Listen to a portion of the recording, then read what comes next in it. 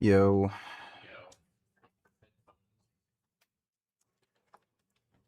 WAG 1? What does that mean? I'm streaming.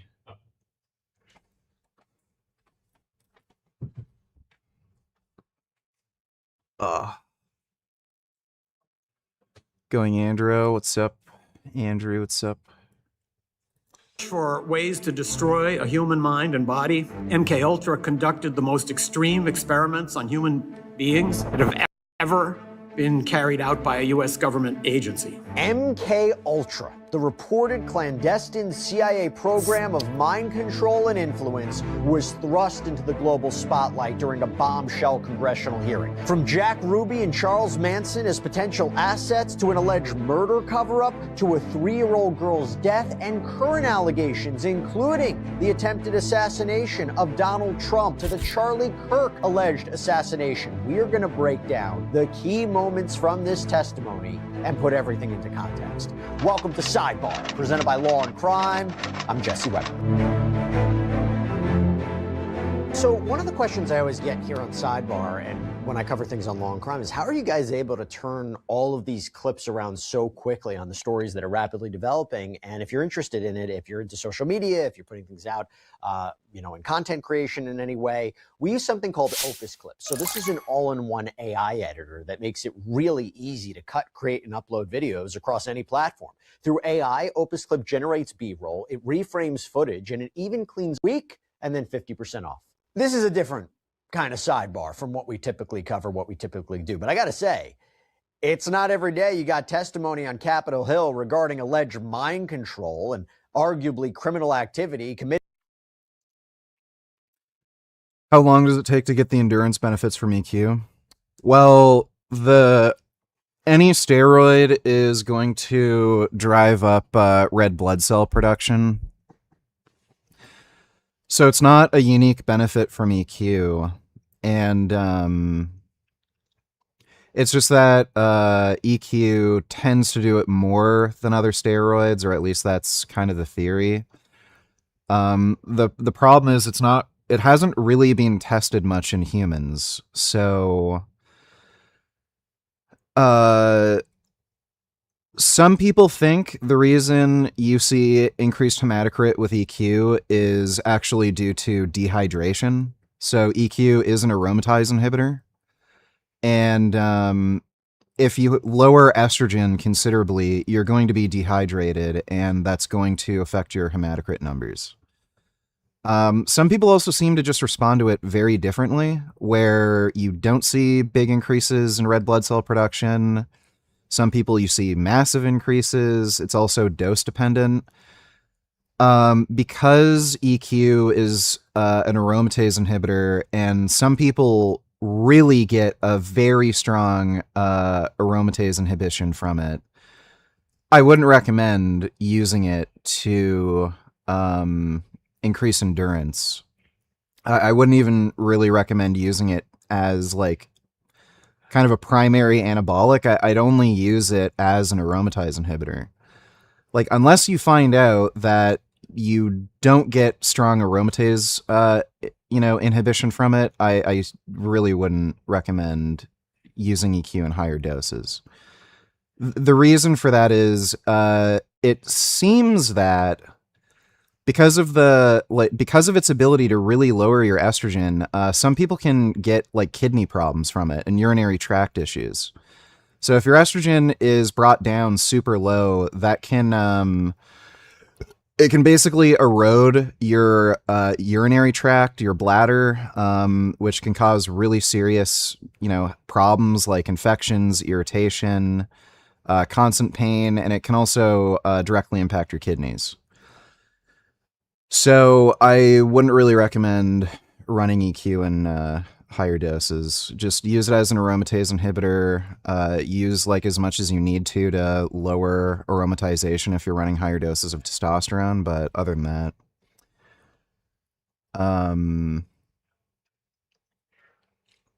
yeah, I wouldn't really push the doses of EQ.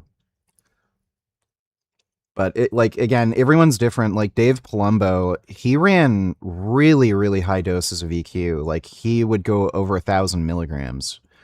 and he actually didn't get any estrogen suppression from it.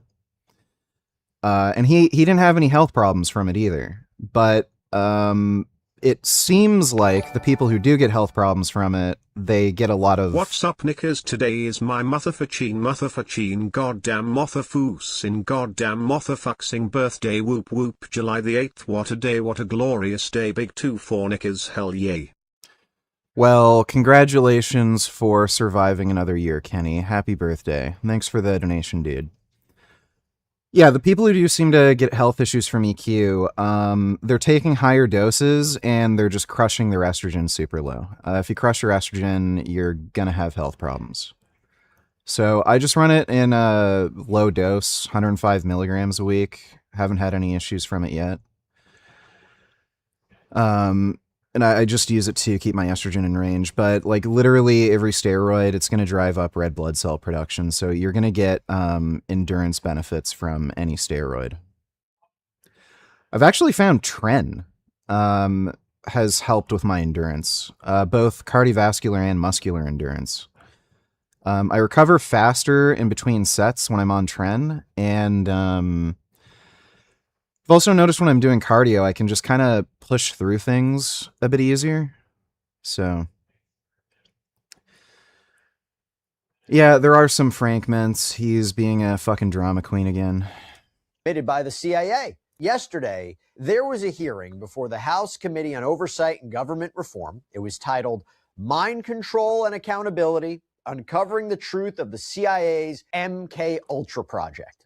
Now, before I even get into the details of the testimony, and we're going to play you a lot of key moments from it, I just got to briefly lay out what we seem to know about this from public records and reporting. To give you an idea of this, according to the National Security Archive, the CIA has been accused of conducting experiments on people using drugs and hypnosis and isolation and sensory deprivation as part of projects with code names such as Bluebird and Artichoke and MK Are you actually Ultra. taking Tren? I thought that was like dangerous and you would never.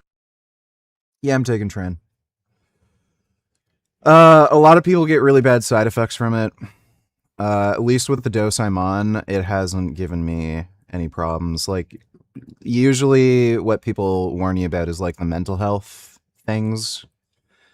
Can make people extremely angry, paranoid, delusional, hypersexual. Like, there are people who like cheat on their wives' girlfriends when they're on it and shit. Since I've been on Tren, it's very noticeable. I sleep much better. I can pretty much sleep on command. I've been more calm, happy. It's like uplifted my mood. And it hasn't increased my libido really. Like, maybe it's a little easier for me to get sexually aroused, but I'm not like feverishly jerking off constantly. So I'm not going to run it for too long just because it's a 19 NOR. So like maybe just 8 weeks, but so far so good. Thanks for the donation, Kenny.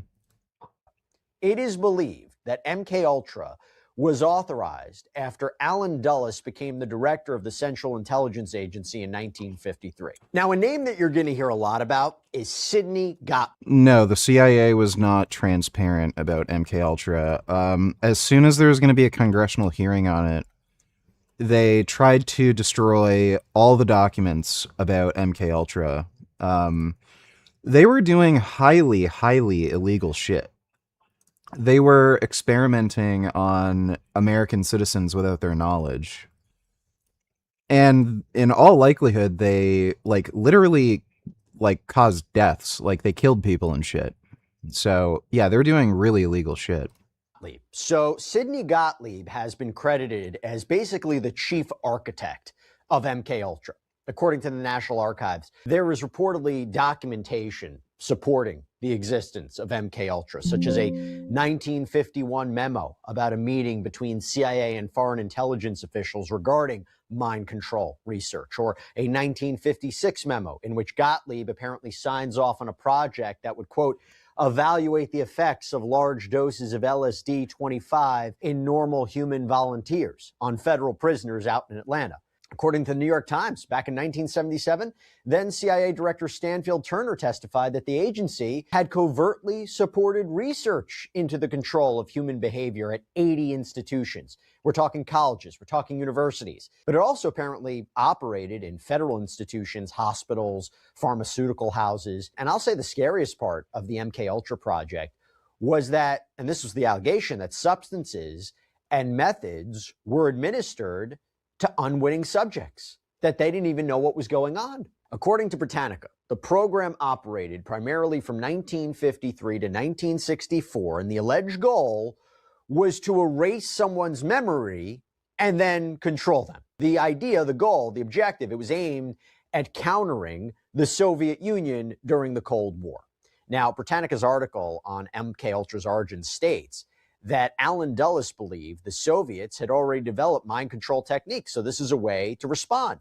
And one of the more elaborate operations, this was something called Operation Midnight Climax. And this is described by History.com, that in 1955, a former Federal Bureau of Narcotics agent, apparently hired by the CIA, set up a trap bedroom out in San Francisco where sex workers would be hired to lure men into this room. The men would be dosed with LSD without their knowledge, and then they were observed through a two-way mirror. And there were questions that swirled about whether the purpose was just to study the effects of drugs or, voyeurism. It is believed that in 1973, Gottlieb and then CIA Director Richard Helms ordered the destruction of most of the original MKUltra records.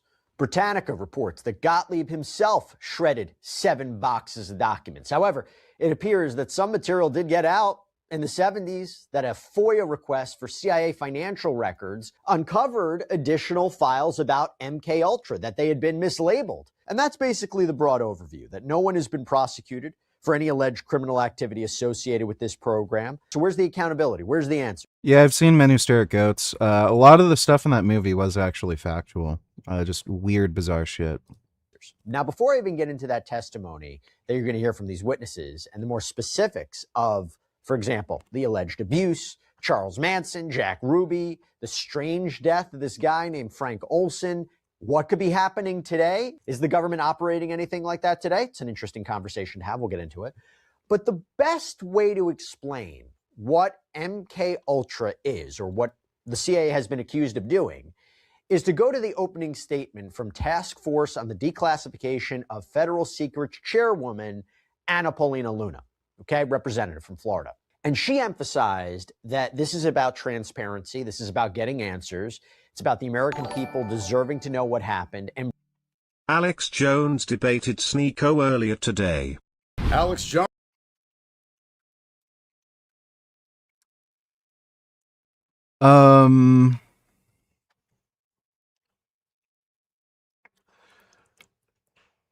That could be interesting. We'll probably react to that later. Thanks for the donation, nigga. bringing justice for anyone that was affected or victimized, including their families. But take a listen to how she describes it. Project MKUltra was not a policy failure or an overzealous program that got out of hand. It was a deliberate, systematic governmental operation that subjected American citizens, prisoners, hospital patients, veterans, ordinary people to LSD, electroshock, hypnosis, sensory deprivation, psychological torture without their knowledge or consent. This went on for 20 years on American soil, funded by American taxpayer dollars and authorized by the very top of U.S. intelligence apparatus. And this program, when it did end, the men who ran it did not cooperate with investigators. They did not come forward. They committed another crime. They destroyed evidence. The documents this task force has reviewed are unambiguous. In January 1973, the director of the CIA, Richard Helms, prepared to leave office. He personally ordered the destruction of MKUltra records. The CIA official document in writing states, over my stated objectives, the MKUltra files were destroyed by the order of DCI Mr. Helms shortly before his departure from office. A separate internal account confirms that Helms telephoned Dr. Gottlieb directly and instructed him to destroy, quote, all files pertaining to drug research and associated activities. Gottlieb compiled 4 people, spent an entire day tearing, burning down 152 files. Then Gottlieb had his personal papers destroyed by his secretary before he retired. The head of the CIA-owned records center protested the destruction in writing, but he was overruled. That is obstruction of justice. That is criminal destruction of federal records, and neither individuals were ever charged with a crime for it. Okay, let's go to the witnesses. Now, one of the witnesses at the hearing was Dr. Stephen Kinzer, and he is a senior fellow in international and public affairs at Brown University, and he wrote a book titled Poisoner-in-Chief Sidney Gottlieb and the CIA search for mind control. And he discussed the reported purposes of this program and some of its alleged activities. I'm painfully aware that I have discovered only a small portion of what MKUltra was and what Sidney Gottlieb did. In 1951, the CIA hired Gottlieb and directed him to launch what became MKUltra. Gottlieb believed that in order to find a way to implant a new mind into someone's brain, you first had to find a way to destroy the mind that was in there already. By any standard, they qualify as medical torture. These experiments took place in prisons, clinics, and safe houses in the United States, in Europe, in Asia, and even in Latin America. Officers of MKUltra were authorized to travel to foreign countries, preferably those under formal or informal U.S. occupation, and ask the local CIA station to provide them with expendables, human beings who would not be missed if they disappeared. Gottlieb had what amounted to a license to kill issued by the U.S. government. Neither the number of MKUltra victims nor the number of those who were experimented to death is known. Gottlieb, as a result of this license to kill, might have been the most powerful unknown American of the 20th century. Some information about MKUltra spilled out during the 1970s, but senior CIA officers had intentionally let Gottlieb operate without supervision, so they were able to claim that they knew nothing about his excesses. This was a way for the CIA to deny its institutional role in MKUltra and to portray it misleadingly as the product of one man's sadism or excessive zeal. I'm going to tell you right now, look, there has been a lot of research and study on this topic, of course. But what you're hearing is the opinion of Dr. Kinzer. It's going to be impossible for us right now to fact check every specific detail and claim that he and the other witness made during this hearing. So we're going to play it for you. You're going to hear what they have to say. We're going to try to put it into context, but also giving you the opportunity. You hear it, you can do some research on your own. I do want to play you something. When they discuss the reported abuses of this program, listen to what Dr. Kinzer says. And you're also, by the way, you're going to hear from investigative journalist Tom O'Neill, the other witness that day, author of Chaos, Charles Manson, the CIA, and the Secret History of the 60s. What are some of the worst abuses that you're aware of in the MKUltra program? I can start by just naming, I'll talk about one in particular that always sticks in my mind.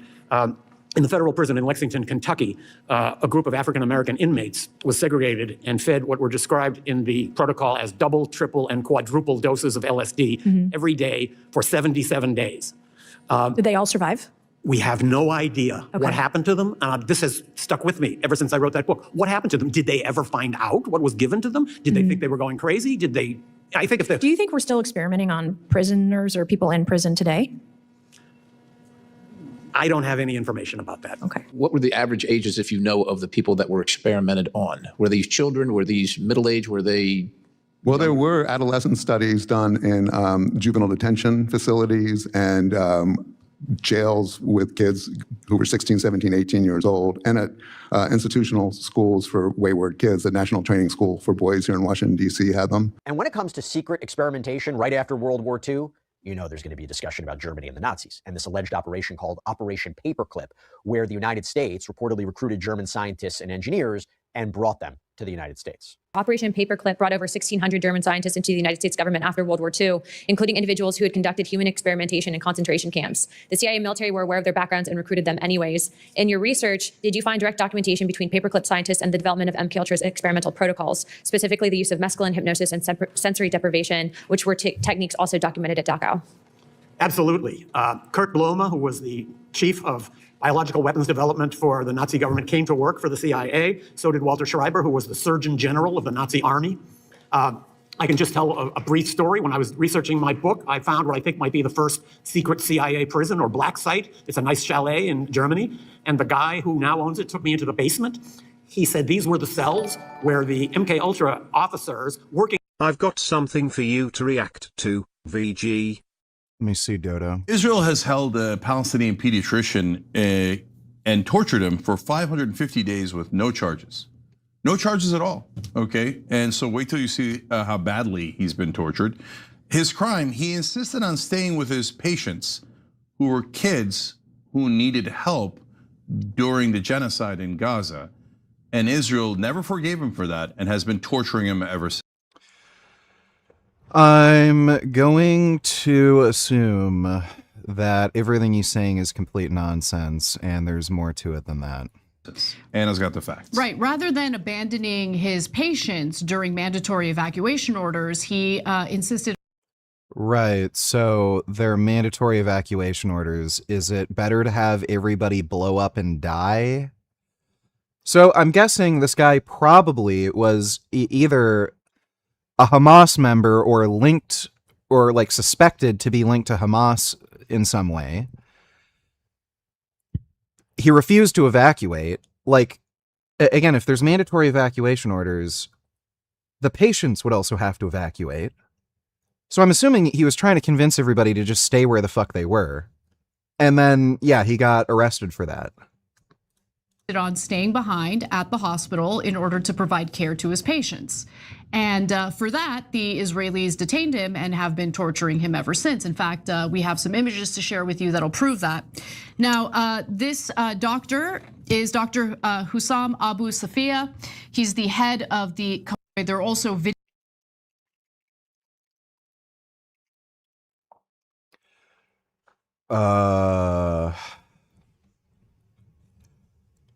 This is their proof he was being tortured.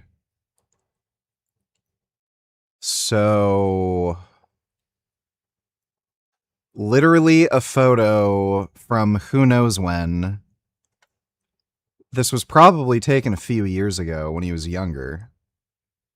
And, like, you can just tell the white balance is different. So this is taken with a higher quality camera with a warmer white balance. So his skin looks like more youthful and vibrant. Went keto after being vegan for years. Dropping weight, feeling great. Getting inflammation down. No ultra-processed carbs, which most vegan mock products are. That makes no sense. Thanks for the donation, dude. And then they have a photo with like a really shitty, low quality, like webcam style camera where he appears to be older. Like, again, there's like, you can see more gray hairs here. So you can see like some gray hair here. There appears to be more gray hair on his head. So I'm assuming these photos are years apart. He also has a beard, which is also going to make you look older. And he looks like he's lost weight around his face or just weight in general, but he doesn't look malnourished. Like, you can look at his arms, like, you can see, like, he has fat around his arms. Like, people are starving, they're, like, skin and bone. Like that Israeli guy who was in the Hamas tunnels. Like, he looked like, this is, like, you can just see there's more wrinkles in his face. Like, this is just older. Let me see if I can do,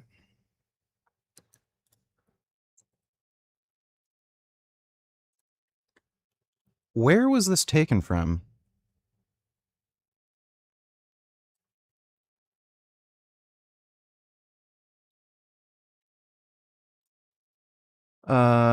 Yeah, image features Dr. blah blah blah, Palestinian pediatrician, director of Kamal Adwan, Gaza, being held by Israeli authorities without trial or charge since December 27th. Yeah, that's probably because he was in a military prison. I want to know where the original source for this image is.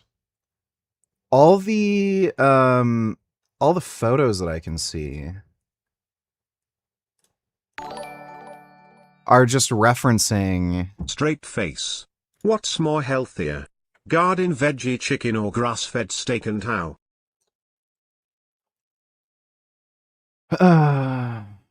Guardian veggie chicken. There's less saturated fat. It also doesn't have things like NEU5GC, which is a known cancer-causing carcinogen. Same with heme iron. Thanks for the donation, dumbass. So I just want to know where the original source for this image is. Like, when was this taken? Because this looks like it's from several years ago. Like again, it just doesn't make sense to me that this guy has more gray hair. Here's one where all his hair is like gray. When the fuck was that taken? Is that the same person? This might have been from a long time ago. Because this one, it looks like most of his hair is gray.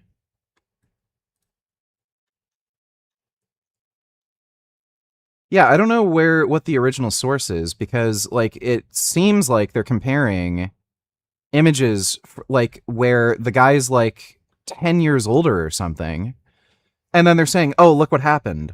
He was tortured." When like no, he's just older. Vegan pickle donatillers love it when Snako fails, lol. He's like the Jihad Frank Tufano, LMAO.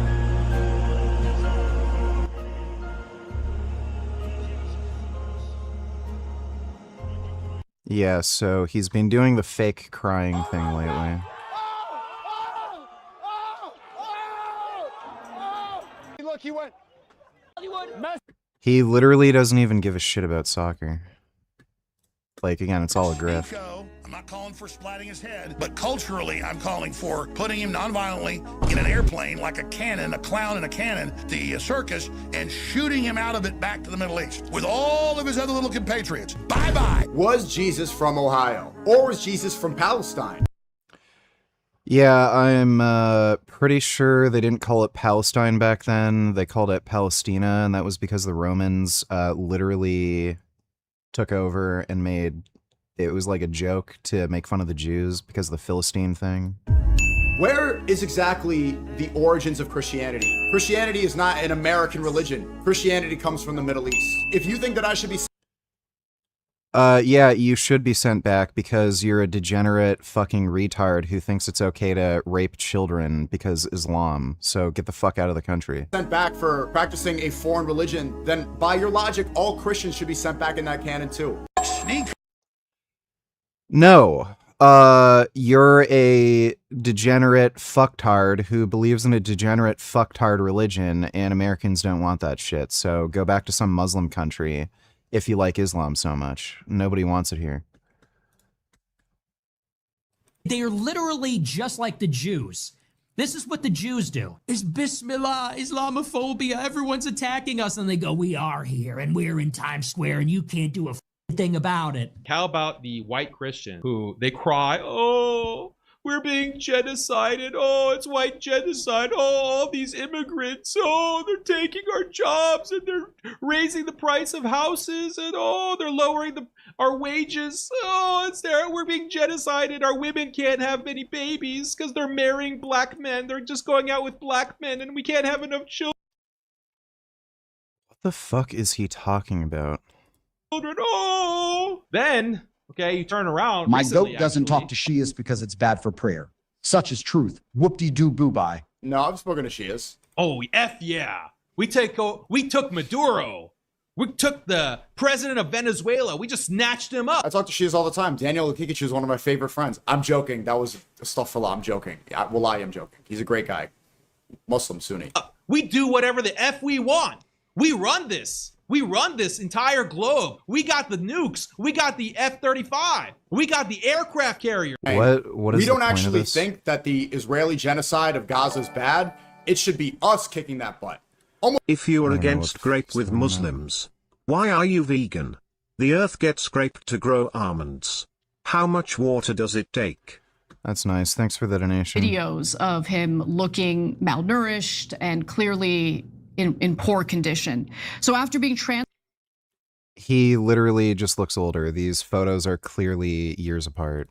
transferred, he was able to speak to his lawyer, and the doctor told the lawyer, quote, "This is the last time you will see me. They brought me here to kill me. I don't see myself surviving. This is the end." So this guy's getting tortured and starved, presumably, since what? It was December 2024. So it's been a year and a half. Who is that Israeli guy?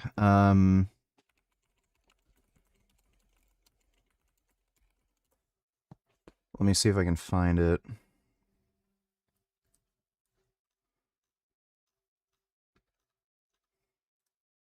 Yeah, this is it.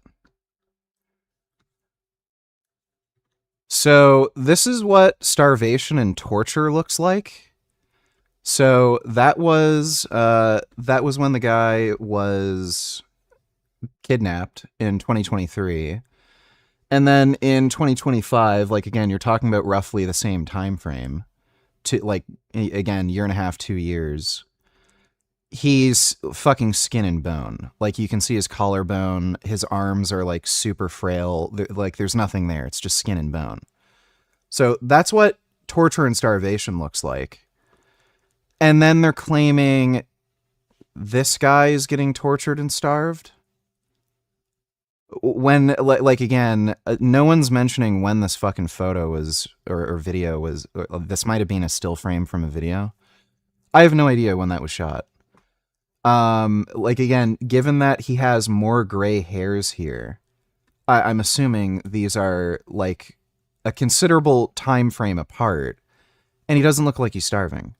Like he still clearly has round shoulders, muscle mass. Like his collarbone isn't like fucking sticking out like some Holocaust victim. You can see his arms. They look like normal people arms. Like you can grab like fat. Malnourished. So like this is just a fucking complete joke. I'm not like, again, I don't know the full story here. I don't know exactly why he was being detained, but again, it sounds like he refused an evacuation order. And hey VG, how is the wife and animals doing? It looks like he refused an evacuation order, and like this seems nonsensical. He probably was trying to convince people not to move or something, and that's why he was being detained. Like, again, he's probably in a military prison. Things work differently there, and he was probably suspected of being like a Hamas member or some shit.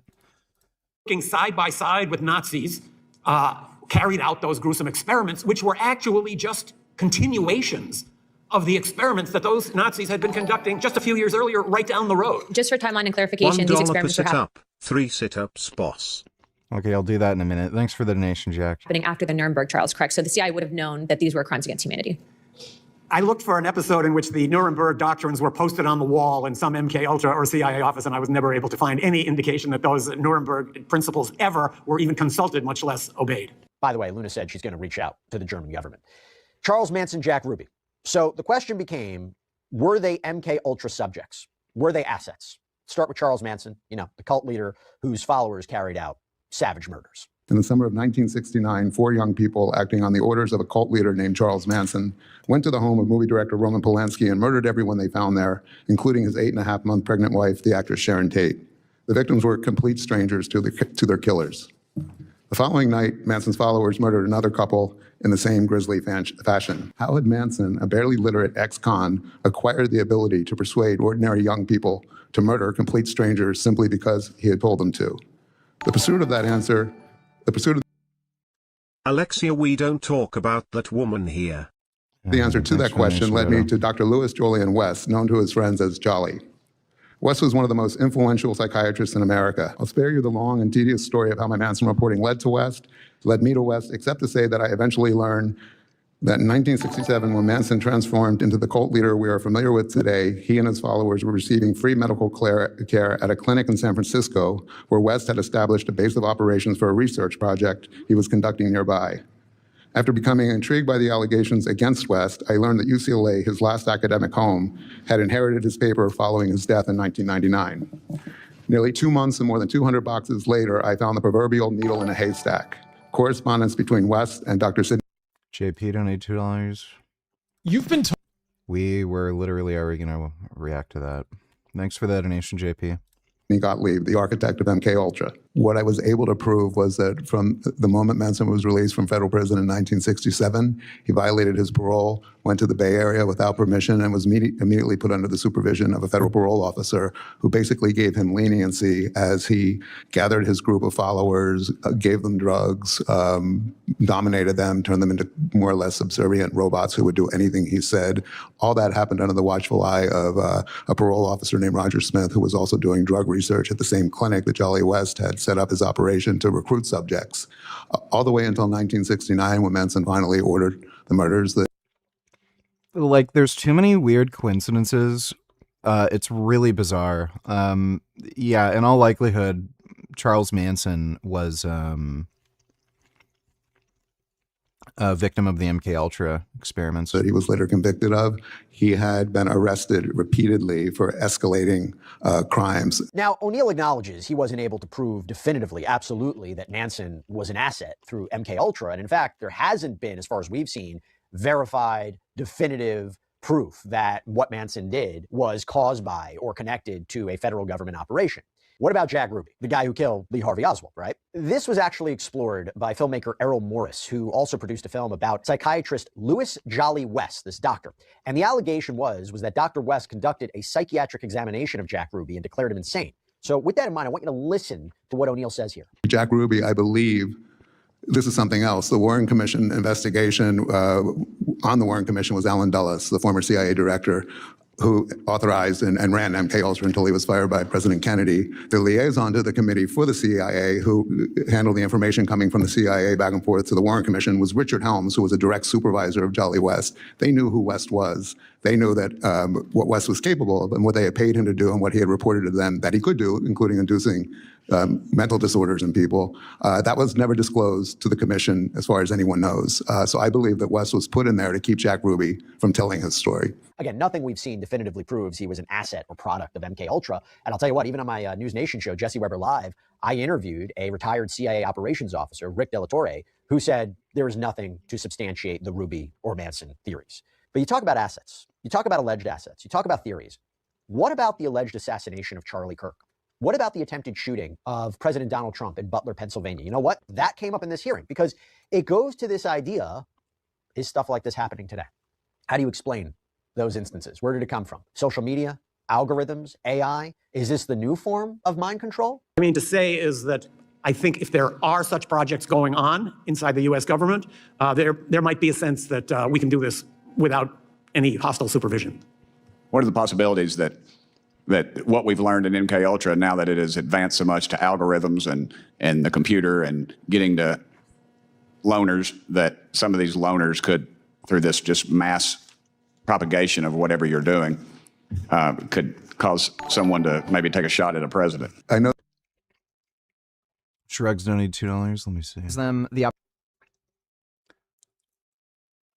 yeah, I'm not watching that. Thanks for the donation, dude. There's a lot of speculation out there about the Butler shooting and I guess even the Charlie Kirk shooting. I just hate to speculate because. Which Gundam series was your favorite? I've seen Gundam Wing, the original Mobile Suit Gundam, and what was the one with Barbados in it? Iron-Blooded Orphans.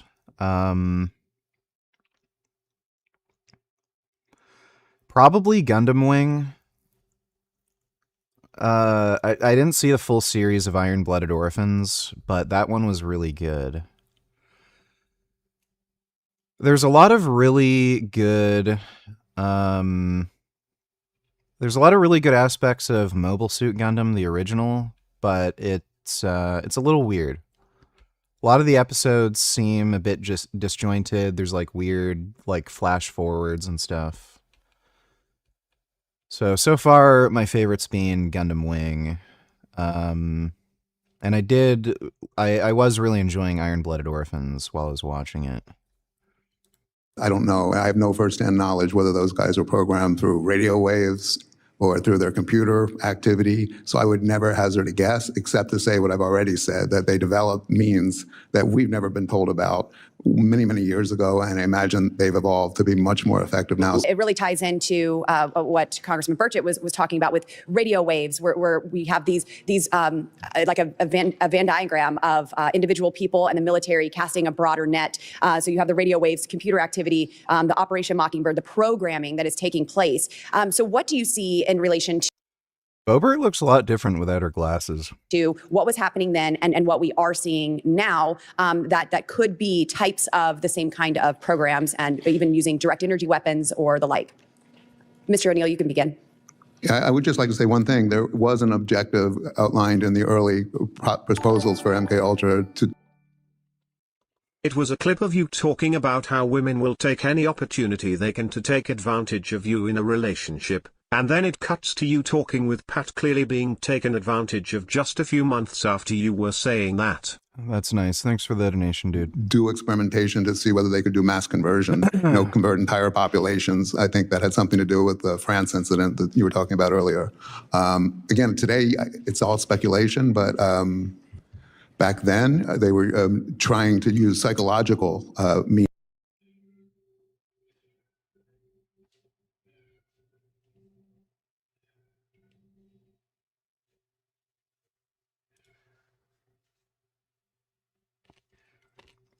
Oh. I think Isaac's giving Gummy a rice cake.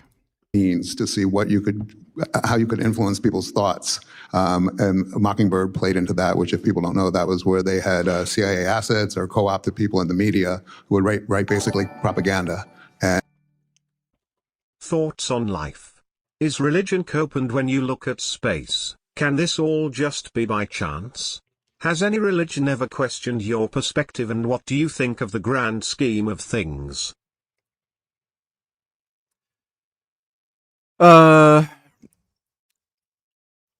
Religion is just for dumbasses, basically. It's just a load of stupid horseshit. Sometimes religion is used as a cope because people are afraid of dying. Sometimes it's because they're just weak-minded and they can't accept the reality that there's no objective meaning to life, and they're the ones who have to, create meaning for themselves. It's also used to just control people. Again, it's very easy to just use religion to, dominate a population, keep them subservient. And what do you think of the grand scheme of things? Whatever. I'll just try to live my life the way I want to live it. Thanks for the donation, dude. And try to control the thoughts and beliefs of the population to what the CIA needed. And is it still going on today? I would be surprised if it wasn't. All right, I want to move on to two things now. First, Frank Olson. This is another name that you're going to hear a lot about in the MKUltra discussion. If you go to the Ford Library, you're going to find documentation on Frank Olson, who is described in one report this way. Quote, Dr. Frank A. Olson, a biochemist, was a civilian employee of the Army working at Fort Detrick in a cooperative effort with the CIA. On November 19th, 1953, at one of the periodic meetings of Fort Detrick and CIA personnel, a dosage of LSD was placed by CIA personnel in drinks consumed by Dr. Olson and others, all of whom were members of the group. Prior to receiving the LSD, Dr. Olson had participated in discussions where the testing of such substances on unsuspecting subjects was agreed to in principle. However, neither Dr. Olson nor any of the others was made aware that they had been given LSD until about 20 minutes after the fact. And this is what has made his death so strange. This is what has led to theories that he was murdered. So in a piece by, again, Dr. Kinzer, published in The Guardian in 2019. Of course you will, because nothing matters. Yes, that's true. Thanks for the donation, Dodo. He essentially describes how on November 28th, 1953, Frank Olson crashes through this closed window of room 1018A at the Statler Hotel out in Manhattan, falls 10 floors to his death on the sidewalk below. Apparently, the only other witness was a CIA colleague in the room who was sleeping. And it is alleged that the police investigation was coordinated or influenced in some way by the CIA, and in the end, they allegedly concluded that Olson jumped, that he killed himself. But you had those prior claims of LSD poisoning. He was allegedly sent to see a doctor reportedly connected to MKUltra. So the idea was he killed to keep everything he knew and experienced a secret? The Frank Olson case, which was referenced earlier. That's a really bizarre death. It's jumping out of fucking window randomly when you're in a hotel with somebody. That was a murder. I don't believe that was a suicide. And the motivation was because he was going to be a whistleblower. He worked at the CIA, he worked in the development of biological weapons, and he was planning to go public and announce that the United States government was using biological weapons in the Korean War. And also he was going to share what he knew about MKUltra experiments, including lethal experiments. And there's a documented case. How many, gentlemen, how many people do you think died through the MKUltra program or were murdered? No idea. And then I've got to call this out. Really chilling story that O'Neill talked about when it came to Dr. West, this character in the MKUltra saga. When he contracted with the CIA, he was at Lackland Air Force Base. He was a chief psychiatrist at the hospital, so he began his experiments there.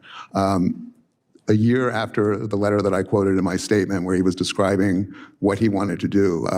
A year later, on July 3rd, 1954, a 3-year-old girl was abducted and found later in a gravel pit, murdered, and next to a car that had been abandoned. And the search party that found the little girl's body was approached by a man who was an airman at the base, and he asked them where he was and how he had gotten there.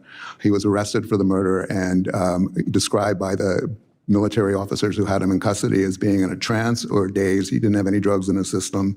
He didn't recognize his wife when she was brought to see him. And at his trial, where Jolly West was his advising psychiatrist who examined him, it emerged that he had actually been being treated at the hospital at Lackland in an experimental program to cure his chronic, debilitating migraine headaches. And he was executed 4 years later. So based on my research, this seems to refer to the rape and murder of 3-year-old Cher Jo Horton and the conviction and execution of Air Force Airman Jimmy Shaver in the 1950s, a crime documented in a piece by Tom O'Neill in The Intercept.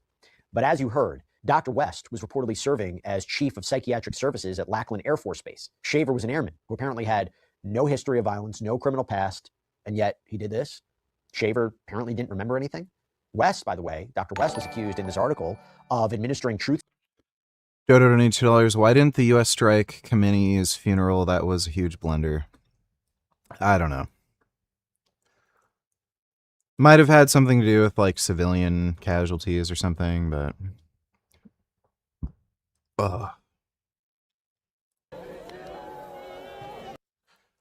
yeah, these are paid actors.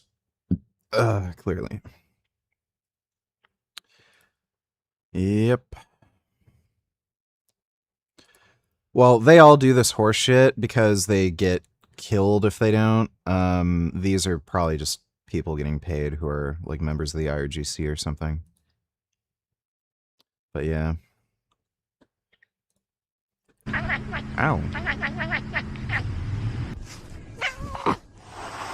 Oh. Oh, he just wants to be friends.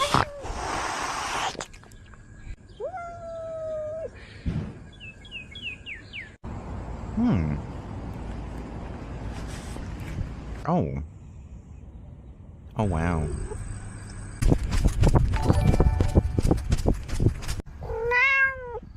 Oh. Catch.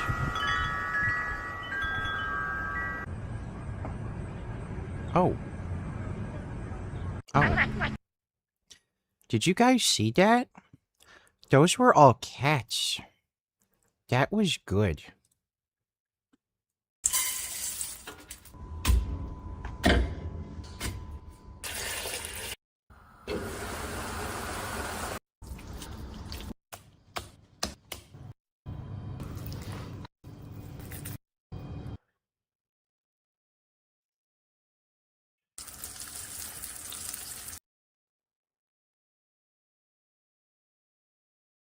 My God, why is it loading so slow?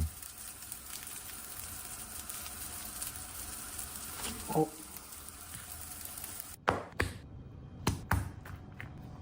That's kind of gross. Well, that looks like it would taste good. I wanted to directly address the troubling, serious, and false allegations against me. Any accusation of non-consensual behavior is categorically false, but is inevitable. This movement we have built, the largest volunteer base in the history of Maine politics, the hundreds of thousands. Oh, yes, an ex-girlfriend claiming that she was raped years ago. Okay, sure. Yeah, I love those stories. That's a cool story. Funny how you decide to talk about the rape that happened years later when you have an opportunity to ruin his career. Funny how that works, where they wait until much later to do something, right? Fucking retarded. Thanks for the donation, Dodo. Dodo donated $2. Hi there, can you open this door, please? Dresden, motherfucker. Neighborhood, though. Like, I don't know why. There's something about that meme that just fucking irritates me. I wish I had one of these near me. This is episode 14 of I'm Still Vegan series, where I'll be spotlighting non-vegan restaurants that have great vegan options. This is a tofu ice cream shop that is not fully vegan, but they have quite a range of vegan ice cream flavors, like their high-protein tofu, Why is this running so fucked? original tofu, black sesame, and their newest flavor, rich chocolate. All their ice creams are crafted with real silken tofu, and they're insanely delicious. I've had them so many times before. Personal favorite is the original vegan tofu because it's light, creamy, and a little on the sweeter side, which I like. The high protein tofu is much more dense but still creamy with a hint of saltiness. It's also a little more filling, so I opt for that after a workout or when I just need extra protein. Their new rich chocolate flavor tasted exactly like a super creamy chocolate ice cream. My least favorite was the black sesame, but that was just a personal preference. Last time we tried the tofu tiramisu dusted with soybean powder on top. I loved that they had this option, and they definitely had coconut cream inside, so if you like coconut, you would definitely enjoy this. Though personally, it was... Yeah, it looks pretty good.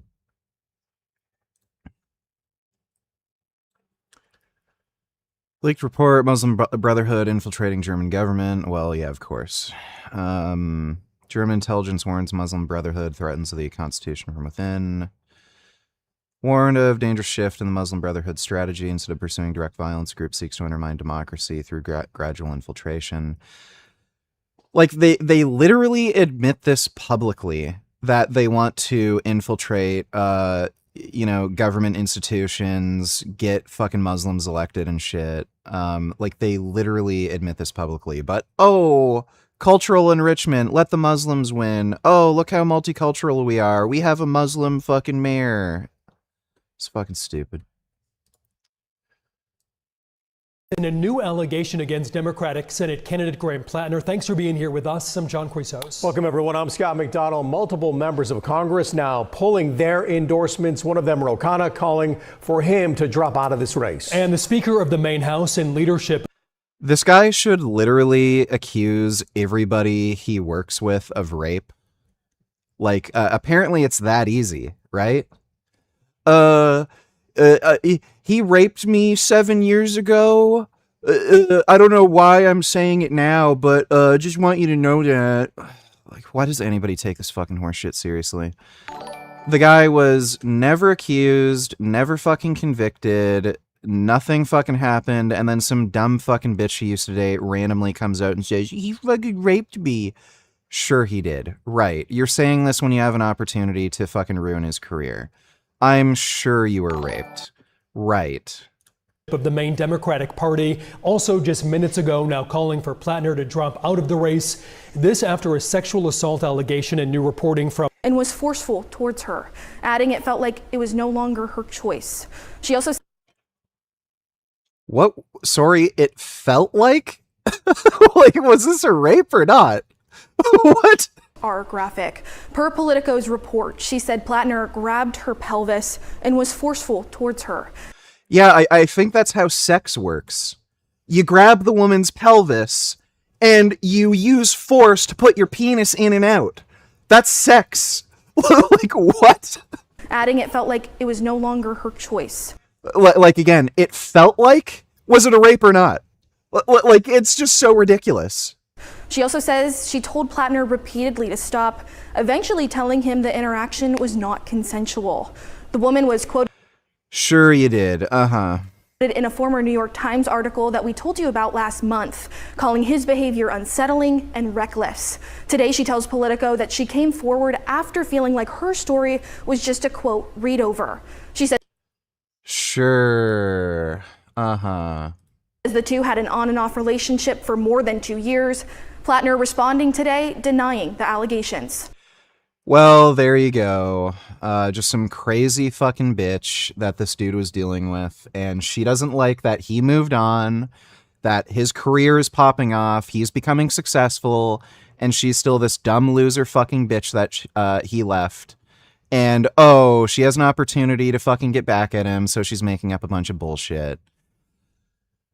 Oh, like, how the fuck? And again, like, especially since it's the Democratic Party, like, these are the most spineless, cucked fucking dumbasses imaginable. I don't want to look like a rape enabler. I'm gonna listen to some stupid, dumb fucking bitch who's just making up a random fucking accusation with absolutely no proof, because, I think rape is bad, okay? Vote for me. Rape is bad. Fucking stupid. Hey guys, welcome back to today's video. Today is Monday, July 6th, 2026, and today we are going to be talking about the state of Maine. And some breaking news today. First, Representative Ro Khanna, who's governor in the state who had won 2 elections statewide, the local and statewide press here, but this is a very difficult thing for any candidate or any politician even to look at. Okay, whatever. And feminists say men are incels who can't move on. Yeah, really. And then women do this fucking fucked up, disgusting shit. Yeah, men have issues moving on, and then this bitch just can't let it go. Like, literally just dating off and on for 2 years, and then you have to go and fucking do this? Like, imagine being that much of a fucking loser. Thanks for the donation, Dodo.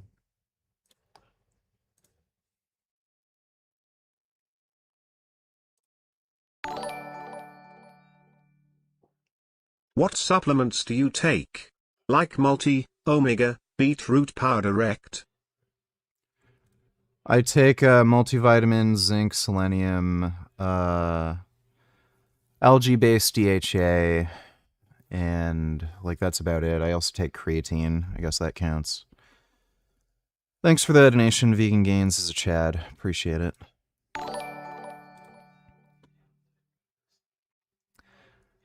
Dodo, don't need $2. Watch this whole video, VG. You describe.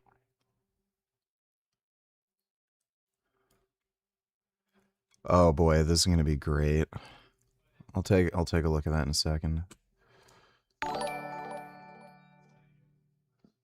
Why are you defending him, VG? It seems he really did rape the girl and he's a socialist Democrat with neo-Nazi tattoo, so it's good thing that he's going to drop out now because of this accusation. All the Democrats renounced their endorsement for him. He has a neo-Nazi tattoo? What the fuck is the guy's name again? Is this the chick? Is that the fucking bitch who was saying he raped her? She's a fucking whale. Like a literal fucking manatee. Described your relationship with Graham Plattner as a very good example of what modern dating is like. Yeah. What do you mean by that? What I mean by that is that, I think there's a lot of situations. He did not rape this chick. She is a fucking manatee. Relationships, I think people. More women being incels, amazing. Yeah, really. Thanks for the donation, Dodo. Bro.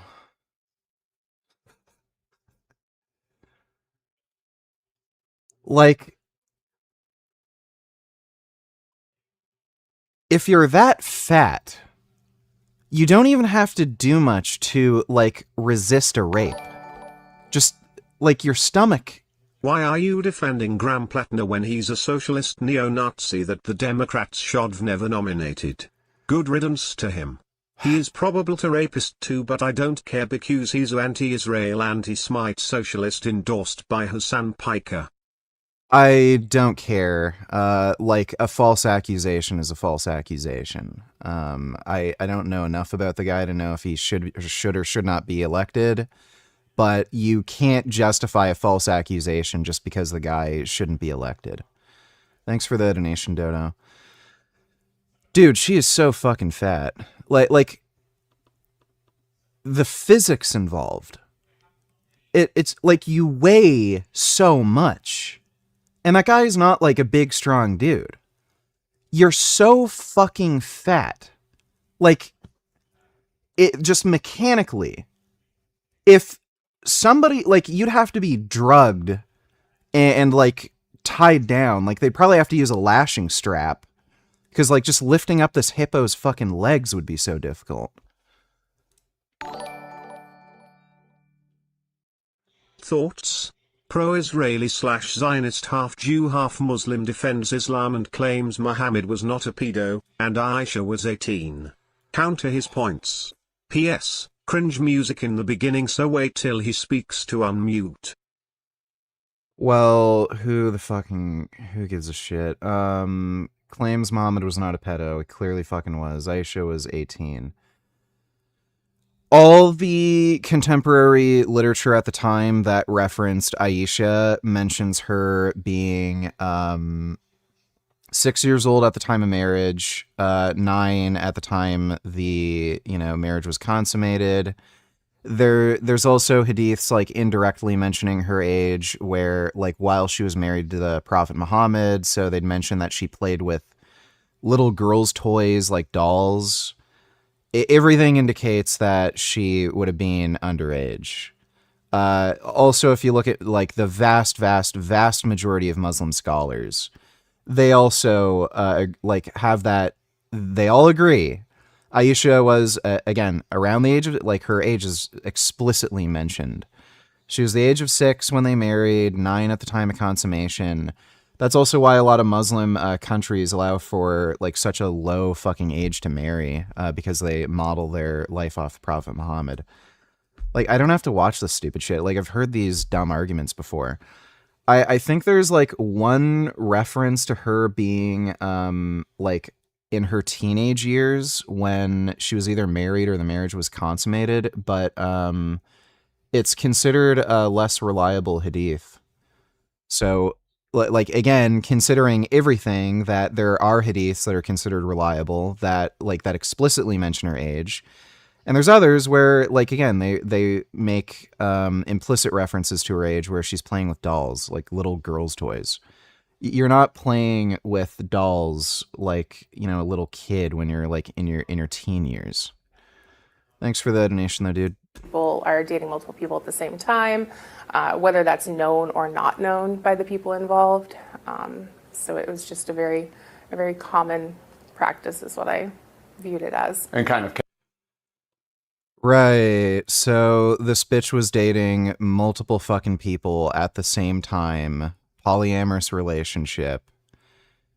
And this fucking hippopotamus was raped by one of her boyfriends. Okay. Casual. Yeah, very casual. And when did you meet him and how did you meet him? Met him on Bumble actually in 2019. And I had known who he was. He grew up in the next town over. We had like a mutual family friend, so I always knew of his existence, but that was when we actually... Dodo, donate $2. Let me see. Janet Mills is better than fucking Graham Plattner. Please, dude. He was pro-Hamas, okay? He was giving Hamas credit in 2014. Okay, what more do you fucking want? This guy is like such a disgusting scumbag. Like, with shit like this, how is he not at least banned on YouTube? Like, it's actually fucking insane. Like I get these bullshit arbitrary bans because they updated their terms of service without fucking telling anybody. And I'm not allowed to show anybody using a firearm while I'm live streaming. So I literally can't watch any firearms content on YouTube while I'm streaming. I can't react to like fucking Grand Thumb or anything. And I get a fucking ban for that. This guy is literally openly stating, oh, fucking great. I love how Hamas killed fucking nearly 1,500 Jews on October 7th. Go Hamas. Vote for Hamas politicians. I'm literally supporting terrorist organizations. And nobody fucking cares. Destiny believes all women. Yeah, right. Okay, I guess he's going to plead guilty in the fucking Pixie case. Abuses women, lies about working class background, Nazi tattoo, multiple tours in Iraq, plus joined Blackwater for fun. What does the tours in Iraq have to do with anything? If we really wanted to beat Collins, why didn't we just run this motherfucker as a Republican? He would have swept. I have no idea. It's entirely possible that this guy was like a neo-Nazi or something when he was younger, and then he realized he's fucking he was stupid and he changed his political views. I don't know fucking anything about the guy. Seems like a jackass, but again, these accusations that are being made by this woman are just clearly fucking bullshit. Again, this is the guy who's getting sued by some dumb bitch who made up a bunch of fucking horseshit, and then, oh look, a dumb bitch makes up a bunch of horseshit. I stand with women. Destiny's so fucking cucked, dude. Susan Collins now has a lower chance of victory than she had days prior to Graham Plattner's recent scandal. 38% chance of Republican victory in Maine. Plattner swaying Republican voters with his frisky advertising campaign. Like, it doesn't seem like anybody's taking this horseshit seriously. Like, again, it's just a bunch of dumbass fucking lefty fucktards who are, like, just doing this bullshit. Like since the guy's pro-Hamas and shit, like, obviously he's fucking scumbag. I wouldn't vote for the guy, but, like, these accusations just seem like absolute nonsense. It's worth remembering that a Jewish Democrat congressman rightly called Plattner's Nazi tattoo disqualifying, so then Plattner supporters rallied to attack the Jewish Democratic congressman online for calling Nazi tattoo disqualifying. Straight up Israel First Democrats. Right. What's his Nazi tattoo?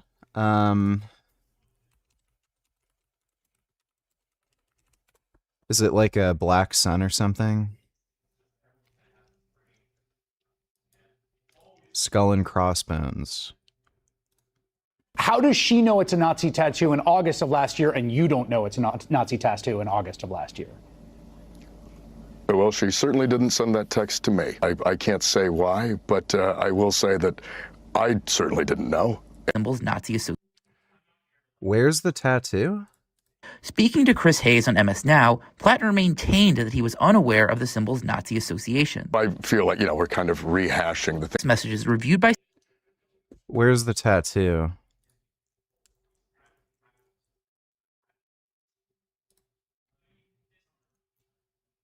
Did he cover it up?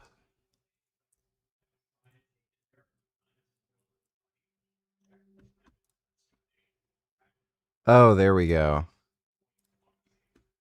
How the fuck would you get that tattoo?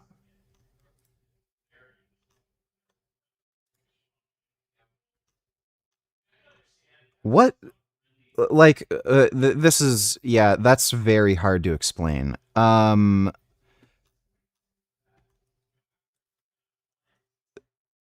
That is very weird.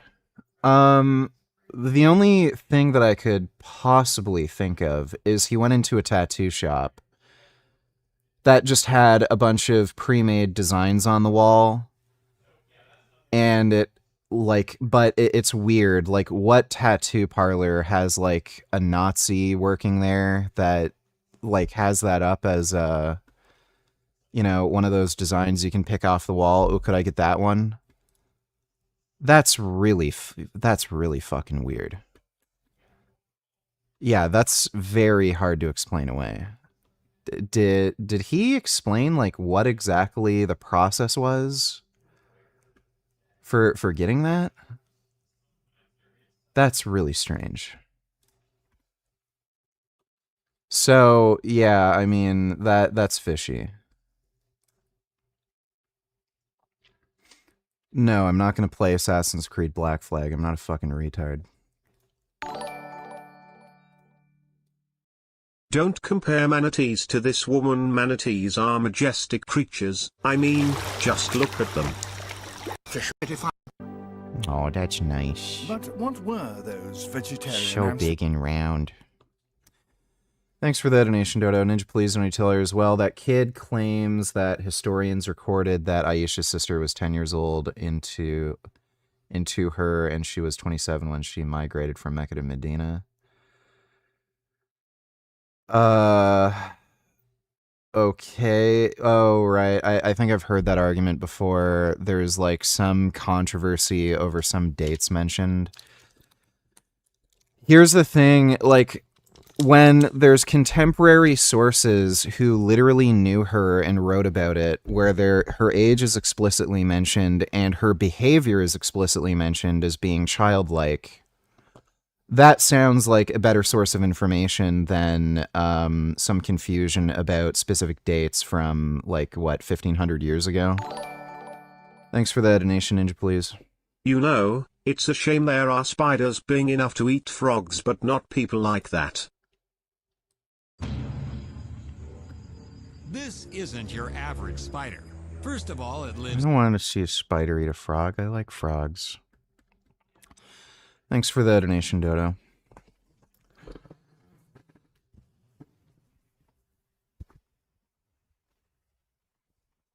Oh. Assassin's Creed Black Flag was not a good game back in the day. Like 90% of the game was just dog shit. Terrible controls, terrible combat mechanics, bad story. The only thing good about it was the sea travel. Like, that was actually enjoyable, but like that was the only thing the game had going for it. But it's so fucking stupid. I remember playing it, and it felt like a game that was like poorly made, and like it felt like 10 or 15 years too old. It was so bad.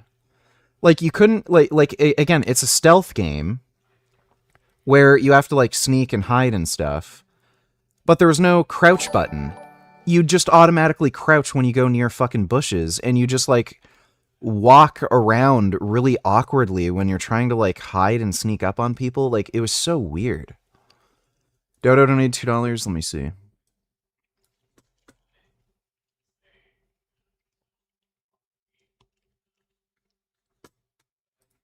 And we went ashore in Split, Croatia, myself and a few of the other machine gun squad leaders. And we got very inebriated. And we did what Marines on Liberty do, and we decided to go get a tattoo. And we went to a tattoo parlor in Split, Croatia, and we chose a terrifying looking skull and crossbones. If only there were spiders big enough to eat people like Hassan. Yeah, I wish. I guess if there were, like, everyone else would have to contend with the spiders, but maybe we could just biologically engineer a spider to only attack Hassan. It's like giant, sort of like Resident Evil. Thanks for the donation, Dodo. I mean, Croatia. I have no idea if it's a normal thing for there to be Nazi tattoo parlors in Croatia. Like, this is a thing. There are, like, tattoo parlors that are owned by, like, gangs, like motorcycle gangs and shit, and a lot of gangs in general tend to be racist. They're, well, pretty much universally, they're always racist. So, like, Hell's Angels, there's tons of neo-Nazis in the Hell's Angels, and some of the tattoo parlors that, like, Hell's Angels run, you'd expect to see Nazi tattoos like that there. So, like, it's plausible. It's just really weird. And like the fact that, like, he got drunk, got a tattoo, and then wasn't curious enough to, like, look it up or something. It's a little strange. Most people, there's been a few people in the fitness community who've been outed as Nazis. There's that fucking dipshit. He's like European or something. He had a Nazi black sun tattoo. And a lot of people didn't know that was a Nazi, like a Nazi symbol. So, like, it's plausible. It's a little weird, but it's plausible. Bones off the wall because we were... Like, this is a bit more recognizable than a black sun, but, still. Marines, and, skulls and crossbones are a pretty standard military thing. And we got those tattoos. And then we all moved on with our lives. And I've also just lived my entire life like a regular person with a skull and crossbones on their chest, which by that I mean taking my shirt off, performing Miley Cyrus songs in front of my extended family and to my sister-in-law, and just taking my shirt off at the beach. Right, presumably going to the beach, yeah. I mean, I went to college, I went to the gym, I did all the things, and at no point in this entire experience of my life did anybody ever once say, hey, Given that this guy is like pro-Hamas and anti-Israel, it's like his story is kind of believable. If he was like actually fucking neo-Nazi, he wouldn't be pro-Hamas. I could see him being anti-Israel, but pro-Hamas, that's kind of a different thing. Dude's a dumb jackass either way, but yeah, these rape accusations are just fucking retarded, like clearly. Met. And what'd you think of him? At first I thought he was great. You know, he's very well spoken, he's intelligent, he's charming. You know, I thought a lot of good things. We had a great first date. But just to underline the point, you're not coming forward because you have any political motivation. No, not at all. That was actually... Yeah, it doesn't have to be political. This is a dumb bitch who can't move on and just wants to ruin somebody's life. I looked at him and I remember this very specific look in his eyes. And I could smell alcohol and I was like, this is different. He is heavily intoxicated. Like, and that blank stare was kind of like a photographic memory that I still have of that night. And his, that was me recognizing what the situation was. And this wasn't just like, oh, hey, somebody showed up and I'm going to tell him to go home. Like, he was heavily intoxicated. And I decided not to call the police, not to tell anybody about it. And I just kept it to myself until the perfect opportunity where I have an opportunity to ruin his career. Intentions with me and wasn't listening when I said no. And you were saying, why is there a double microphone? No, don't. Over and over. I remember, you know, obviously I've had to recall a lot of this. This is something in the bathroom. And when I came back out, he was asleep in my bed. And at that point, I didn't know what my options were. Like, obviously, I don't want this person in my house. And when I, you know, earlier had realized I was violently raped, so I just let him sleep in my bed and I didn't call the police or run and leave or anything. how drunk he was, I knew that he had driven over that way. Like, I'm surprised he made it to my house. And if I woke him up and sent him home, like, I am now making the decision to put somebody that drunk on the road. Oh, okay. Right. I didn't want to ask him to leave because if he left, he'd be driving drunk and then I'd be putting other people at risk. So I just let him have a nap in my bed until he sobered up. I didn't call the police. I didn't tell him he drove drunk. I didn't tell him they raped me. I just let him have a nap to sober up so we could drive home safe. How the fuck does anybody take this stupid horseshit seriously? Road, and I didn't want to live with the fact that, like, if he got into an accident or hurt somebody else. And I remember thinking that... All right, so this half woman, half hippopotamus is a liar. Draw a picture of a giant spider wrapping Hassan in its web in Hassan's own house as Hassan screams for his life as his dog cheers the giant spider on as the giant spider injects its fangs into his body, its venom melting his insides. Okay, I can try to do that. Thanks for the donation, Dodo. Ninja, please, when you tell us, he also claimed that the Heath that most people refer to can't be relied on because they were corrupted over time or had changed narrations. There's no evidence of that. The only criticism that I've heard of those hadiths is that one of the authors openly admitted that he didn't have a particularly good memory. The thing with that, though, is, like, usually with things like that, like, yeah, sure, they might not remember somebody's birthday, right? Like, oh, was it June or July or September? I can't remember. Like, getting somebody's age wrong. As Kanye West wisely said, all fat women are sex offenders. I look at them and I am sexually offended. He made a good point. Thanks for the donation, nigga. you're not going, like, if you have a bad memory, you're not going to, like, misremember, oh, yeah, somebody was, like, practically a fucking toddler when they were married, versus being a teenager, right? So, like, that's just pure cope. And, yeah, you know, just stupid. Thanks for the donation, Ninja Please. Dodo, donate tellers, you skip my other links. Oh, my bad. Let me see.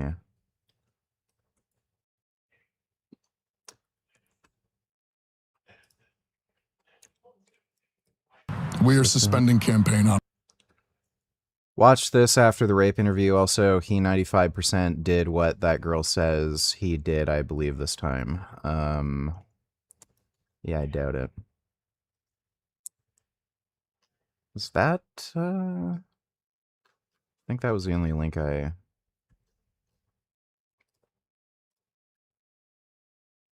I think that was the only link I missed. All right, thanks for the donation, Dodo. Operations. This is incredibly difficult because I know that some will think it's an admission of guilt, and it most certainly is not. We're not doing it because of the allegations. We're doing it because of the structures that are being taken away from us by those in power. Cambridge Tillers, what made you want to take Trend? Did Test and GH not give you all the results you wanted? It's not exactly that. So, one reason is kind of ideological. You know, animals are given these steroids, like, you know, Boldenon's given to horses, Trenbolone is given to cows. So I just think it's kind of interesting, you know, to, you know, be vegan, take a steroid that's given to animals. One, like, another aspect is just plain curiosity. Like, so far, with all the steroids I've taken, testosterone, Boldenone, Masteron, Anavar, Nandrolone phenylpropionate, I've had all good mental health side effects from it. Like, the only one that I had a bad reaction to was Nandrolone phenylpropionate, and it's not that it made my mood bad. I actually felt really good on it. It's just that it stopped me from sleeping. That was the only, like, bad reaction I had. So I was kind of curious about Tren. It's known as, like, a particularly potent steroid, and, you know, the combination of factors, like, look, I've had good mental health side effects from every steroid I've taken. Tren supposedly is particularly potent. And, like, you know, the fact that it's, like, considered like an animal or veterinary steroid. That's kind of why I decided to try it. I'm trying it at, like, a sort of moderate dose, 100 milligrams a week, so 14 milligrams a day. I can't right now say it's a particularly good mass builder, like, at least on the dose that I'm on right now. I've honestly gotten better results from Masteron. In terms of building muscle mass. But it does give you a slightly different look. Like, I do feel like I look a bit harder, more dense. And there are, like, some strength benefits too. I am also in an aggressive diet right now, so that might also change things. And obviously some of these things are dose dependent. Like, I took 200 milligrams of Masteron a week before. I'm only on 100 milligrams of Tren. Like, supposedly Tren's a much stronger steroid, but, you know, who knows. Thanks for the donation though, Cam. Let me see. Oh yeah, the smoking cat thing. Yeah, I kind of wanted to watch this anime. It looks kind of retarded. There's another one coming out where it's like crystal meth addict lolly anime. That one looks funny.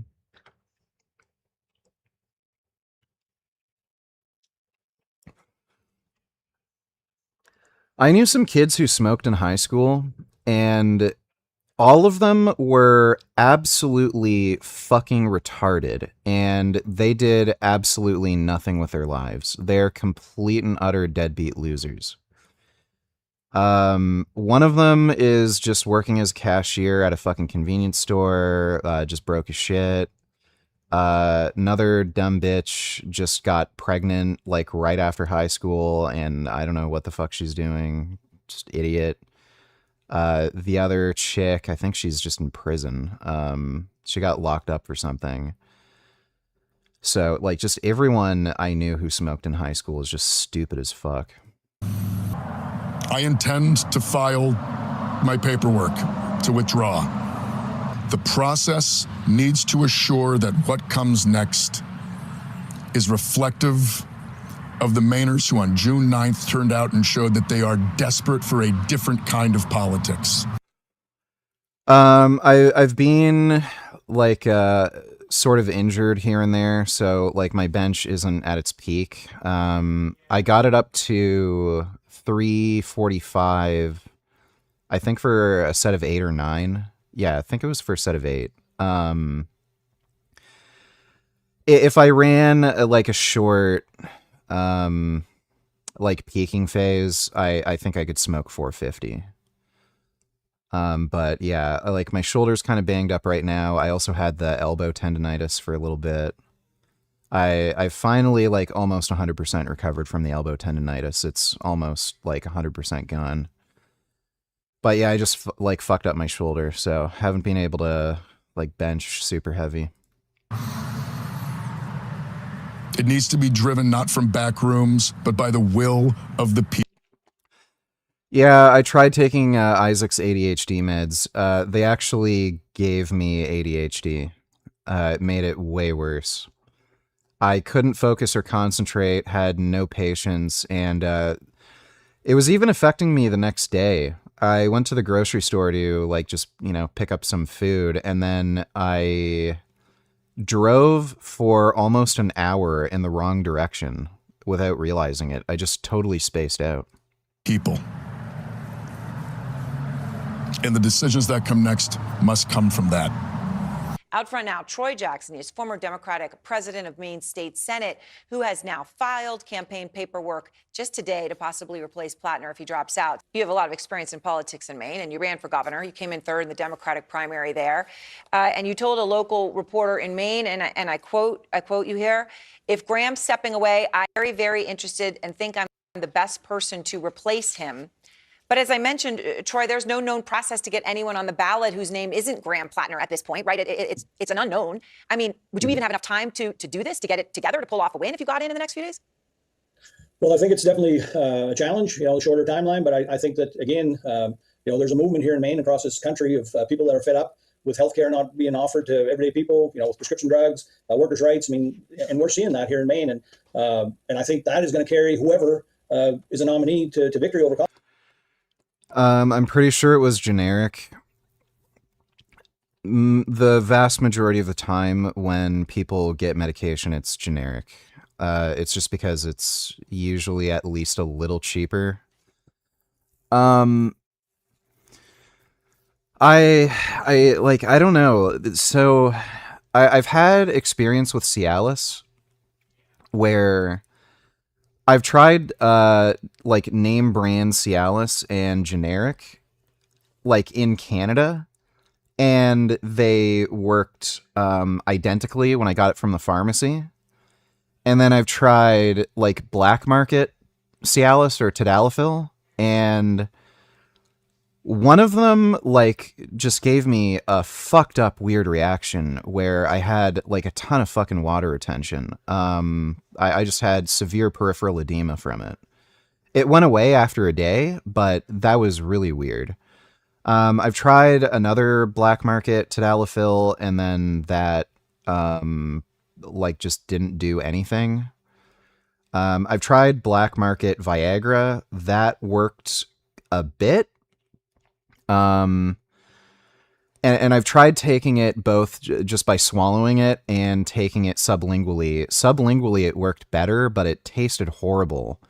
And it also gave me like a lot of facial flushing. Like I got a itchy kind of like swollen face feeling. But like it worked a little bit. So there may be some generic brands that aren't very good. But yeah, I don't know. Why are you making fun of that woman for being a whale when we all know whales are your preferred body? Yeah, that's great. Problems because she doesn't offer any of that. And so Thanks that's for what the I think. I mean, donation, short dude. timeline, obviously money and all that is going to be a challenge, but I definitely think it's doable because the message, the movement is right, and that's what's important. One state official who's already expressing her interest in replacing Plattner, Secretary of State Janet Bellows. Secretary Bellows was a candidate for the Democratic nomination in the Maine governor's race, but lost last month's primary to former. I just got prescribed it through my family doctor. I took it when I had really severe depression, and I got erectile dysfunction from the depression. That worked great. And again, the brand name Cialis and the generic tadalafil that I took, they worked identically. There was no difference. But then I tried some black market stuff, and again, I got it tested. It tested as tadalafil, but it didn't fucking work. So I don't know if there's like a weird specific way these drugs are made, where it damages the molecule somehow if you don't make it right, but it'll still test as the active ingredient. I have no idea. Ben Boy donated $2.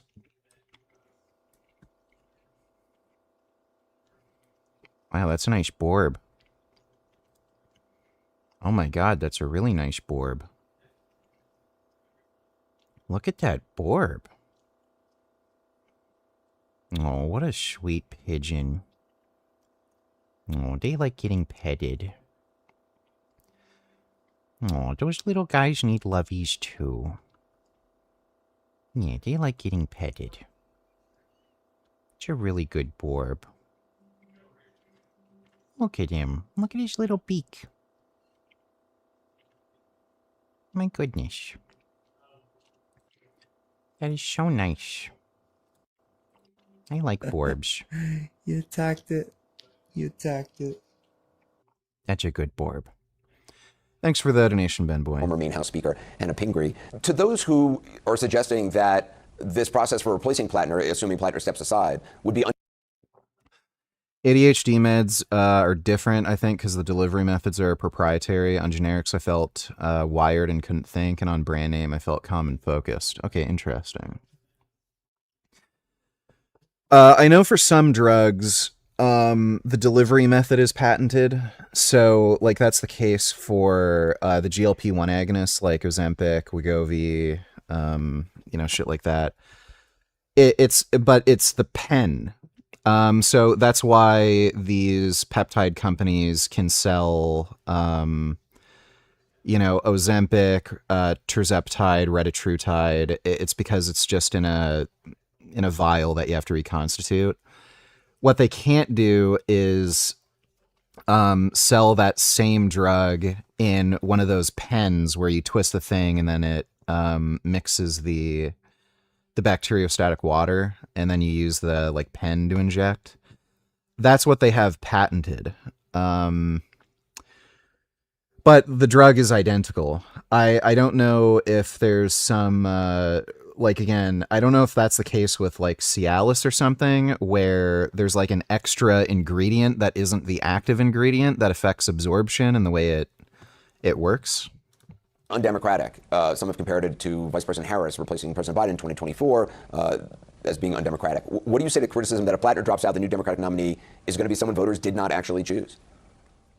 So as Secretary of State, I can speak to the process. And Maine law is very clear that primary candidates can withdraw up to 5 p.m. on the second Tuesday in July. And then the party can choose a replacement candidate up to the fourth Monday, that's July 27th, by 5 p.m. The law is silent on how the parties choose their candidates. I know the Maine Democratic Party has pledged to be as open and transparent as possible. I think it's really important that as many Democratic voters have a voice in this process when Graham Plattner withdraws. I think.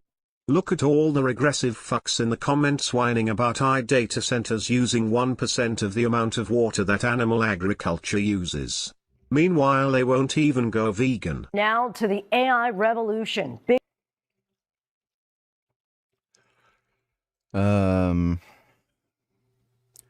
Google's saying it won't affect local bills sounds good, but I'd still want that in writing. The noise is hard to hear. Why can't I hear it clearly on the mic then? Big tech companies are spending billions of dollars. Google AI data center. How big is this site to building out these data? Security here so tight, it took 6 stages and I literally can't hear a data center sound. a full facial scan to get in. We're good to go. We're in. They're inside the building. And the room is so loud, we need earplugs. Good. If you think about when you first turn on a computer and start it up and you hear Air across cooling towers where evaporation helps chill the water before it's pumped through the pipes. When people see data centers, they see what looks like pollution, emission. 1,000 temp. Okay, these people are just retarded. Thanks for the donation, Dodo. I think that's really important, that focus on participation and inclusion. As someone who would like to be the Democratic Senate nominee, how do you think it should play out? What do you think that process should be? So to be clear, I'm still seriously considering it, but I think it's really important that whoever the nominee is able to unite Mainers and beat Susan Collins with just over 100 days to go, because the stakes are so high. Control of the U.S. Senate is at stake, holding Donald Trump accountable, and standing up and fighting for the working class over billionaires and massive corporations. Those ideals, that is incredibly important. And I think there's tremendous energy in Maine to beat Susan Collins and to win control of the U.S. Senate. And I think we can't lose sight of the fact that this was never about a person. It was a movement for change. He was a Graham Plattner supporter. That was at least until yesterday. Dr. Shaw, welcome. I'm eager to get your take because I wonder, have you even spoken with Plattner or his campaign since the sexual assault allegations surfaced yesterday? Well, good evening, Maura, and thank you for having me on. And I have not spoken with Graham, nor have I spoken directly with his campaign.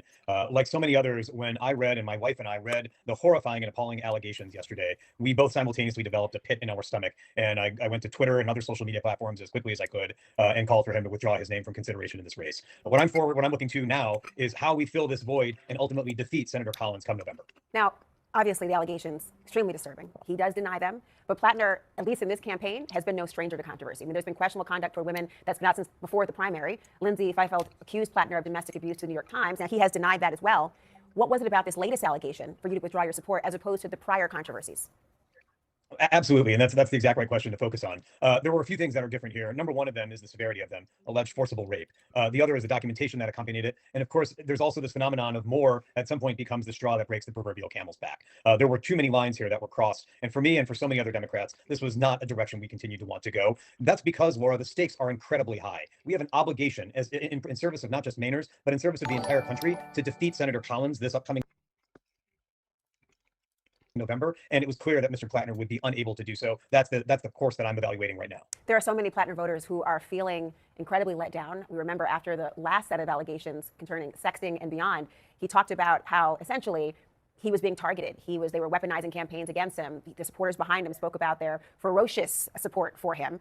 But if he steps down now, and that's an if because he is still in the race as we are talking right now, but if he steps down, and if, say, you jump into this race, you aren't just asking for their votes, you're asking for their trust. How do you prove to Plattner supporters that you might be able to deliver on those promises that he has so readily made?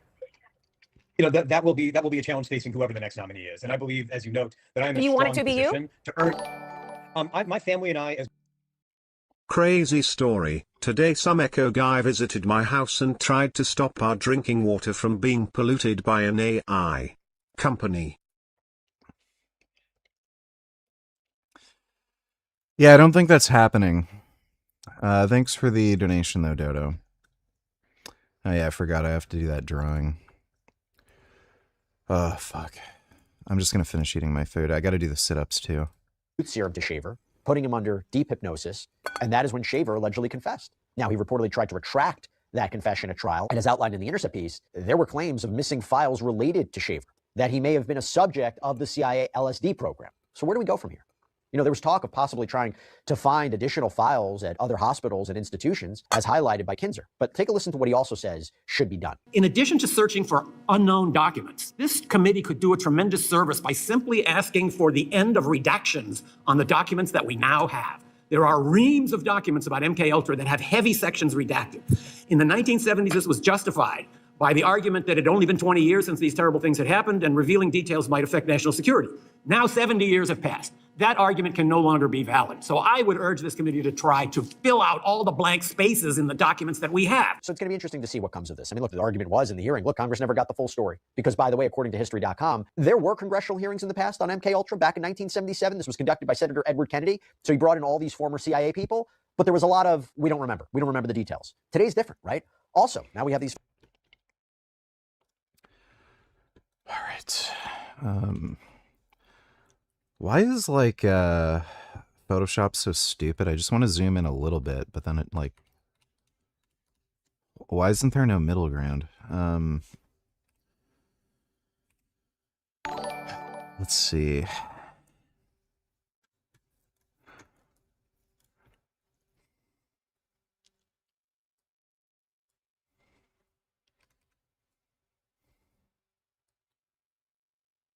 Hate his dumb, big, dorky fucking glasses. Jackass.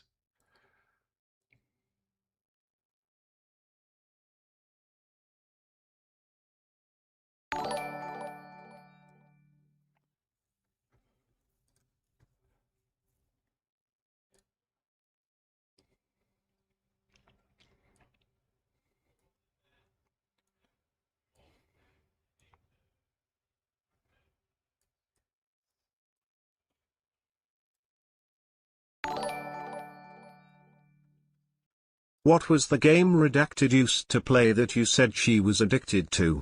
Was it Valorant? No, it was Helldivers. Helldivers 2, I think.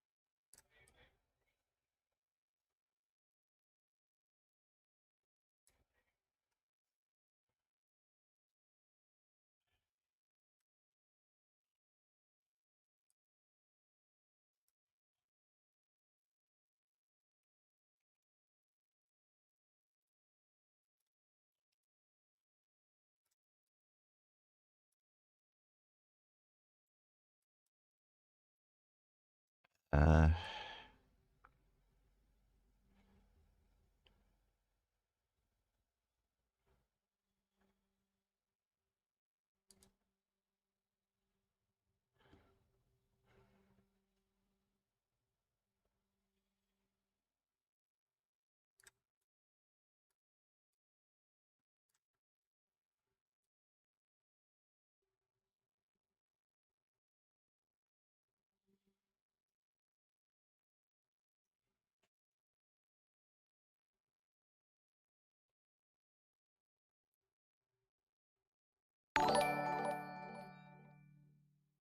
Did she ever even invite you to play with her?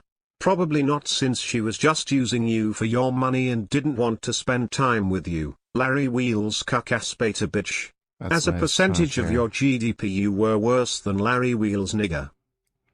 That's nice. Thanks for the donation.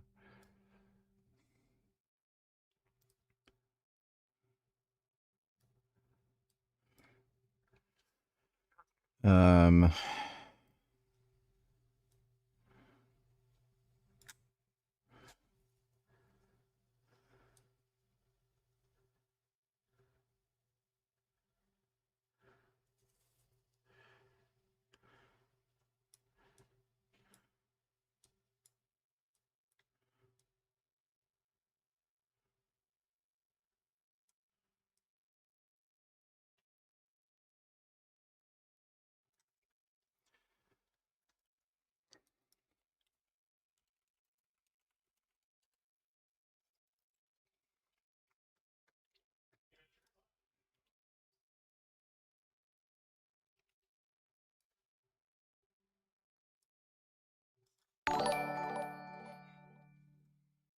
Jasmine made a bitch out of you nigger and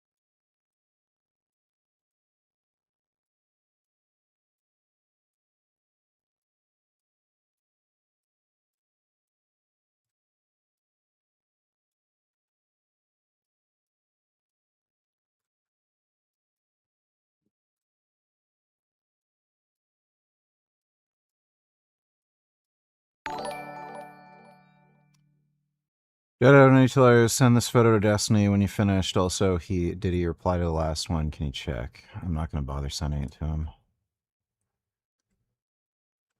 No, he didn't. Thanks for the donation, Dono. What does his dog look like?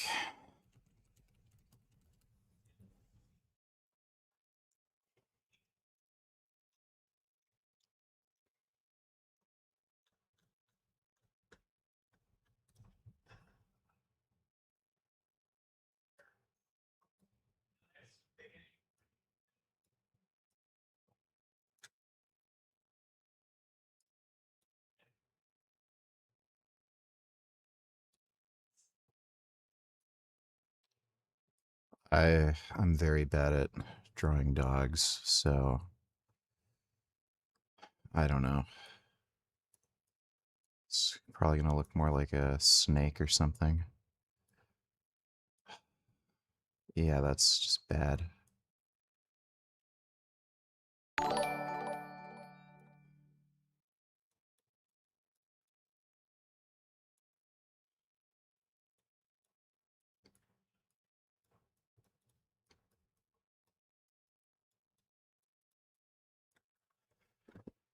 Okay, there you go. There's Hassan getting eaten by a spider and his dog telling the spider to kill him. Files from these financial. Okay, I'll do the sit-ups now. So I think I owe somebody 3 sit-ups.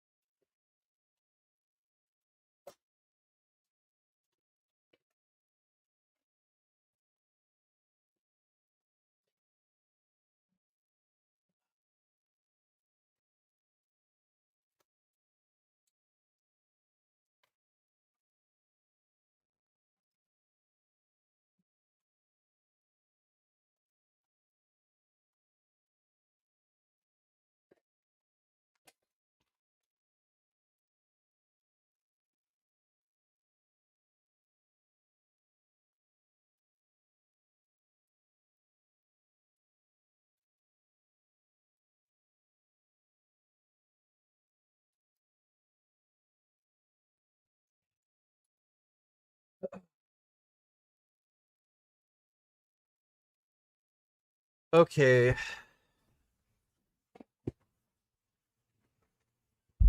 There you go.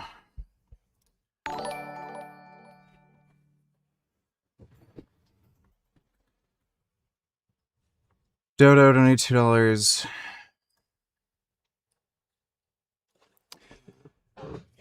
Egyptians are now editing the French ref's Wikipedia page to claim he's Jewish. This type of retardation is killing the Middle East. This is why your countries are poor and backwards. Yeah, I guess.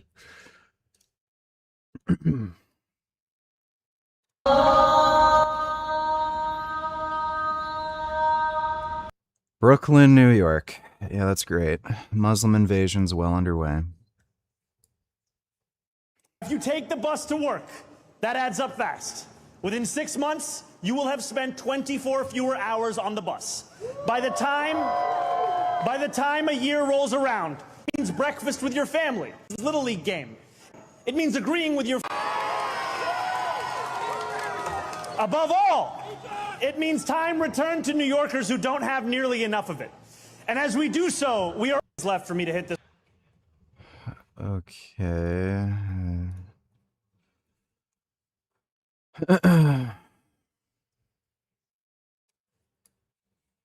And from the heart of empire, the belly of the beast, the most important thing that we can do is take that empire down from within. Our role ultimately is to facilitate our own empire's failure in ways that we can, ultimately to overthrow our own empire. Imperialism is... Man, that drawing was amazing. You know, VG, with an art style like that, you could be a professional animator. Granted, your animals like dogs still need a little work, though, but hey, at least it's better than that shitty Cal art style most cartoons use. Well, thank you, Dodo. I appreciate that. Thanks for the donation, dude. U.S. imperialism is not a thing that can be reformed away. It has to be overthrown through revolutionary struggle. And to build a mass movement that can use the leverage of workers to... You'll notice these are, like, exactly who you'd expect them to be. Dumb bitch, hideous, fucking women. Hit the kill switch on American imperialism here. And this guy is probably just, like, tranny or something, but, you know. Here, within the American empire. Yeah.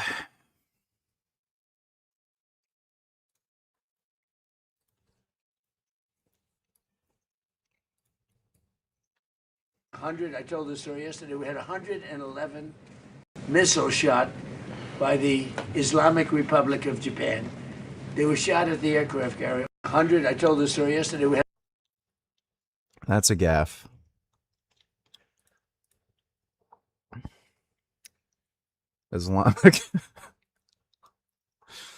Islamic Republic of Japan. That's a good one.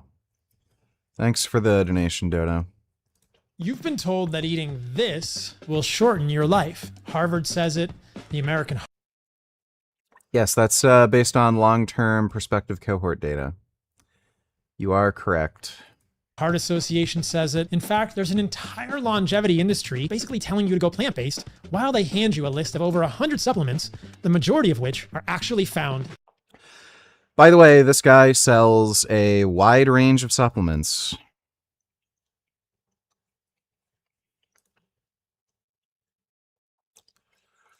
Where's his dumb thing? Yeah, there we go. Heart and Soil. Oh, the vegans are trying to sell you a bunch of dumb supplements. All right, well, let's see. Energy supplements, fat loss supplements, mood supplements, immune support, performance enhancing supplement. Right, okay. All right. So, nice try, dipshit. Dodo donate $2.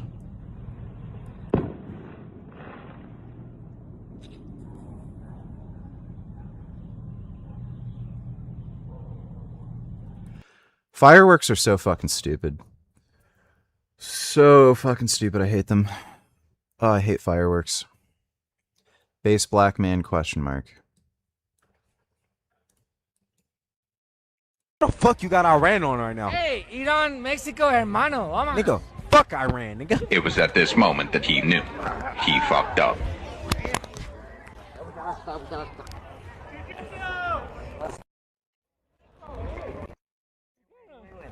Yeah. What the fuck? Yeah, the black guy's based. Did she have what's coming? She believed in a two-state solution too, proudly wore the keffiyeh, scarves, blah blah. Hamas didn't care, slaughtered her at the Nova Festival on 10th, 7th anyway. Her only crime was being Jewish. Yep. Well, I'm sure plenty of people warned her, but some people have to learn the hard way. What a dumbass. Cowboy to an amazing discovery at the University of Minnesota. Researchers have created the world's first ever synthetic cell, and they have a name for it. It's called the Spud cell. Sammy Salina joins us with the exciting details, and this really, Sammy, can have far-reaching impact. Yeah, Jennifer, scientists for years have bioengineered and edited natural cells to solve human problems. Think CAR T therapy, which modifies the patient's immune cells to attack cancer cells. Now, experts say that this synthetic cell, one made from non-living materials, could potentially help create a better and cheaper medicine and make new ways to manufacture chemicals. Exciting. Scientists have built a cell from scratch with non-living materials for the first time. I think it's an important technological advancement because there are a lot of things that we do with biotechnology now. Aaron Engelhart is an associate. So exactly what does this mean? Is it like a living organism? Does it replicate and stuff indefinitely? Professor at the University of Minnesota. His team co-led the project. Should we name it after Kate Adamala, whose group took the lead on it? And she joked, you know, well, don't name it after me. Call it a potato for all I care. And then Spud Cell kind of stuck from that. Spud Cell is the first synthetic cell to complete a life cycle, though it needs human help throughout the process and is technically not alive. It has to be able to grow. It has to be able to divide. It has a genome that it has to copy, and then it has to take that genome and do all the things that cells do, make the DNA into RNA and make the RNA into protein. It's something where we really have to understand what we're doing and have it not be something that can take off. We're pretty far away from that right now. So in a way, it's probably good that it's a little bit wimpy. More inexpensive drugs, better drugs, being a... That's cool. That is neat. Thanks for the donation, Dodo. Dodo donates $2. Hi, VG. Since I'm at my last $2 now, I want you to react to this. Is the ceasefire done? Is the MOU dead? It's a very interesting question. To me, I think it's over. Why are you apparently unable to end the Iran war? I'm number one on the list for What a bizarre question. It's like, imagine if, like, someone was asked, why are you unable to end World War II? Like, I don't know, man. Maybe it's because they're radical retards and they have to die? For killing. They're a little loco. They're a little crazy.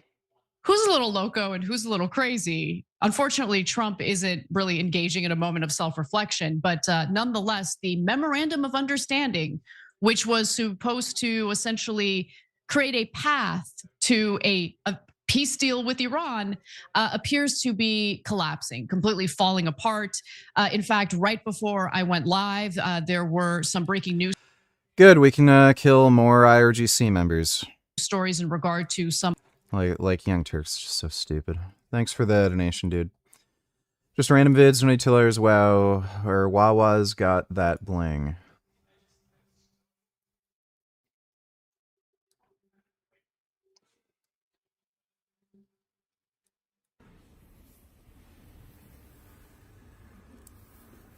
Oh.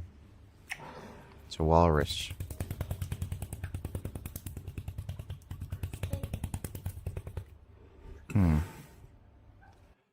Walruses are pretty weird.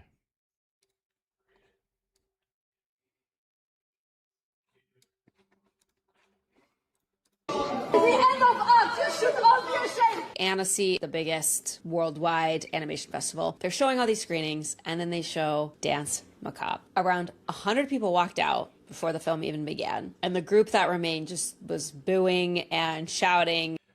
Oh, is this a Holocaust movie or something made by a Jew? Because it is an AI-assisted production. Oh, I see.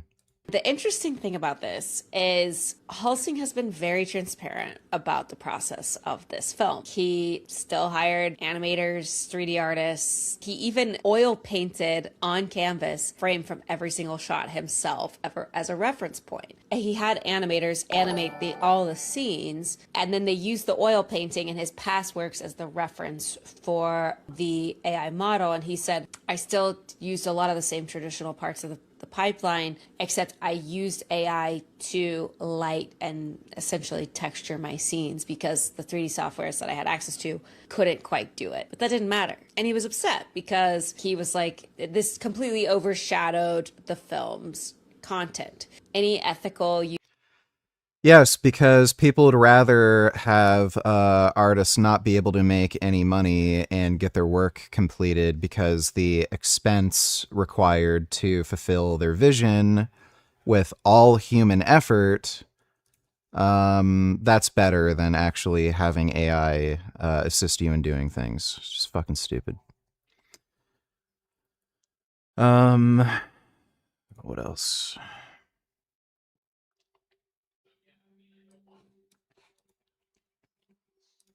The hunt for this Middle Eastern asylum seeker in his 20s after this 43-year-old woman named Jamie Carney, who moved from New York to Ireland with her daughter, was found beaten to death in her home. The migrant, who previously lived in France and then came to Ireland in 2024, would occasionally sleep over at her place. Apparently they met at a pro-Palestine, pro-Iran. Why does she look like she's like I don't know, living dead? There's something like dead about her eyes. It's like she's a porcelain doll or something that like magic brought to life. Ron Rowley, and appear to have started dating. Yeah, this is what suicidal empathy looks like. Follow me on X for more updates. Yep. I'm sure plenty of people warned her, but women, well, you know what? She probably knew the guy was dangerous and violent, and that's why she was attracted to him. A lot of crazy ass fucking women like deliberately go out of their way to date like whack job violent dudes. So she got exactly what she wanted. Hentai guitar, you gotta get this.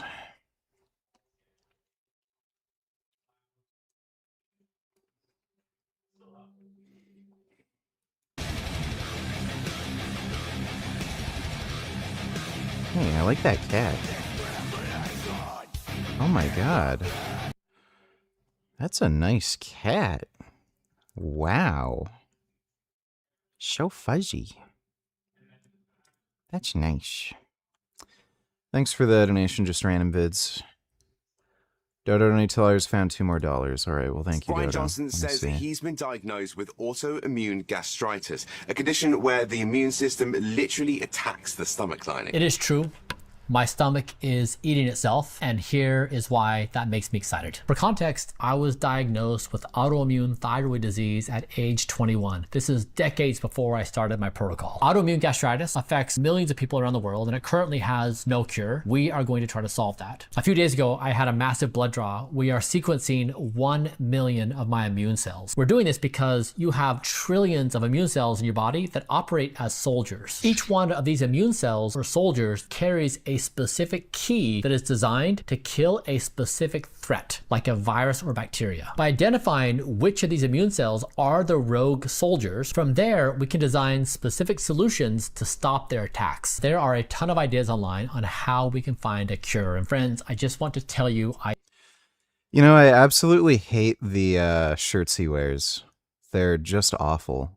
I appreciate you. I appreciate the... I don't know if he gets some of this fashion sense from his son or something, but his shirts are just awful. effort, the concern, and the want to find a cure. Now, in trying to find a cure, we are agnostic. We're going to follow the data. We want this to be methodical and reproducible so it can work in others too. So this likely isn't as simple as one cause, one fix. There is a stigma around getting a diagnosis. People think it's bad. I think it's great. The earlier you know, the better you are. I want to diagnose every single thing in my body. I genuinely appreciate all the kindness and support from all of you. I've received so many messages. We are going to share all of our learnings and the entire journey. I hope we find a cure. I hope this scales to millions of people.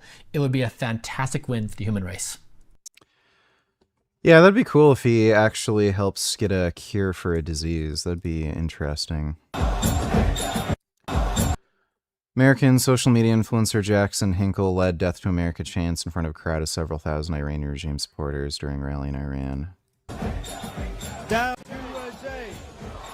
Down with USA! Why would, like, can't they just block him from ever entering the US again? That would be so awesome. Dude, if I was president of the United States and I heard about this guy, I would just make sure that he's not allowed to enter the country again. Just give him a travel ban. Like, okay, you hate America? Stay the fuck out. Why would you come back, right? After nearly 20 years in charge of the Gaza Strip, Hamas has announced It was an amicable breakup. Yeah, that's nice. Thanks for the donation, dude. that its government will be dissolved.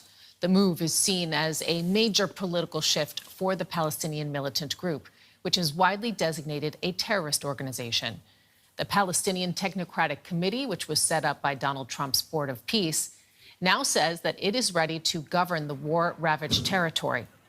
A ceasefire between Hamas and Israel took effect last October, but the question of Gaza's post-war governance is still a sticking point in negotiations. And we're joined by DW correspondent Tanya Kramer. So Hamas is dissolving its de facto government. What changes on the ground now in Gaza?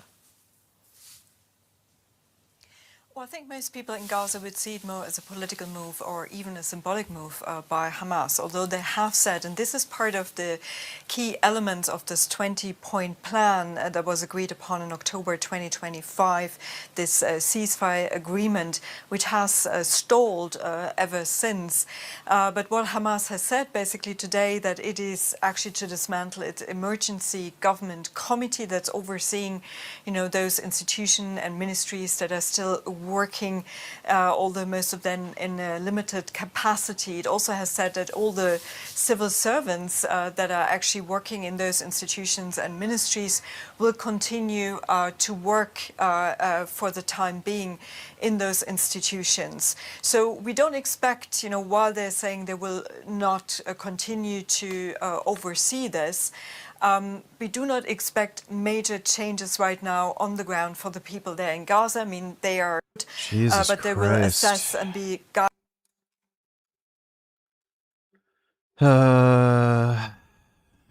Yeah, okay, so they're just blabbing and they don't know shit. Is that everything? Is that Russia is losing at historical numbers.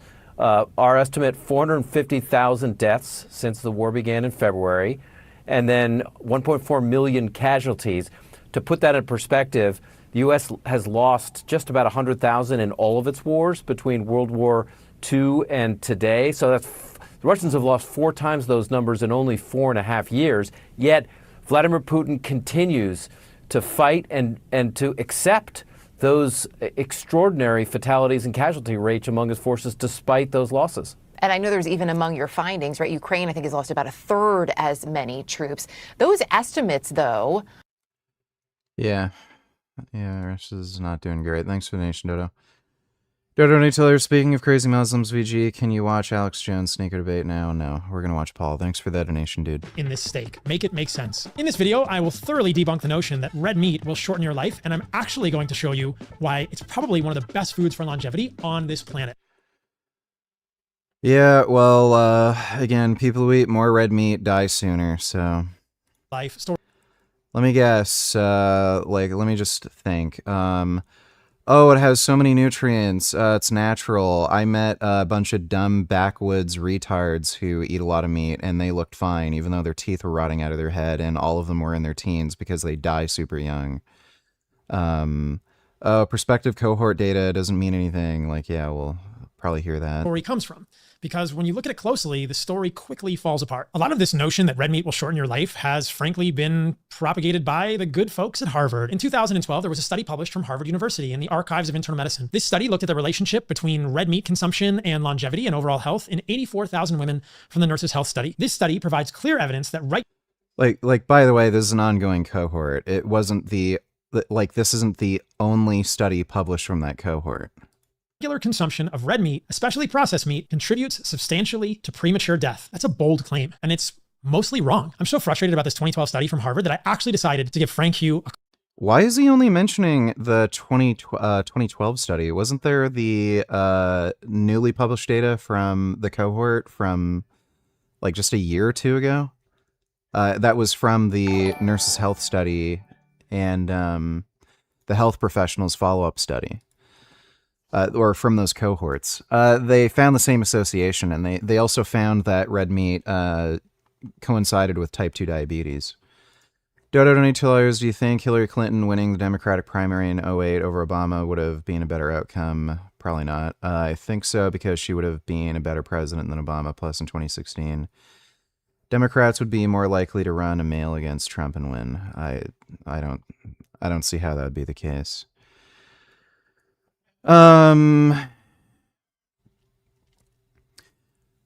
Hillary probably would have done something to intervene with Russia invading Crimea. I think that's really the only difference that would happen. So that might have ended up preventing the war, maybe.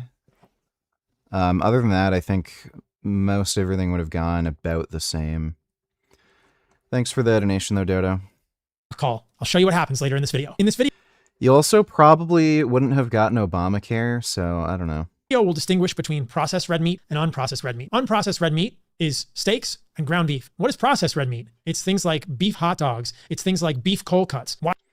So the Nurses' Health Study separated between processed red meat and fresh red meat. Why are these things different? Well, they're ultra-processed foods with all sorts of ingredients that don't occur in real unprocessed red meat, like large amounts of nitrates, fillers, gums, etc. These two things are not the same.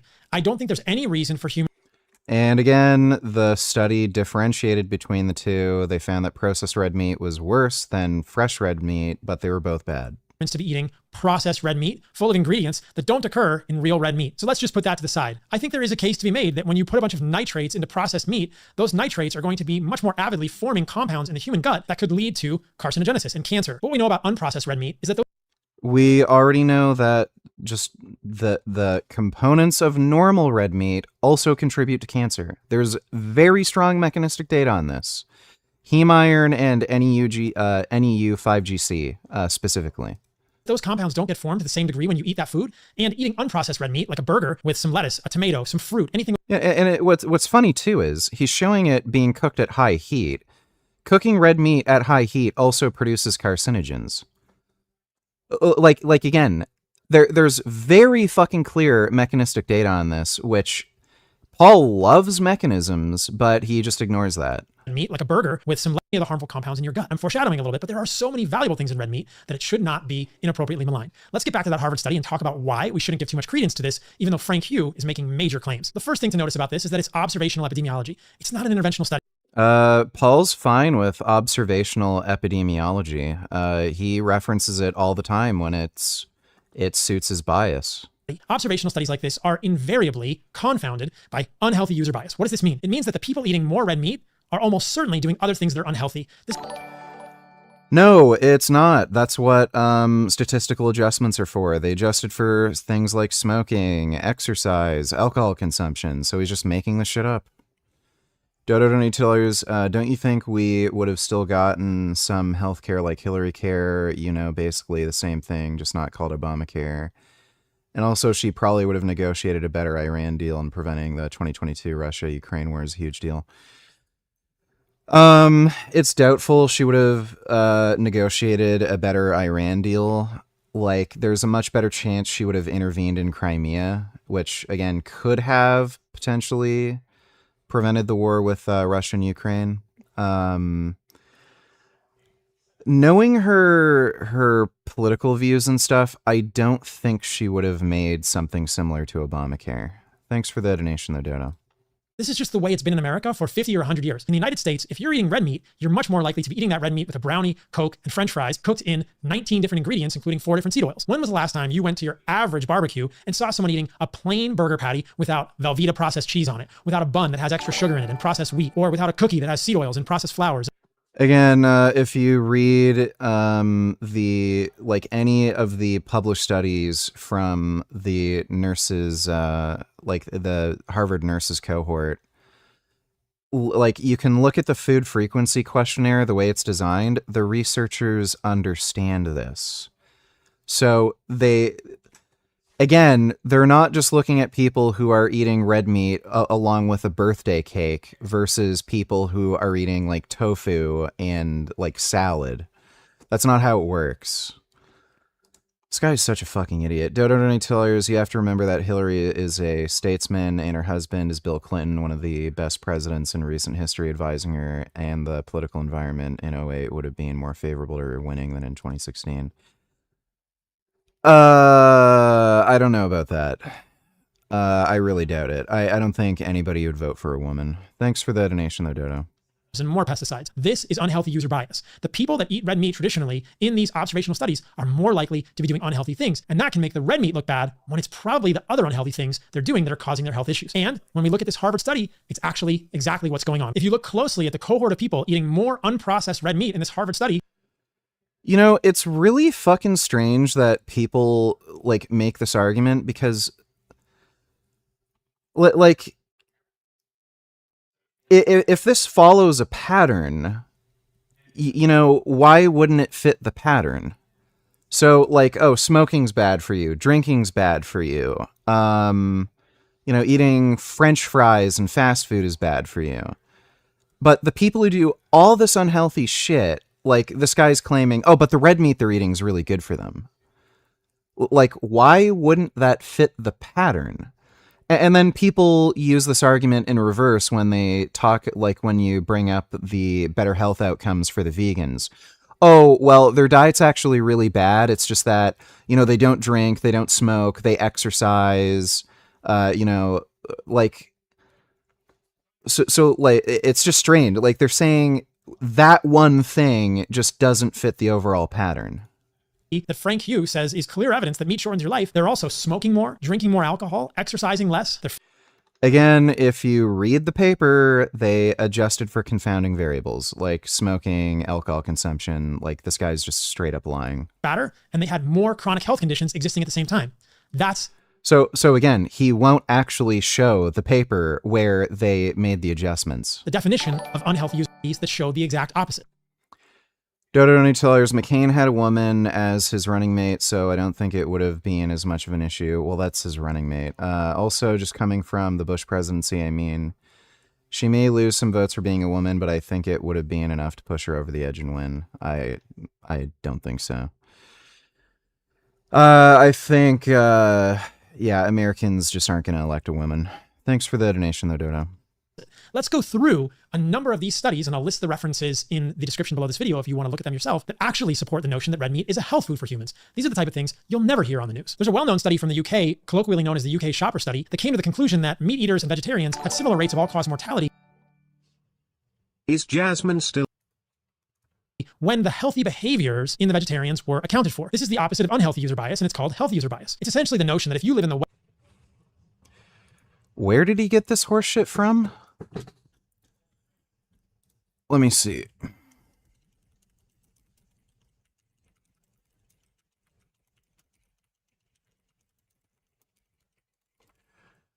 By the way, this argument literally goes against his claim.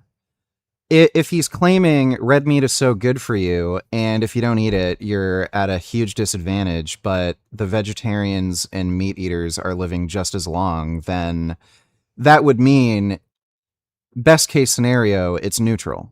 You don't need to eat meat. There's no point. It makes no fucking sense. Vegetarians, others who do not eat red meat or do not eat meat have been observed to have lower incidence rates than meat eaters, some chronic diseases. Purpose of the study, blah, blah, blah. Study involved pool analysis of data from 2 prospective studies that included 60,000 persons living in the United Kingdom, 18,000 regular meat eaters who ate meat at or more than 5 times per week, 13,000 low, less frequent meat eaters, 8,516 fish eaters who ate fish but not meat, and 20,000 vegetarians, including 2,228 vegans who do not eat any animal foods. Mortality by diet group for each of the 18 common causes of death was estimated with the use of Cox proportional hazard models. No significant difference in overall all-cause mortality between the diet groups. HRs and low meat eaters, fish eaters, vegetarians compared with regular meat eaters. 0.93 not statistically significant for the low meat eaters. Again, 0.96, not statistically significant. For the fish eaters, 1.02 for the vegetarians, respectively. Was this from the Oxford vegetarian cohort? I'm not sure if it was.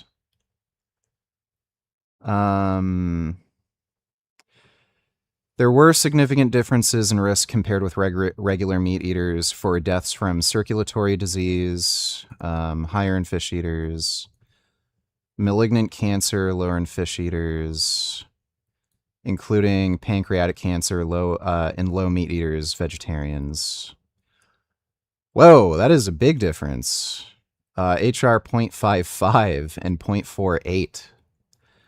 And cancers of the lymphatic, hematopoietic tissue.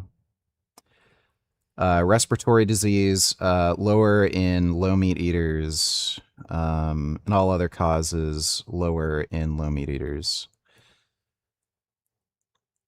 So first of all, this study seems to, he's making this up. So he said, oh, well, this study in particular looked at healthy individuals in all the subgroups. They did all they did is the normal thing with epidemiology. They just made adjustments for confounding variables. They didn't find statistically significant differences in all-cause mortality, but they did actually find statistically significant differences with cause-specific mortality. So the people who ate less meat had lower instances of cause-specific mortality. And of course, he's not going to mention that. Hillary had more votes overall. Popular vote, Trump won the Electoral College. I agree with Dodo's view. Donald Trump. Oh, yes, that is true. Yeah, maybe. Yeah, you might be right. Forgot about that.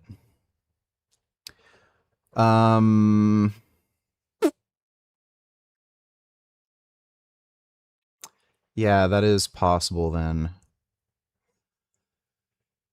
Obama also planted seeds echoing critical race theory that led to wokeness. Good view from Dodo. Yeah, you might be right. Yeah, maybe Dodo's right. Hillary might have actually won. Yeah, good point. Conclusion that meat eaters and vegetarians had similar rates of all-cause mortality when the healthy behaviors in the vegetarians were accounted for. This is the opposite of unhealthy user bias, and it's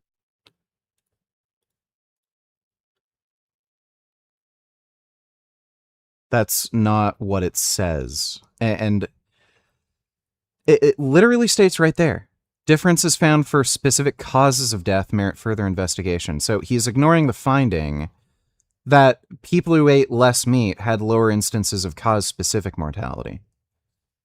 Like this guy is just a lying fucktard.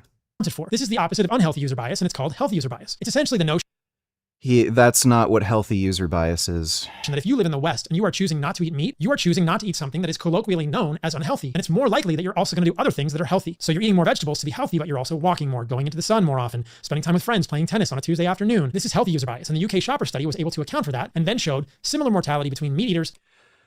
No, that wasn't a unique aspect of that study. And vegetarians. Another study from Australia looking at over 267,000 individuals looked at longevity in meat eaters, vegans, and vegetarians and found no difference between them. This is what the news... Right, so this, like, again, this guy is saying red meat is so good for you, it's gonna, like, help you live longer and everything, but then, oh, there's no difference. Vegetarians are just as healthy, according to him. So then why are you recommending eating red meat? If, like, literally the argument he's going with is it doesn't make a difference. Won't tell you guys. This is known as the 45 and up study. There are multiple cohorts, including this one from Asia, where this meat as unhealthy narrative is nothing like it is in the United States. 290,000 plus people that show correlations between red meat consumption and improved health. Yeah, that's because these are poor countries, and meat eating is just associated with greater wealth. You see that especially in China. Yeah, so Bangladesh, China, Japan, Korea, Taiwan. So, Bangladesh and China in particular, you would absolutely see a correlation between meat consumption and longer life expectancy just because of wealth.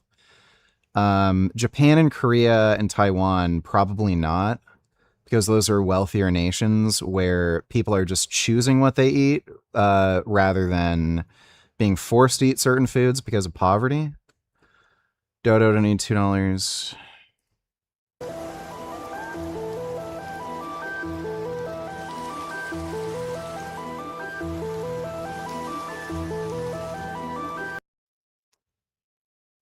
I've never played Minecraft, nor will I ever. Thanks for the donation, though, Dodo. Is nothing like it is in the United States. 290,000. Red meat consumption was substantially lower in the Asian countries than in the United States. Fish and seafood consumption was higher in Japan and Korea than in the United States. Our pooled analysis found no association between intake of total meat, red meat, poultry, fish, seafood, and risk of all-cause CVD or cancer mortality. For all-cause mortality from a comparison of the highest with the lowest quartile, again, not statistically significant. So they weren't looking at red meat specifically. They were looking at all meat intake combined, and these people were eating less fucking meat, period, compared to the United States. So again, this guy is just lying and misrepresenting what this fucking study says. Plus people that show correlations between red meat consumption and improved No, it was looking at total meat consumption. health outcomes. Fly in. Dodo, donate $2. Pat agrees with me about Hillary Clinton winning in 2008, so you have to agree then, VG. Well, I don't have to, but she makes a good point. Thanks for the donation, Dodo. The face of what the Harvard study shown. Why are these studies never mentioned on the news when they're trying to tell you that red meat will shorten your life or that red meat is bad for you? Is red meat good for Asians but bad for those of us in the US? No, the difference here is the unhealthy user bias that we see predominating in the US. This guy is like actually a fucking retard. People that eat more red meat are more unhealthy. In Asia, people that eat more red meat don't have those same unhealthy behaviors, and we actually see red meat associating with improved health outcomes. Imagine that. In 2019, no, you don't. A group of scientists from around the world published the Nutrarex guidelines. They examined all of the evidence around red meat and health and longevity. Oh man, this Nutrarex study was so fucking stupid. Avi did a really detailed breakdown of it. Basically, they looked at studies of whether or not like people enjoy eating red meat, and they used that as a basis of whether or not red meat is a good addition to your diet. There was also problems with some of the research they used because the levels of intake that they were analyzing, they were comparing eating no red meat at all to literally eating like one piece of steak like a week. So basically it was like practically zero red meat compared to no red meat at all. And then they're saying, oh, see, red meat doesn't cause any problems. But they're looking at people who are eating practically no red meat, like almost none. But yeah, there was a lot of issues with this. For humans, and came to the conclusion that there was no reason to stop eating red meat. As you can imagine, the backlash from Harvard was ferocious. It seems to me that Harvard has a little bit of an agenda here to be Yeah, so this guy's just cherry picking horse shit. Human and animal models. At this point, it's important to point out a very interesting trend in American diets in correlation with our health. In the 1970s, Americans ate over 90 pounds of beef per person per year. This actually peaked in 1976 with 92 pounds of beef per person per year. By the late 2010s, this number had fallen to less than 60 pounds per year, probably driven by the anti-meat propaganda that is rampant in our news cycle. But during that same period, heart disease, diabetes, obesity, and Alzheimer's dementia, all diseases that red meat has been blamed for, actually went. No. That's not true. So heart disease rates peaked in the 1960s. That's when smoking prevalence peaked. And since then, there's been a downward trend, especially with the introduction of cholesterol lowering medications. Heart disease deaths have gone down. So that's not true. Also, like, again, it's just hilarious that this guy is like, oh, prospective cohort data is useless. You can't just make, associations and, assume causation. Oh, and then like literally in the next breath, people stopped eating as much beef. It went down slightly. And now there's more diabetes. Like, okay, right. So you're a dumbass. Up. So if red meat is causing heart disease, diabetes, obesity, and dementia, why would those things go up when we're eating less of it? So the overall food environment changed.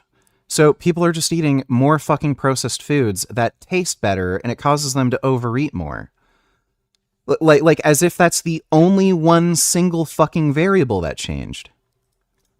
how exactly is red meat causing these things, Harvard? Please, can you tell me? But here's the thing. I don't just want to sit in my studio and tell you that Harvard is wrong. I wanted to actually try and call them. So I'm going to try and give Frank Hugh a call and let it be known that he is invited on my podcast anytime to answer these questions. So let's try and give Frank Hugh, the department chair of nutrition at Harvard, a call and see if we can get through to him and ask him some questions. This is important, guys. The 2012 Right. Okay. I see where this is notion going. that clear evidence that regular consumption of red meat contributes substantially to premature death is still on Harvard's website. It's still being quoted by the American Heart Association. So we need to substantiate this.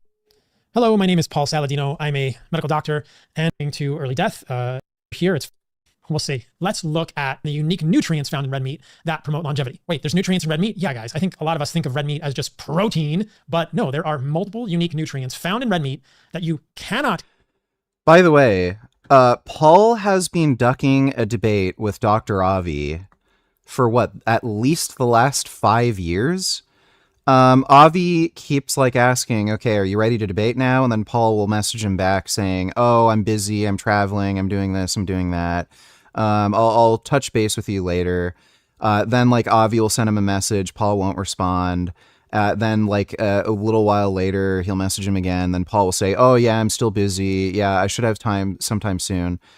Paul literally tries to act as though I don't exist. I've challenged him to a debate. I don't know how many fucking times. I've left comments, sent him messages, just acts like I don't fucking exist. Like this guy is an absolute fucking coward. And then he's like, oh, I'll debate anybody. I'll debate the top researchers. Da da da. Like, it's kind of silly. The guy who worked on the fucking paper isn't necessarily going to be the best debater. Like, debating is a specific skill, right? So, like, he avoids debates with people that he knows he'd lose and look silly. But then he's fine with challenging people that he thinks aren't really up to the task. Get in plants or that are found in much more robust amounts and in bioavailable forms in red meat than plant foods. This is the crux of my argument here. If red meat is shortening our lives, why are there so many unique nutrients in red meat that have been associated with longevity? And why are so many longevity influencers taking... What the fuck could he possibly mean by that? Can you please delete the comments talking about your ex-wife? Who the fuck?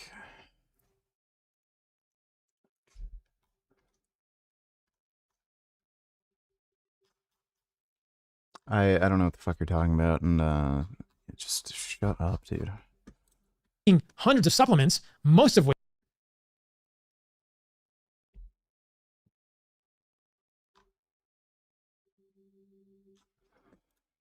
are actually found in red meat. There's a very critical paper here that I want to highlight. It's a 2020 review paper titled The Important Roles of Dietary Taurine, Creatine, Carnosine, Anserine, and 4-Hydroxyproline in Human Nutritional Health. So I'll put a link to that paper here. These are many of the critical nutrients that have been Let's see. When you mix heroin to inject into your veins, it has water in it. And water is necessary for health. Therefore, heroin's good for you because it has water. What is this fucking shit? Important roles of dietary taurine, creatine, carnosine, blah, blah, blah, in human...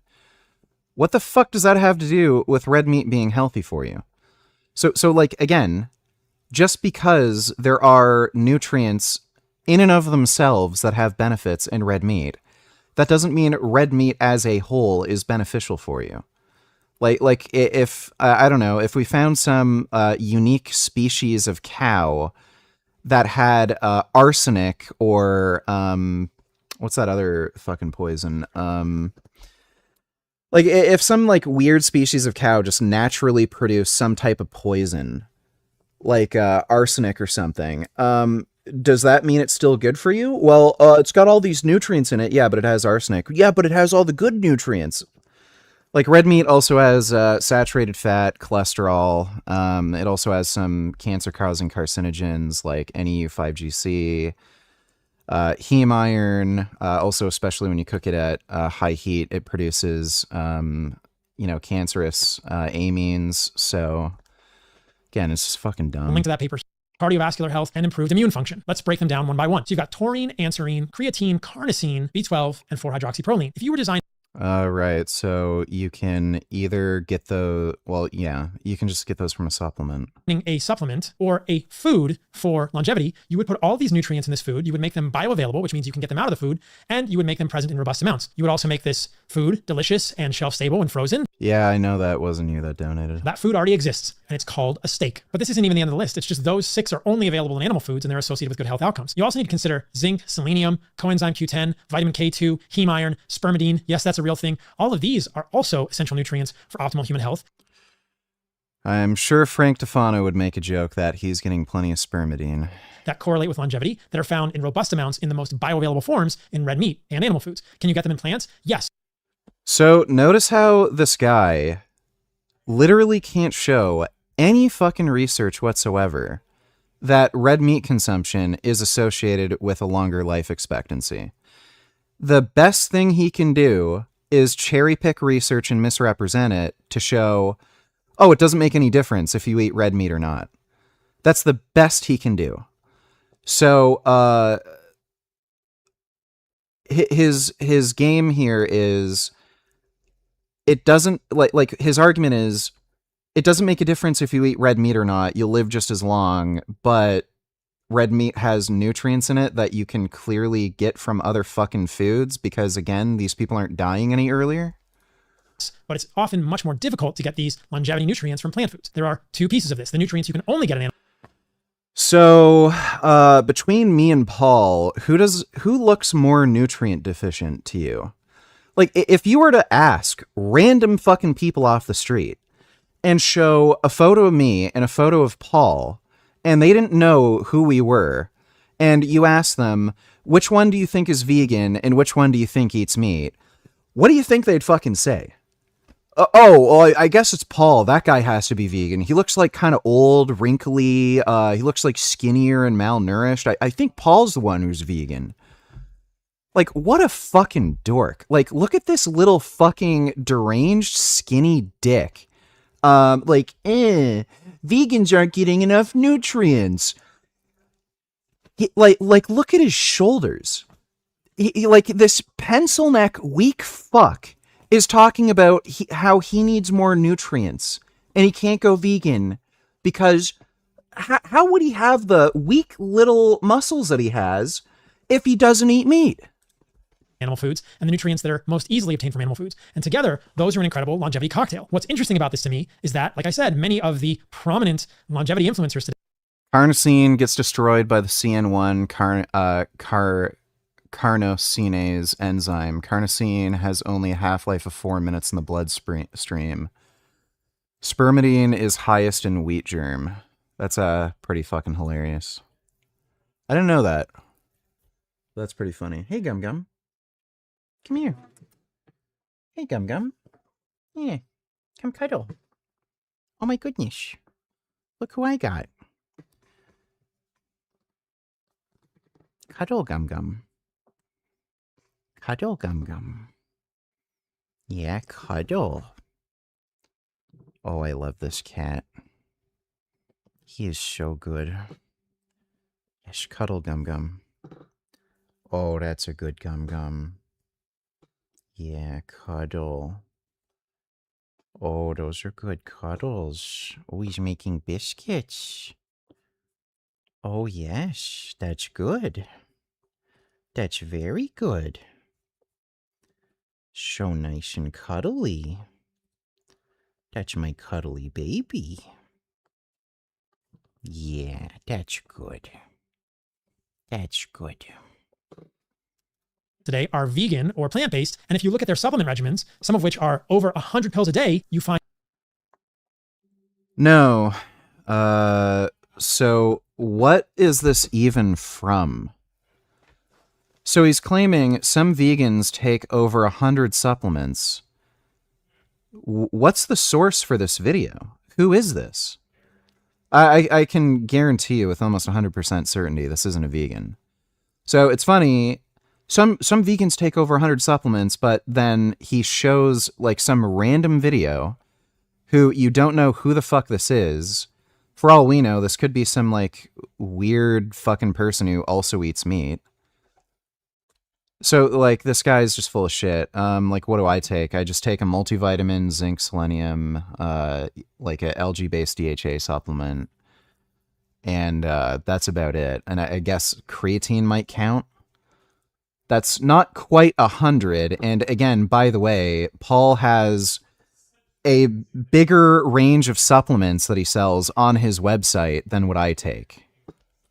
find all of these nutrients in their supplement regimens. Well, if all these nutrients are so good. Oh, is that Brian Johnson?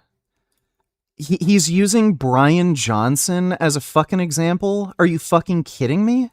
Well, if all these nutrients are so good for longevity and they make up your ridiculously untenable, unsustainable supplement regimen, why would you just not eat red meat? Let's start with taurine. So there's a paper. Yes, Brian Johnson is taking over 100 supplements because he doesn't eat red meat. That makes sense, right? From 2023 published in the journal Science, one of the most preeminent, impactful journals in the world. And the title of this study was compelling: Taurine Deficiency as a Driver of Aging. In this study, they gave mice, monkeys, and worms, not humans, unfortunately, taurine supplementation and looked at their lifespan. What did they find? Taurine supplementation extended lifespan across species. You might recognize the...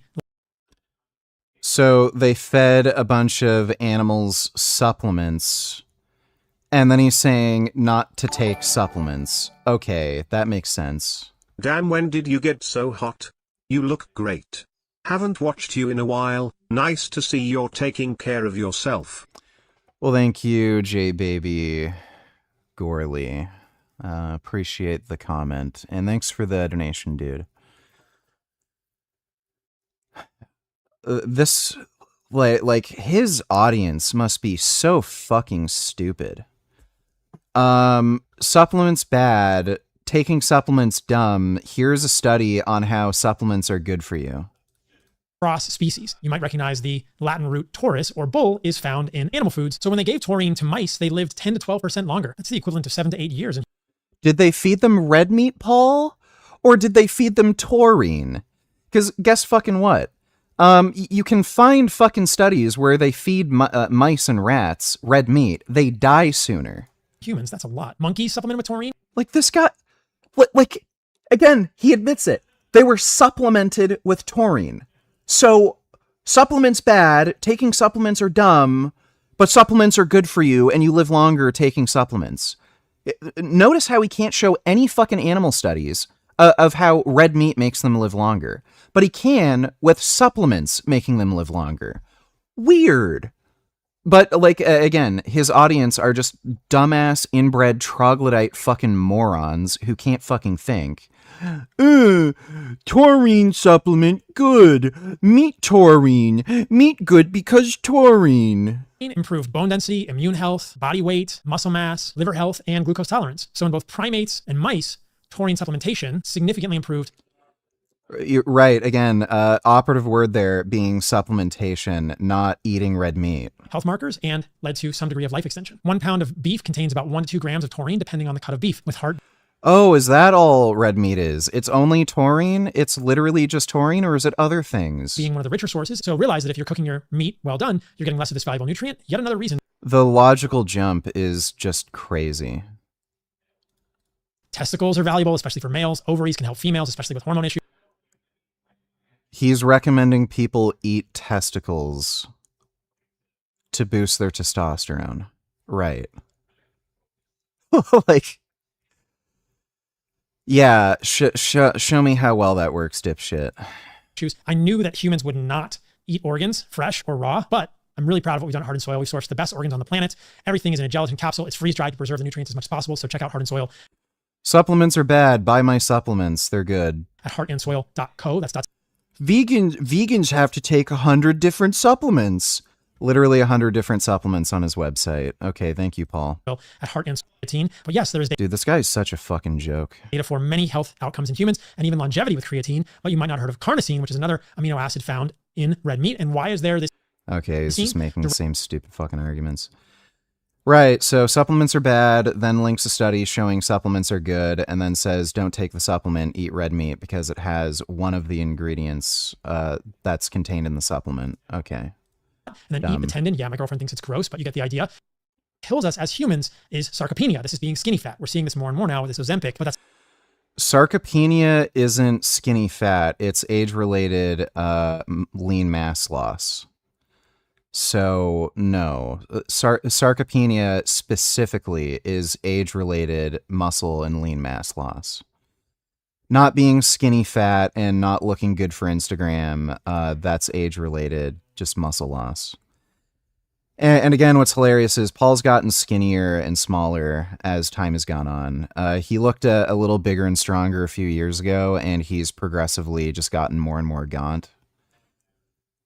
And like I don't know why they all do this. I saw Shawn Baker. He posted some like fucking weird thing on like Facebook or Instagram where he was saying vegans are all skinny and weak and malnourished. They really love to just act as though I don't exist. So we need red meat for muscle. So why are you such a scrawny little fucking weak bitch who can't lift shit? That's a separate story. So if you want to live a long time, there is plenty of good data that you need muscle mass to protect you against frailty. Studies like this one from 2025 showed that in Paul literally looks frail. large cohorts, in this case over 130,000 people, not having enough lean muscle mass was a strong predictor of increased mortality. So you will shorten your life if you do not have enough lean muscle mass. Across all studies, being under-muscled looks to increase your mortality by 50 to 75%. That's a huge risk. I don't think I'm at risk of that, despite not eating any meat. In contrast, LDL has been shown to suggest a 10 to 30% risk of mortality at higher levels. You can look at my previous videos, which Paul got absolutely fucking wrecked in this debate. I don't know if this is like a cope where he's just trying to gaslight his audience into thinking that he won a debate against a cardiologist. But Paul got absolutely fucking annihilated by Dr. Allo. I'll put a link to in the description to get the whole story on LDL cholesterol. I'm much less worried about LDL, especially as a predictor of cardiovascular mortality when you are insulin sensitive, but that's a story for a different video.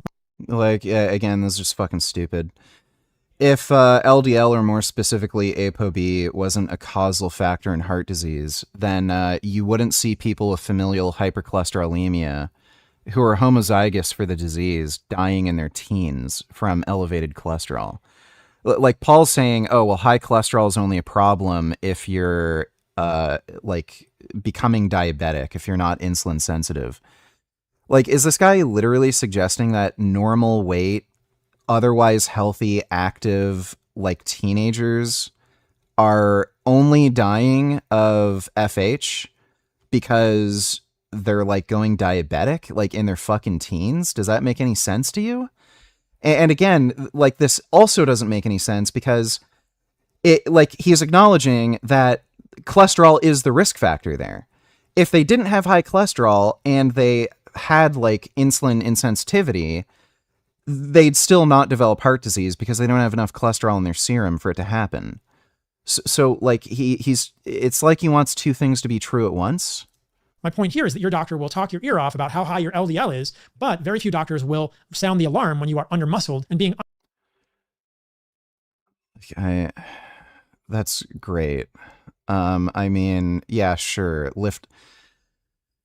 What's hilarious, this guy literally just recently made a video saying he doesn't want to be too muscular. He doesn't want to lift weights because, oh, I want to be a good athlete, but literally every fucking top professional athlete lifts heavy weights. Under-muscled is a significantly greater risk of dying early than even... This guy literally, like, it was like his last fucking video, said over and over and over again, he doesn't want to be muscular.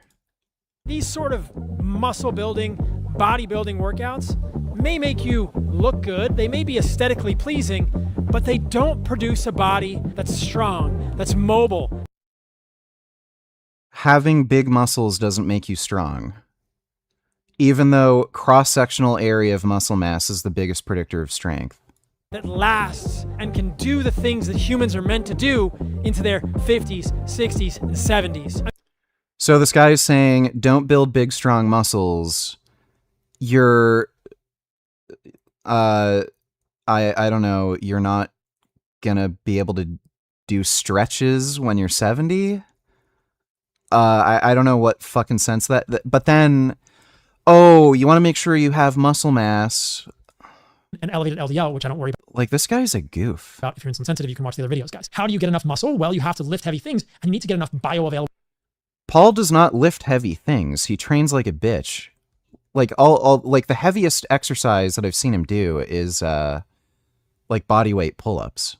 Well, protein. The other two things to point out here are that creatine supplementation can help with this, also found in red meat, and getting enough leucine, a critical amino acid for muscle protein synthesis, at least once a day is essential. How much leucine? Well, you need about 2.5 to 3 grams of leucine to get enough of this amino acid to trigger muscle protein synthesis. What's being missed in longevity?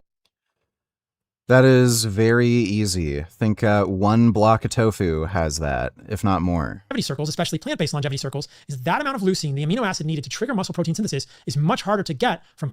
It's not. Literally a block of tofu would have that. Let me see. Sometimes Chronometer is a little weird.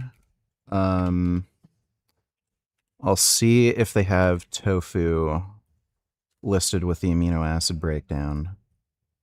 Give me a second.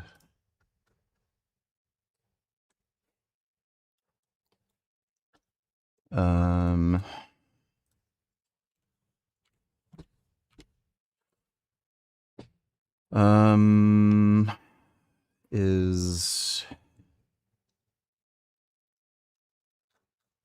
they have like firm or extra firm? Sure, whatever. 500 grams. That's a normal block. So they have the leucine. Yeah. So one block of tofu, 5.3 grams of leucine. So this guy says it's very difficult to get 2.4 grams of leucine from vegan protein sources. One single normal-sized block of tofu has more than double that. You know, I usually eat like 2 blocks of tofu a day. You know, maybe that's why I'm bigger and stronger than Paul. Because I'm getting more fucking leucine than him or some shit. What a fucking just dumbass. Plant foods versus animal foods. You can get 2.5 to 3 grams of leucine from 30-ish grams of whey protein. You can get it in 40 to 50 grams of protein from red meat, but you're going to have to eat a lot more soybeans, a lot more. No, you don't. More peas, a lot more rice and beans. And like, the fuck? What's strange here is he's going by weight. Tofu has water in it. So, like, it has physically more moisture. It also has fiber. Like, there's other things that don't even have calories that make up the mass. So, like, like, what point is he making? And a ton of lentils and a whole lot of tofu that's going to give you a stomachache to get that amount of leucine. So when it comes to muscle protein synthesis, avoiding frailty and sarcopenia, yet again, we see that red meat is king with creatine. No, we don't. Show me one study indicating red meat builds more muscle. He doesn't. He's just stating that. Bioavailable amino acids and protein and leucine to meet your leucine. So again, why is this guy such a tiny, skinny, weak little fucking bitch? I've literally seen vegan women on YouTube who don't take steroids who can lift more weight than him. Threshold to trigger muscle protein synthesis. So if you really want to live a long, healthy, happy, and vital life, here's what you do. You eat animal foods. It doesn't have to be steak. It could be ground beef, but get red meat in your diet. Do not fear it. 0.6 to 0.8 grams of protein from animal foods per day, and add some organs. Add a little bit of liver, half an ounce per day, a few days a week. Add some heart. Yeah, I'm not going to do that. I'm not stupid. Let's see. Shawn Baker made a bunch of dumb fucking videos. Ozempic just proved the carnivores are right. I'm sure this will be dumb as hell. Interesting trend that now that many of these weight loss drugs, such as GLP-1 receptor agonists like Ozempic, Wegovy, and others, are now leading people to eat in a more animal-based or protein-centric fashion. This is something that we, as carnivores have known for a long, long time. Protein is essential, and emphasizing protein is quite beneficial in many cases. You don't need meat for protein. Most people who eat a carnivore diet are eating a higher protein diet than the average person. Now, Yeah, that's because they're eating a carnivore diet. some of them still consume a very high fat diet as well, but protein certainly is in the mix. And by the way, you can look at the average person following a carnivore diet. They're all like fat, lazy, middle-aged people who don't work out. Like this whole carnivore fad thing, it's the people that it attracts are people who want like some diet where they can eat the food that they kind of enjoy, but they don't want to exercise or really do anything or change their lifestyle up that much so that they can lose weight. So these are lazy, unfit people. And yeah, sure, you can find some people who are like 300 pounds, and on the carnivore diet, they get down to like 250 or maybe even like 200, like close to a healthier body weight. But they're still like unfit. They're still kind of chubby. And they're not really, like you can look at their blood markers. Like they'll show you their cholesterol numbers. It's still through the fucking roof. You'll frequently see, even despite significant weight loss, their cholesterol either stays the same or it even gets higher because of their shitty diet. So great. I don't know what this is doing for anybody. animal proteins are clearly superior than any other form of protein. We're seeing with I have lifted more than him as a vegan than he has ever lifted in his entire life. So he used to do powerlifting and all this shit when he was younger. He's been athletic his entire life.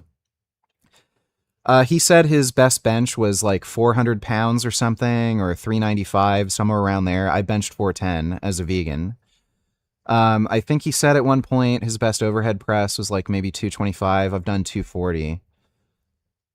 Like, his deadlift numbers have been a lot better than mine, but there's reasons for that, like the knee problems I've had. But like upper body lifts, I smoke him. more and more people taking these drugs, one of the concerns was, they're losing all this muscle mass, right? And so these studies were performed, and it showed variably that some of it was muscle, some of it was liver. The measuring techniques they're using to look at like muscle mass loss, they're very inaccurate. So when you look at these studies on GLP-1 agonists and muscle loss, they actually won't say muscle loss. They'll say losses in lean mass. The reason is they're using things like DEXA scans. What DEXA scans do is they differentiate between basically bone mass, fat, and everything else. So it can't tell the difference between like water and muscle mass, and it also can't detect intramyocellular lipids, so fat in the muscle cells, and it also can't detect liver fat. So if you're obese and you have a fatty liver, you go on Ozempic and the DEXA scan shows that your liver shrunk. That's because there's less fat in your liver. That same phenomena is happening with muscle. Fat people who accumulate why sometimes I have trouble saying it. Intramyocellular lipids. So fat in the muscle. Once they lose that fat, it shows as muscle loss when it's not muscle loss. It's actually fat loss in the muscle. Like if you're really fucking stupid and you don't weight train and you're also eating a low protein diet and a very low calorie diet, yeah, you will lose muscle, like actual muscle mass if you are on like these GLP-1 agonists.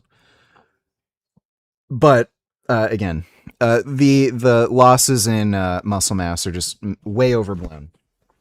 It's not that big of a deal. Liver tissue, some of it was perhaps cardiac muscle.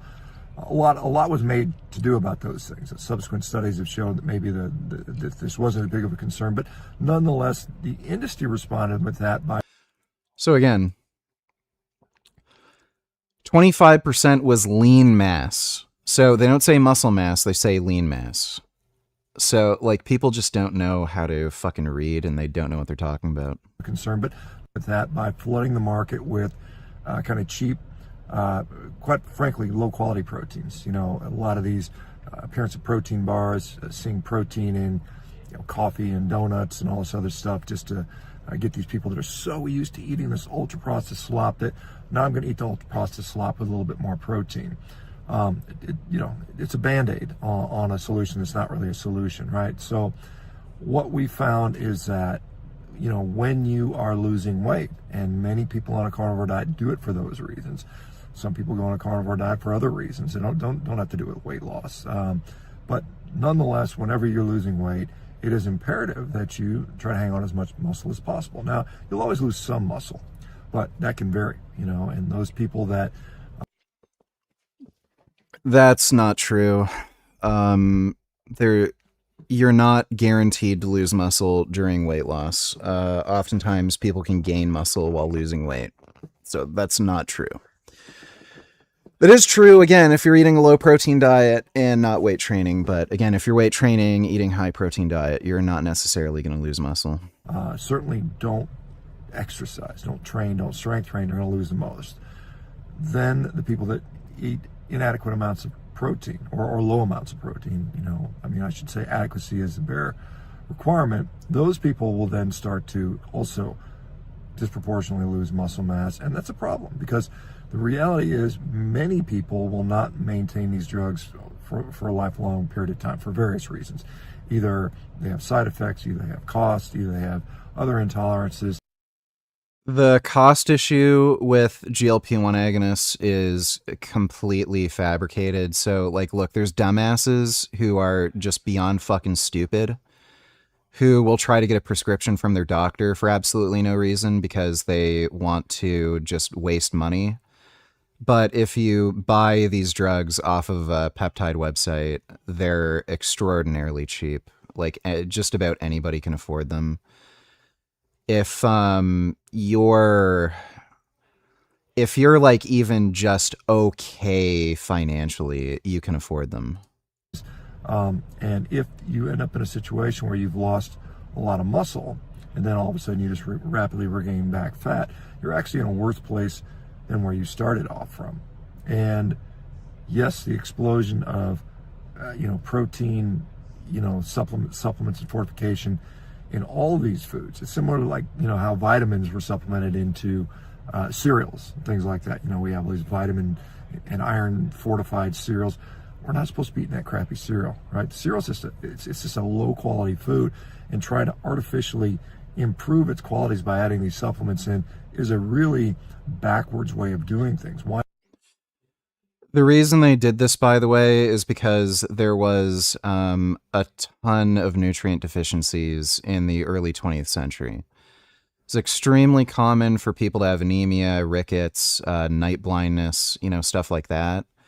And they found out it's because poor people just aren't eating enough foods with, these nutrients. So they started fortifying foods like cereals that are cheap and inexpensive that poor people can afford, but they can get in adequate nutrition. Why not just eat the foods that naturally contain high amounts of vitamins? Why not naturally eat the foods that contain high amounts of high quality of protein like beef, eggs, dairy products? I don't know. Maybe it's because they cause heart disease, diabetes, cancer. It causes animal suffering and death. And I'm not an immoral dickhead. Seafood, on and on and on. Like, by the way, that just looks fucking disgusting. Why don't you eat this, like, disgusting, slimy fucking slop shit? Nah, I'll just eat tofu and stuff. You know, this is where the real intelligence is. And a lot of people are getting that, you know, and I think that when you see someone put on one of these drugs, a responsible physician will tell them you need to up your protein, or at least get, you know, a decent amount of protein. And then when people ask, this guy's teeth are like neon yellow. For a guy, like, he's made so many fucking videos about how vegan diets will rot your teeth. And he'll link, like, weird studies from fucking Brazil where they find, like, just some raw vegan fruit eaters. This guy has neon yellow teeth. And, like, as far as I know, he's fairly wealthy. Like, I've seen his garage. I think he has a Porsche. Like, why haven't you gone to the fucking dentist and gotten some teeth whitening or something? That's where it's coming from. You know, hopefully they're saying, hey, look, you can get it from these animal sources. I know there's people that'll still push the plant-based foods. Now, again, plant-based foods are inferior to animal-based foods when it comes to protein quality. You can make, you know, you can do supplements. You can do plant-based supplements that are leucine fortified. And again, we get into this fortification process that is, in my view, suboptimal. Again, so what we're seeing is some people going on these drugs and then adopting a more carnivore-style diet, which, you know, I guess is better than adopting, you know, a continued processed food garbage diet. The other thing that's interesting is we see, it's interesting, what I've been seeing in the carnivore space now for a decade is all sorts of diseases resolving, you know, whether it's autoimmune disease, mental health diseases, things like central nervous system diseases, gut issues, addiction issues, all of them are improving on carnivore, right? We've seen that. And the reality behind that is because when people stop eating foods that are essentially poisoning them, right, and giving them disease, and when they stop doing that, those diseases go away. And so now what they're doing is they're seeing these drugs that make people stop eating as much of the garbage poison food, seeing their diseases go away. And they think it's some independent effect of the drug. Oh, it's only because you've taken this drug that you're... Buddy, like, they're substantially less fat. So, like, that alone will work wonders. And yeah, like, in all likelihood, they're like they'd have to be. They're eating less junk food. You're seeing a reduction in X, Y, or Z disease. No, it's because the drug is causing you to eat less of the poison. And that is... It's causing you to eat less, period. What's driving the disease? It's not a GLP-1 megadose deficiency. By the way, these GLP-1 agonists, they have a direct effect on your metabolism where they increase insulin sensitivity, they can increase insulin output in the pancreas. So, again, this is why these medications were initially developed specifically to treat type 2 diabetes. They weren't actually initially intended to be weight loss drugs. It wasn't until after they started using them on diabetic patients that they noticed there were appetite suppression benefits. It is a sufficiency or super sufficiency of crappy food that you're eating. So when you cut out the crappy food, it's no wonder that things like dementia go away, things like arthritis goes away, things like autoimmune disease goes away, things that we have seen in the carnivore community now for decades, and people ridicule and mock us and say, oh, it's only anecdotal. Well, that all stuff is anecdotal. The only difference is you've got a big pharmaceutical company that's... This guy is saying pharmaceutical research is anecdotal? ...to do studies and pay for it. Does he not, like, does he genuinely not understand that randomized trials are not anecdotes? Saying the same thing, and now, oh, it's okay. Now it's okay, right? So, some dude claiming something on Facebook is the same as a randomized trial on a medication. Like, this guy is fucking retarded. Like, genuinely fucking retarded. Peter Thiel. Yeah, he's got a Porsche. I mean, like, even if it's an older Porsche, you know, they are more expensive to upkeep. Like, why wouldn't this guy, like, he has a big fucking house. Why wouldn't this guy have, like, gotten his teeth whitened? Like, especially at his age, you can get those, like, veneer things, or those caps, where you can have just perfect teeth. Like, when your teeth look that fucked up and yellow. Big Pharma's new scheme to change your cholesterol. So they have a new drug that I don't know if it alters your genes or something, but basically it permanently lowers your ApoB, which is the, like, you know, leading cause of heart disease. So it just lowers the amount of ApoB in your bloodstream. And the effects appear to be permanent. It should be lifelong. Worst case scenario, like maybe every 10 years or something, you'd have to get the injection again. But it appears to be lifelong. They're going through trials right now. And I think on average, it lowers ApoB by like 43%, so nearly half. So if this drug comes, like, I want it. I would get it now if I could. So if this comes to market, that would be massively fucking beneficial for just the human race. You would see heart disease rates fucking plummet. This guy has a problem with it, and I'm assuming he's going to try to tell everybody not to take the drug that will save your life and help you live longer. Would you have your genes edited so that you could have permanently low cholesterol? Well, Eli Lilly. Yep, I would do that. Is betting, you know, millions of dollars that is. Really interesting to see Republicans accusing Dems of having no standards because of Graham Plattner. Meanwhile, Republicans can't stop nominating election deniers and anti-vaxxer retards.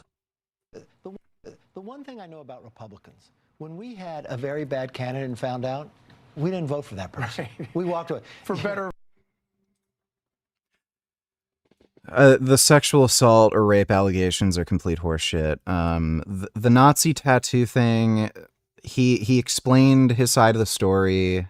It's plausible. It's a little weird. Like, again, if the guy had any Nazi beliefs, you'd expect to find out that he was part of, like, some Nazi community on, like, Facebook or social media, or is associated with friends that are in some, like, racist Nazi group. That hasn't come to light. So his story of getting drunk in some other country and then going out to get a tattoo with his Marine buddies and not knowing what the fuck it is, like, it's plausible.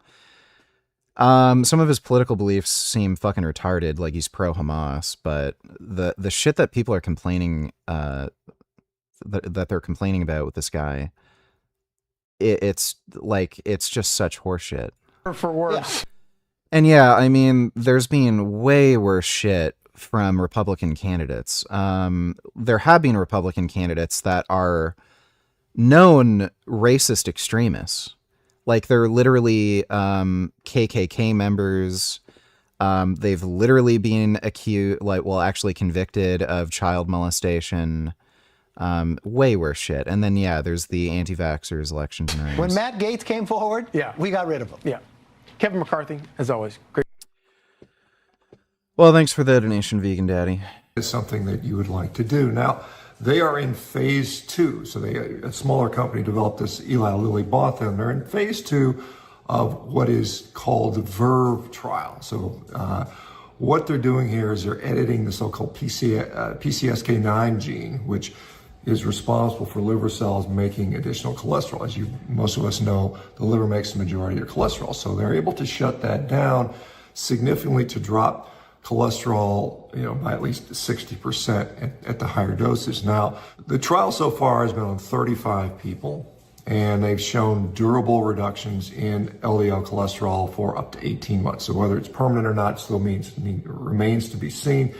They're using lipid nanotechnology to introduce this through a single infusion. Tomorrow is lower chest day. People tell me I should pre-exhaust with pec deck flies before doing compound movements like flat bench. Do you agree? Or should I do my compound movements first, like I normally do? It doesn't particularly matter when you're talking about muscle growth. The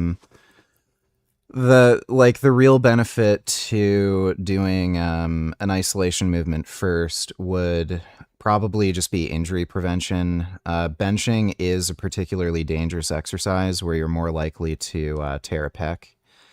So if you pre-exhaust the pec with something like a pec deck fly or a dumbbell fly, you're doing something that's low stress, low weight, but getting a good stimulus on the muscle. And then when you do bench, you're not going to be as strong. Therefore, you can't lift as much weight, and therefore you're less likely to tear a pec. So a lot of really big, strong bodybuilders do that because otherwise, they'd be benching like 500 or 600 pounds where they're super, super likely to tear a pec. But if they do the isolation work first, well, now they're down to benching like in the 300s or maybe at most in the like low 4s, where it's much safer. If you're natural, not particularly strong, doesn't really matter. The other benefit might also be that like some people have trouble activating their pec when they're benching. So like their shoulders, triceps take over. Again, if you do the pre-exhaust first, where you do the isolation movements, your pec is more likely to be the limiting factor in the movement. So you might get better pec activation and then therefore better stimulate the pec. But again, if that's not really a concern for you, then it's entirely personal preference. The only other consideration is whether you care about like maximizing strength on the bench. If you care about that, then you'd want to bench first. So hope that helps. Thanks for the donation, Didi. Infusion. Now, the infusion itself will likely cost tens, if not $100,000 or more, most likely, based on historical infusion costs. They are targeting people that are refractory to lowering their lipids through traditional means, which would be drugs, whether they be statin drugs or PCSK9 inhibitors and so on and so forth, or people that have had known cardiovascular disease, and then eventually scaling out to the general broader population. So you could. Unfortunately, PCSK9 inhibitors are much better drugs than statins, but they're still under patent. So you can't get a generic version of the drugs, so they're remarkably expensive. You, like, nobody, unless you're like big ass fucking millionaire, can afford them. So the only time even insurance companies will cover the cost of those drugs is if you're non-responsive to statins. And even then, you know how insurance companies are, oh, we don't really feel like that's necessary. But yeah, if somebody has a really high cholesterol, has a history of heart disease, they don't respond well to statins where their cholesterol isn't lowered significantly enough, then like maybe your insurance company will cover PCSK9 inhibitors. But yeah, they're still under a stupid patent license. You'd say, well, I'm just going to go in and get my gene edit and I will now have permanently low cholesterol and therefore I will be protected from heart disease, or that is the belief here. Now, I would kill myself if I was a political operative who had to defend Trump on CNN for my job like the two bearded guys do in this clip. I'm going to ask, honestly, Scott, Peter, maybe you can answer this. As an independent, I really feel like everyone's abandoned any pretense of character in politics, but I do agree Republicans have been particularly egregious at that. And when we have this serious corroborated allegation against Graham Plattner, but you have dozens of accusations against Donald Trump, one of them was litigated, you have a court finding against him, isn't that significant more weight behind accusations against Donald Trump? Well, yeah, like that is a very good point. Than there even is against Graham Plattner. How can one be disqualifying but not both? Well, I mean, the president would say there isn't serious corroboration on these accusations against him. There was a That's judgment. That's what he would There was a argue. judgment by a jury, a federal jury. Yeah, and the person who accused him couldn't even remember when it happened. Well, So, okay, that's I mean, up to the that's jury. But yeah, this is like, look, it's just so much better to be honest. Like, Just say, like, look, I don't agree with the guy's political beliefs, and I don't think he should be elected, but, like, the sexual assault allegations against him are, like, just not credible, at least at this point in time. And then you wouldn't be in this position where people can point out, like, a clear fucking double standard. That's the argument. That's the jury. At the same time, Trump identified the person who accused him as his ex-wife in those proceedings. But what do you say? I mean, you said what Trump would say. What would you say to the question that Brad had? Look, my view is this. If there is serious allegations, if there's serious evidence or corroboration, I mean, everybody has to take responsibility to based on Brad's what they point, think. those are serious allegations. Okay, those are serious allegations. Doesn't matter what the allegations are. It matters what the evidence is. Like, I could accuse this guy of, like, tying me up and raping me and then, like, I don't know, like, calling me mean names and shit. Doesn't mean it's true. Doesn't mean anybody should take it seriously and, like, fucking take away this guy's job. And then if you add to the, look, I don't want to, I think it is just a fair question that if you're going to be throwing the book at Graham Plattner, not just about what the women have accused him of, but also about his own statements about women and rape, then you should at the very least have a look at Donald Trump. He's on video saying that he could grab women by their genitals. Have we not played that video 15,000 times? That's exactly the point. That's exactly the point. Yeah.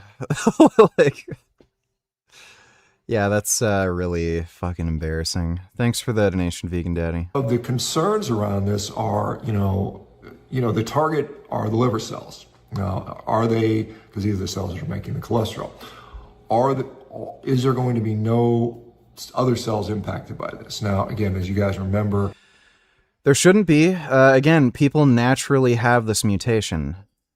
Lipid nanotechnology was used in certain vaccines, and we saw with COVID a lot of those vaccine effects were showing up in other cells.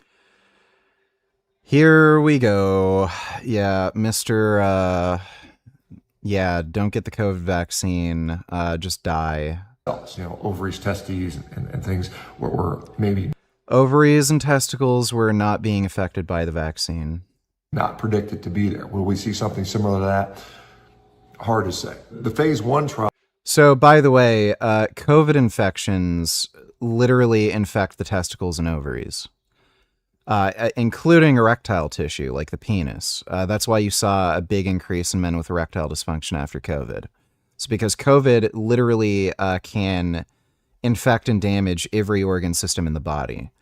So this guy is saying because very small microscopic quantities of the mRNA in the vaccine can be found in like the testicles or ovaries or something, you shouldn't take it even though it doesn't do anything. Remember when you used to be a gay bitch tits feminist and you got really upset when that vegan cheater called bite-sized vegan bite-sized Emily? You said it was belittling and he was only doing that because she's a girl. Cuck bitch. Yeah, I've been around. I don't know what the problem is there, but thanks for the donation. Vegan Daddy donated $2. Apparently Connor Murphy's dead. Yes, we've already covered that. Thanks for the donation, dude. Well, they actually had, I think, a death or two in it. So they had one or two. The patients actually died, which they said was not related to the gene therapy. But yeah, we talked about that the entire stream yesterday. Who knows? Some of the concerns: permanently lowering your cholesterol. We know unequivocally that cholesterol plays a role in immune function. LDL cholesterol does. Yeah, so again, there's people who naturally have low cholesterol. They don't have higher risk of infectious disease. Elias donated $2. It is hard for me to believe that this is true. Why we don't hear criminals using this shit all the time. Scopolamine, devil's breath. In Colombia, criminals extract scopolamine from borrachero. Yeah, I know what scopolamine is. It's basically a drug that takes away your agency and you can make people do whatever you want. It is common in South America to use scopolamine. It's a huge problem. It's just hard to get here, but it grows naturally, like in the wild in Colombia. So criminals use it all the time. Also, is vegan butter basically unproblematic if I take statins to lower cholesterol? No, not necessarily. So, again, it's the absolute magnitude of exposure to the vasculature to ApoB. So if you naturally have, like, say, slightly elevated cholesterol score, say it's like 100, when ideally it should be below 80, and you take statins, and that brings it down to 80. If you add in butter, despite taking statins, you'll increase your serum cholesterol score probably beyond, that safe mark. So if your diet doesn't normally contain something like vegan butter, that, depending on what butter you have, it may or may not have a substantial amount of saturated fat. Then yeah, it's not. It just depends. If you have very low cholesterol to begin with, might not matter. If you have kind of elevated cholesterol and it's only being managed okay with statins, then I'd still recommend avoiding something like that. Thanks for the donation, though, Elias. Thought on Brian Johnson getting an immune system condition recently despite being a health guru? He didn't get it recently. He probably had it since he was in his 20s. Thanks for the donation, dude. What happens is it's utilized to detoxify or bind with certain, pathogenic compounds, toxins, endotoxins, and so on and so forth. So when you limit that, the theoretical concern is that you will inhibit our immune system, and you'll be more susceptible to things. Oh my God. It's stupid.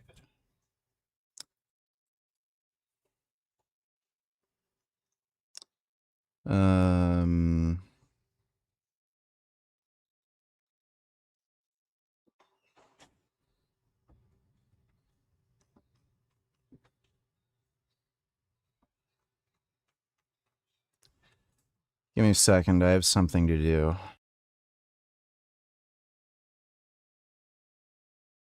I'm just going to mute myself and then send somebody a voice message.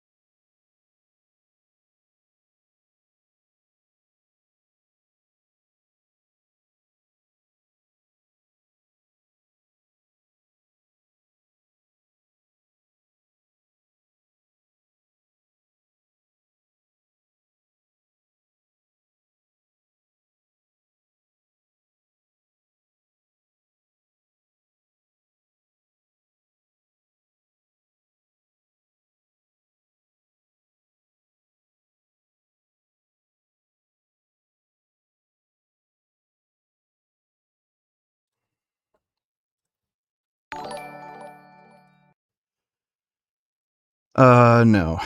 Thanks for the donation.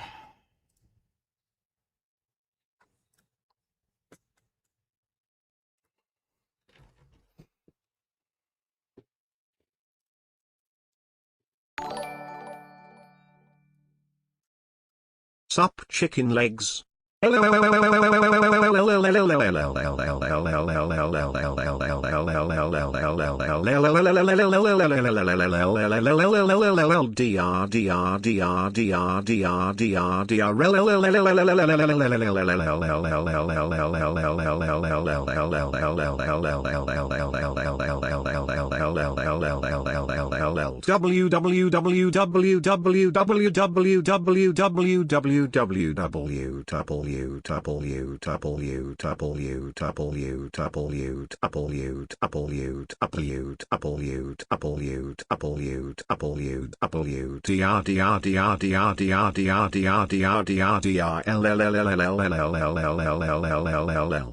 smile.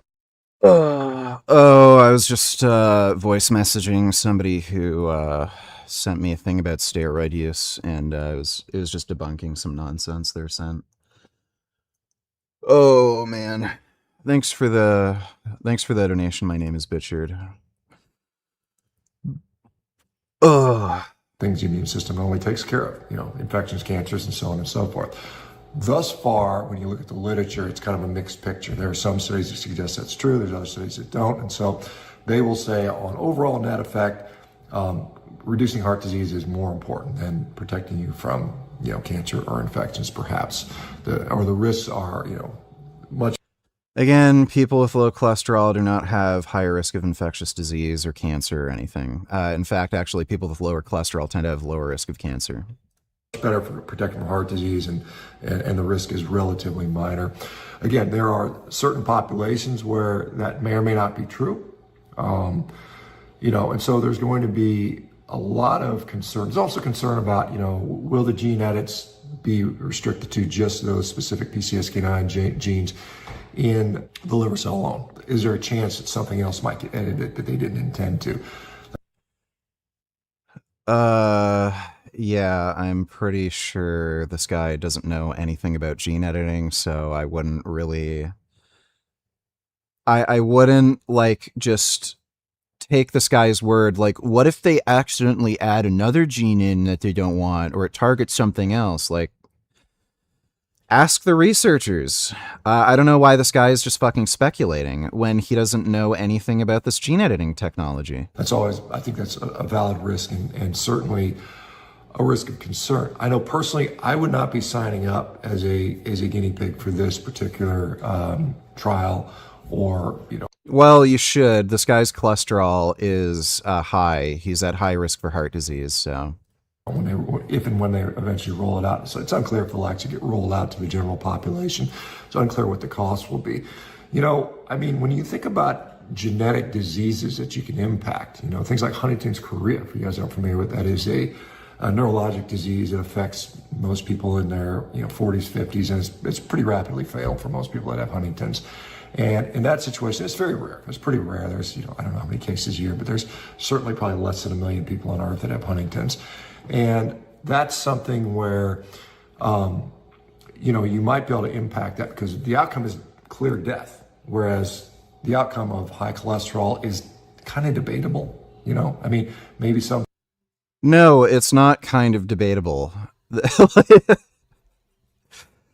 Again, there's randomized trials proving that the lower your cholesterol is for a longer period of time, the less likely you are to die. Some people it increases their risk for cardiovascular, maybe some people it doesn't. It's not like impending death right away. And so if you smoke cigarettes, you're not going to die right away.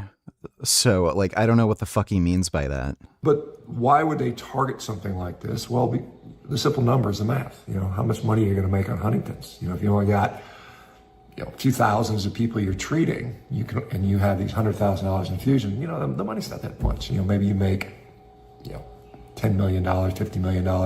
It's not big enough.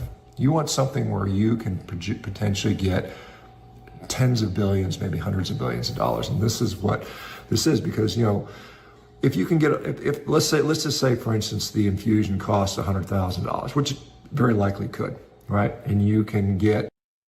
No, almost certainly wouldn't. Like, Brian Johnson did that follistatin gene thing. That costs about 20 or 23,000 for the follistatin gene editing. So assuming they're using like a similar technology and everything, like you'd expect it to be roughly that cost. And again, like there's economy of scale too, right? The follistatin gene editing thing, that's a small company, and they're only getting so many people who are doing it. So if this cholesterol like gene editing thing becomes a standard sort of treatment and you have millions and millions of people getting it, that's going to lower the cost. So like that would blow my mind if it's like $100,000. Like, just no fucking chance. You know, 3 million people. What is that? You do the math on that. You're into the, you know, multiples of billions of dollars right there. So that incentive is alone. Whereas if you give those same people statin drugs, which are now less expensive, you'd make more profit on the infusion. So some of the people saying, oh, look how noble pharma is. They want to cure disease. They still want to make profit. And that is the main driving effort here. What will we see? As I mentioned, the immune system may be impaired. We do know there's associative data showing mental health issues, increased rates of violence, increased rates of suicidality, increased rates of depression. Again, that data is mixed. No. This is completely fabricated. There is not. There are some studies that show that, some studies that don't show that. Oh my God. So, you know, I mean, you know, maybe it affects 20% of the population. So 20% of your population, now maybe they develop depression as a result of something like this. So I am not very bullish on this type of stuff, quite honestly. This guy is straight up fucking retarded. Honestly, for this type of issue, I think if you're going to do gene editing, gene therapy for rare, universally fatal diseases like cystic fibrosis, Huntington's chorea, to me, that's where this technology makes sense. For something that is ubiquitous, like high cholesterol, or quote unquote high cholesterol, right? And the benefits are potentially questionable. No, the benefits aren't potentially questionable. Again, if you could lower the population's cholesterol by 50%, you'd see a massive reduction in heart disease. Like again, like aside from just the like the reduction in smoking prevalence, another reason why you're seeing a reduction in heart disease deaths is because of these cholesterol lowering medications. So if you could have a gene editing technology where basically everyone, like as a vaccine that they get in childhood, gets this gene editing where they get like a 50% drop in their ApoB, you'd see massive reductions in fucking heart disease over time. This is just so fucking stupid. It's hard to get on board on that. Anyway, let me know what you guys think. Like, this guy is such a clown. Don't take the life-saving medication. Get heart disease. Be a dumbass. Just a second, I gotta listen to something.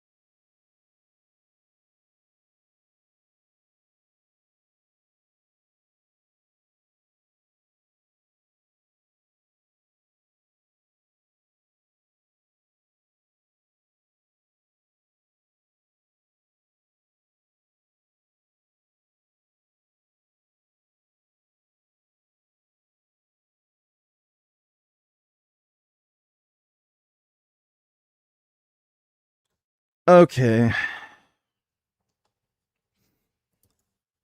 Nico and Alex Jones thing is a little long, and it's already like 1 a.m. So we do have some new fragments. I don't really show you guys this part because if all I did was come on here and complain every day about how I was in bed for 18 hours, most people probably wouldn't watch me, but... Frank has not been diagnosed with any disease or condition that requires him to use an oxygen tank. He does not need medical oxygen. I'm pretty sure he isn't even on oxygen. He has some, like, weird filter thing. But, yeah, he's acting as though he's like terminally ill when he's not. He's fine. He's just a retarded drama queen. And he's trying to make up bullshit so that he doesn't have to attend the trial with, Taban. Dr. Taban's lawyer is trying to argue that I am medically fit for trial, which is supposed to be next week, and that they shouldn't continue the trial. Now, I spend 14 to 18 hours a day in bed on medical oxygen, and I am legally disabled. He's literally made videos about this. He just bought these tubes and shit to give himself oxygen. He's never been given a prescription for oxygen. He has no disease or condition that necessitates him being on oxygen. He just decided to do this. According to the state. He is not legally disabled. He's making that up. I'm on Social Security disability. I really fucking doubt he's on Social Security disability. For one thing, he makes way too fucking high of an income for him to qualify for that. I don't know how that would be the case. And two, disabled how? This guy says he has said multiple times he's legally blind, but then he goes and drives a car for like 3-4 hours between Pennsylvania and New York. So my physical state, I mean, I'm not going to argue with a judge that I'm not unwell, because the only way that my chronic migraines are prevented is if I spend the majority of the day sleeping on medical oxygen. These doctors have... This guy literally filmed vlogs traveling around Japan, going out to eat, going to different restaurants, looking around, shopping. But, oh, I'm disabled, I can't move, I have to be on oxygen constantly, but he can travel to Japan, go out to eat multiple times a day, go to, like, all the sightseeing places, shop in malls, right. Refused to give me adequate pain medication, and I have no way to tolerate this. And the reason I can't attend the trial is, I don't have medical oxygen for the plane. When I get over there, am I going to have accommodations? How many hours am I... What does he mean he doesn't have medical oxygen for the plane? He just said he's on medical oxygen. How would you not have it for a plane flight? Actually going to be able to sit at trial healthily? I don't know. What I can say for certain is in my current, So he's not going to show up. If he's forced to attend in person, he's just not going to show up. What a fucking idiot. Physical and financial situation, the medical accommodations are not accessible to me. So I'm assuming they're going to continue the trial and let it go. If not, I will happily take a flight over to Los Angeles, and who knows, maybe I get hospitalized immediately after getting off the flight because I'm so sick from the flight, and then they can get proof from the Los Angeles hospital that I'm in there, or... He's gonna go full Karen and pretend as though he's having a medical emergency and then waste everybody's time. I can pass out on the floor of the trial. I don't care. I will do that. If they think they're gonna win the trial because I didn't show up, I will gladly fly over there and have a medical emergency in front of the entire courtroom. So I hope they don't think that's going to happen. But hopefully it doesn't get to that point. Hopefully we don't have to be unreasonable. But If I go over there without medical oxygen and I don't have accommodations, I will 100% get very sick and get a chronic migraine almost immediately, and basically it'd be torture. It would be torture. My chronic migraines are debilitating. Yet somehow he could travel all the way to Japan just fine. Again, go out to eat multiple times a day, go shopping. Sure. I can do is lay in bed and hope that the pain goes away sooner than later, which is why, and the pain is so bad from these chronic migraines that I lay in bed 16 to 18 hours a day. Like, my life is horrendous. I like really don't enjoy anything anymore, and the pain is that bad that I will literally sit in bed 18 hours a day on medical oxygen just at the hope that I don't get the chronic migraine, because it the only Sure. Zionist Jewish Democrat likely 2028 presidential candidate Rahm Emanuel made a speech in Tel Aviv criticizing Netanyahu's leadership, which I think is good and fine. But I'm sure for Richard this would disqualify him for his support. You're kinda insane.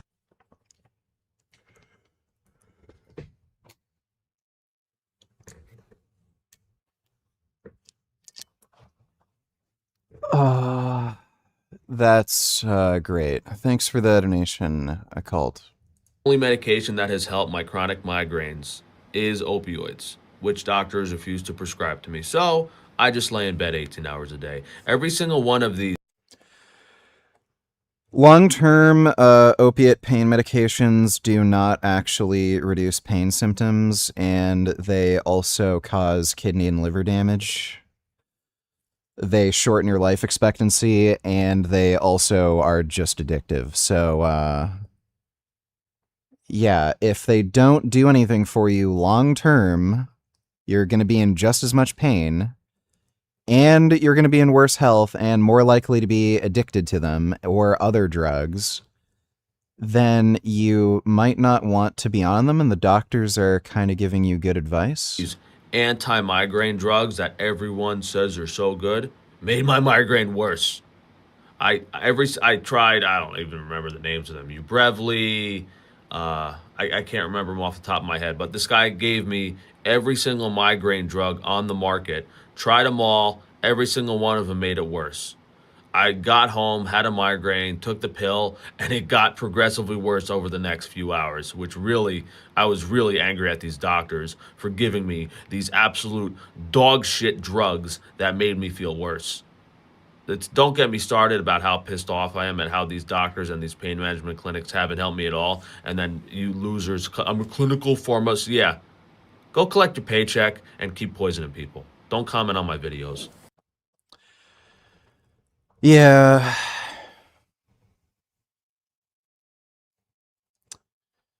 Well, that's Frank. Still very dumb. It sounds like he's, like, still addicted to the opiates. Like, he just wants them so badly. I know he was taking kratom, which I think is, like, a more mildish opiate. I don't know if he's still taking that, but yeah, he's probably addicted. Hey VG, do you feel like testosterone has improved your overall mood? Yes, literally every steroid I've taken has improved my mood, even Tren. I actually noticed a big mood uplift since taking Tren. What's weird is, like, my patience for annoying, stupid shit has even increased. Like, you know, like how on stream when people ask me the same question over and over again, or they just ask me, like, a dumb question, and I get, like, kind of fucking annoyed, and I'm like, you fucking asshole, why the fuck would you ask me that? Lately, like, I've just been like, oh, that's a stupid question. Whatever, I'll just answer it anyway, whatever, big deal. Like, so, like, what's funny is, like, Tren is supposed to make you, like, a fucking raging lunatic. I've been on Tren, and I've been more calm and mood stable. So yeah, there is very clear research on testosterone, you know, meta-analyses of randomized trials that show testosterone is very effective at treating depressive and anxiety symptoms. So, pretty much universally, men on testosterone have better mood. Very rarely do you see testosterone increasing anxiety. Usually that's with people who either take too much or are like hyper aromatizers and they just have a like really excess amount of estrogen. But again, vast majority of the time you see mood improvements. Yeah, the three so far that I found improve my mood the most are testosterone, boldenone, and trenbolone. Specifically trenbolone and nenthate. I don't know if I'd get the same effect from acetate, but trenbolone and nenthate, I find that really improves my mood. Boldenone makes me feel great. I just get a really nice sense of like wellness from it, and testosterone just in general improves my mood. Thanks for the donation, though, Vegan Warrior. I wouldn't recommend, like, people take Tren, though. The vast majority of people just do not take Tren. Most people do not react to it well. Again, most people have really bad sleep issues from it, anger, anxiety, paranoia. A lot of people also become hypersexual on it and start, like, cheating on their girlfriends and shit. So I wouldn't recommend it, but I'm just an unusual case where it actually improves my sleep, improves my mood, but yeah, I've gotten good mood effects from the steroids.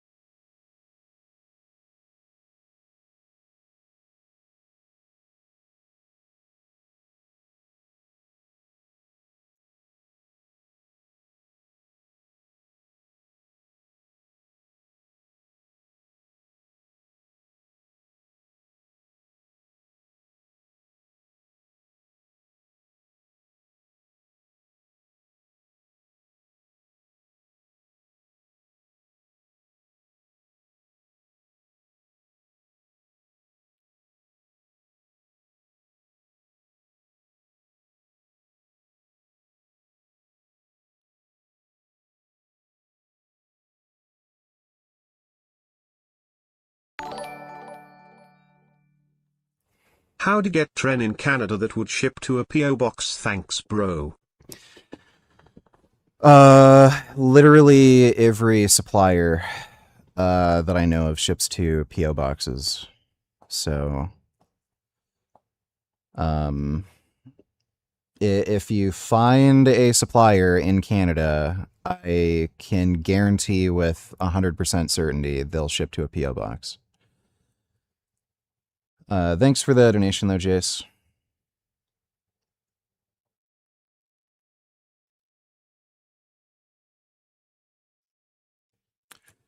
Yeah, I think this is too long to start tonight. We'll probably react to that tomorrow.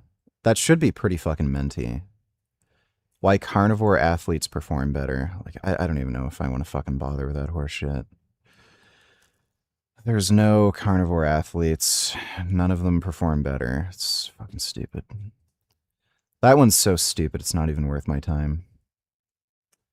Vegan Teachers Live? Part and put it in a plastic saran wrap container and give it to us. They No, don't it's wrong. do that. It's sad. And so I'm teaching English, remember, to the French kids. So I'm like, do pigs, give us bacon? Do they, est-ce qu'ils se coupent eux-mêmes? I was speaking, not supposed to speak in French, but every once in a while I had to just really make something clear, And Yeah, so, like translate so it's more obvious. yeah, and so the kids are like, no. I'm like, okay, everyone get out your big markers. Let's put a big X through that, because that's a lie. You know, so you can imagine the school principal, like, why do the kids have all these X's in their book? Because also when we were talking about food, I said to them, like there was a fish there. A fish is food. I said, is a fish food or an animal?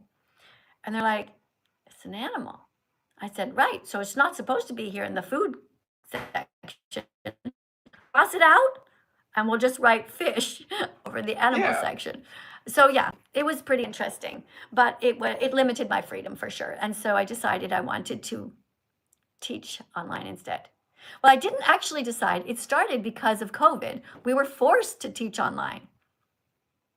And when we were online, I remember, when we were teaching online, it was great because the kids who were lazy and never wanted to do anything, they never came to class. So I only had all the nice kids there. So it was really fun. Oh, that's nice.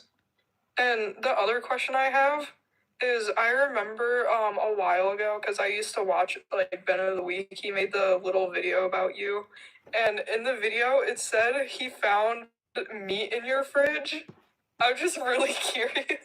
So I've made You don't have to answer? I've made multiple videos about that. I've I talked guess about I just haven't seen I will go ahead and repeat, and I've repeated it on multiple live streams. So basically he lied. It's a very, very long story. I'll try to make it short. Okay. Yeah. People in my neighborhood knew that I was vegan. They knew that I was on TikTok. As you can see in the comment section, people think it's funny to be mean to vegans for some reason. It's really a bizarre thing. What's really bizarre to me is like they just decided to pick on her. I remember when the like, you know, vegan teacher shit was like really popping off and everybody dogpiled on her. And I was assuming like, okay, maybe she's a little crazy or something. And I looked at her content and it's like, what are people's problems? She's just being nice and singing and like telling people to be nice to animals. It's like people are just fucking assholes. We're trying it's like really disappointing. So I was out. I'd parked my car at a store. I came back and there was a meat stick in my windshield. So, yeah, I remember that. So I. She should hire me as like a bodyguard to protect her car, and then I can just like fucking smash these people on their heads if they try that shit. I knew that somebody was probably watching me and filming, and I couldn't see them. They were seeing what I was going to do. So there was a garbage can near me. I thought I could take it and I could put it in the garbage can. But then I thought, this is a dead body of an innocent animal, and it's here. I'm going to make a video about it for my YouTube channel or my TikTok. So feeling like maternal. Yeah, I find the younger generation is like just a bunch of fucking insane, like social media brained retards. I wonder how bad it's going to get when like AI is like just such a super normal thing and nobody has to think for themselves anymore. I'm probably just going to have to be hyper isolated and not be around fucking anybody. I'm going to have to like get a place in the woods or something. I think I'm just going to get too pissed off.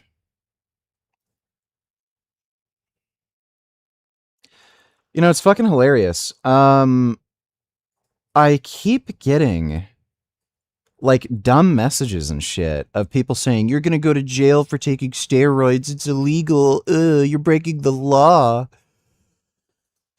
Like it's legal in Canada. They're so fucking dumb. The only thing that's illegal about them in Canada is you can't sell them. So yeah, if you're like a drug dealer and you're selling them, that's illegal.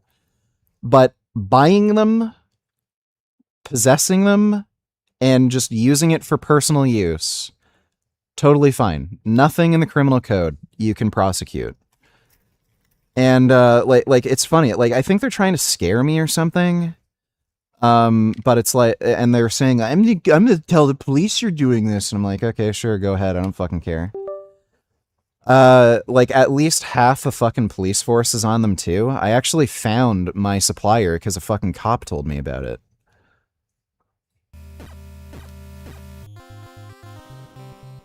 Time to suffer.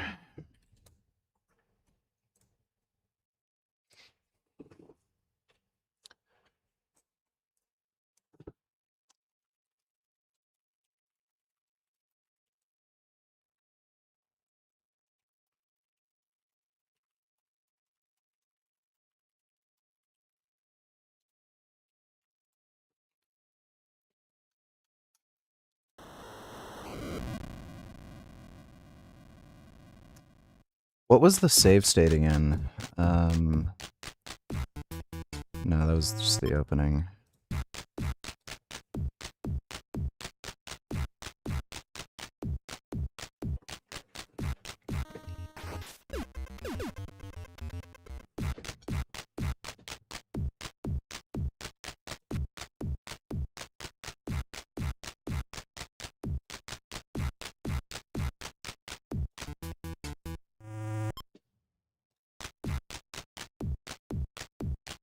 Is this the wrong...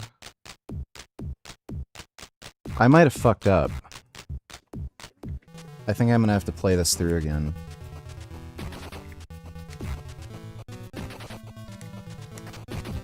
Oh my god. Okay. Whoopsie. I don't know what I did with the save states.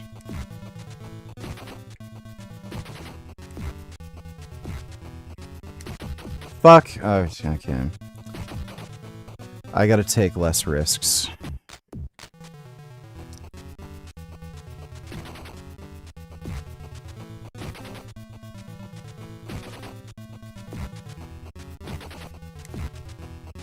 Damn it! Oh my god, that's... It's just hard. This game is just hard.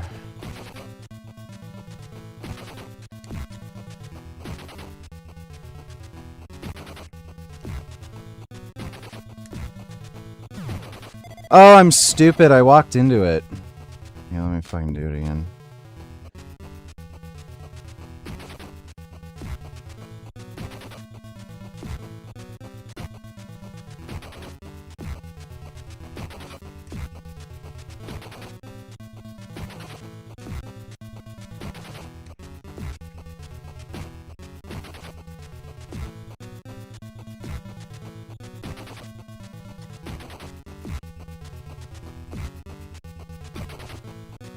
Oh, damn it! Fucking pussy.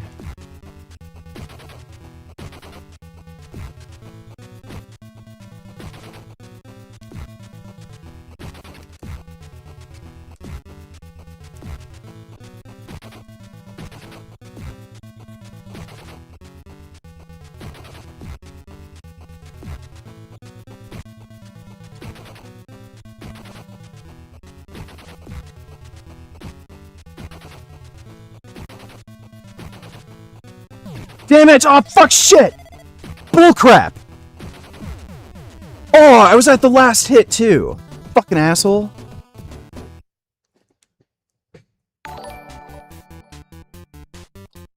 Nigga, why do you charge $50 to twerk? That's Jewish AF. This ass don't come cheap, dude. Thanks for the donation, man.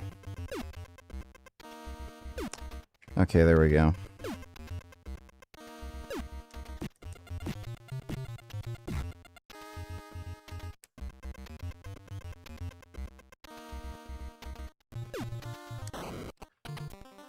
Oh boy.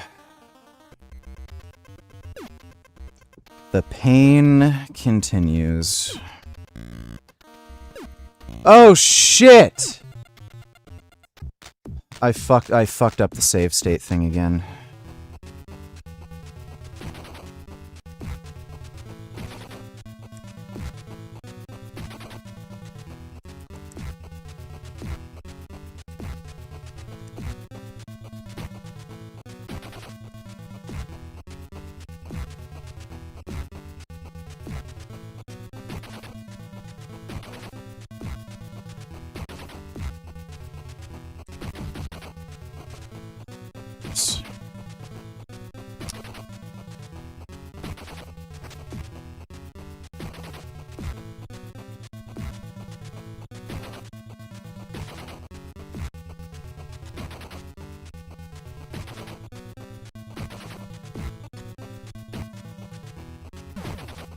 Come on. That's fucking bullshit.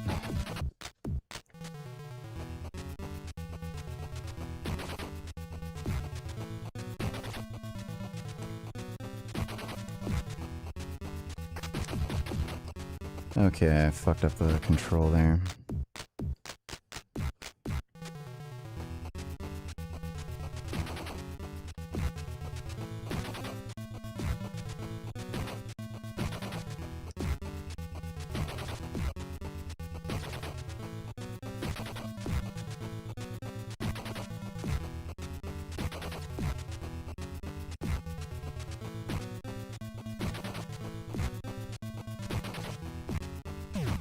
Oh my god.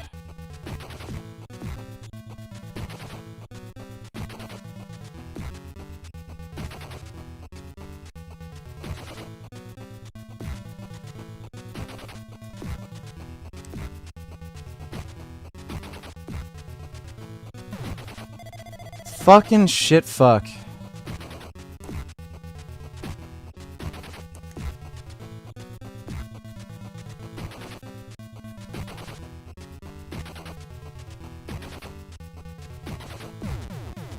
Jeez.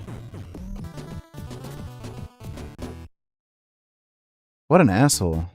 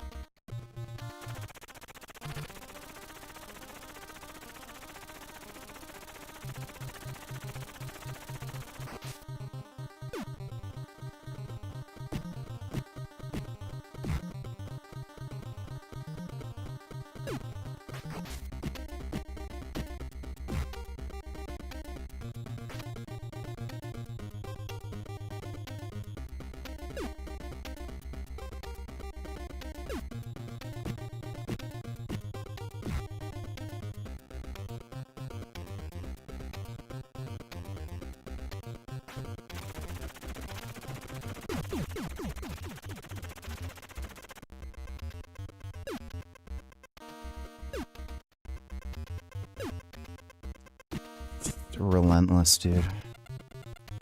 Absolutely fucking relentless.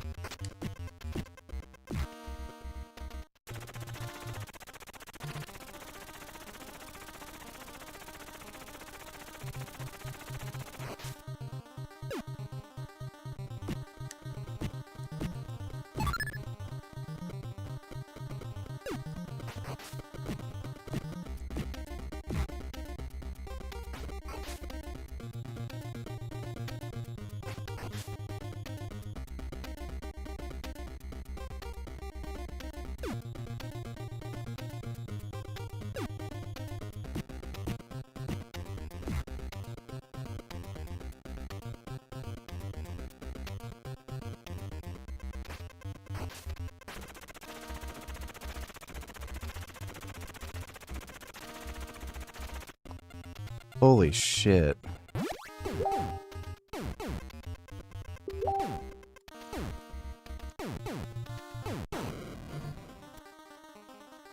Okay. I think I'll put a save state here. Like, that section's pretty easy. Just so I don't have to... Like, I really don't need practice for that one. God, yeah, like, I mean... Like that. It's fucking stupid. Crap! Did I fucking do it again? I did it again. I fucked up the... Great. That's a bit of a problem. Well, not really, but it's kind of fucking annoying.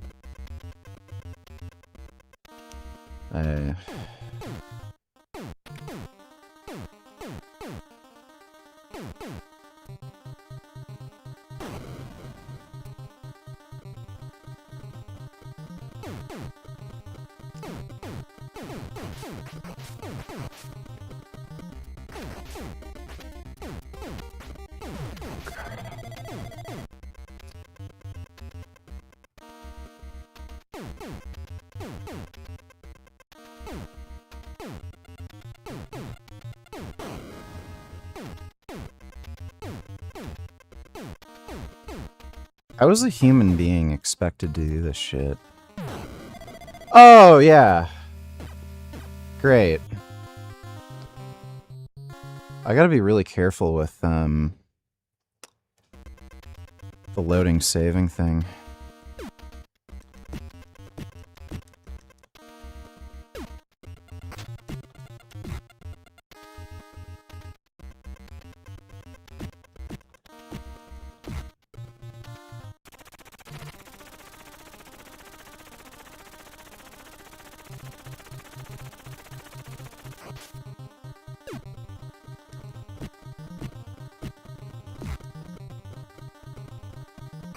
Ah, damn it, I forgot about that.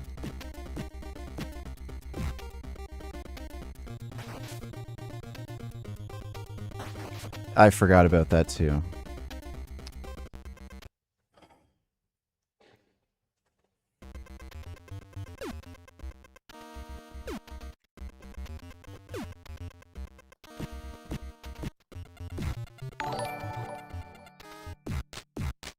How much do you weigh right now? And height? Jacked gains. As of this morning, I weighed in at 220, so that's been the lightest weigh-in so far. I'm dieting, and I'm getting pretty lean right now. Ugh. But yeah, 220 as of this morning. Thanks for the donation, Jobless.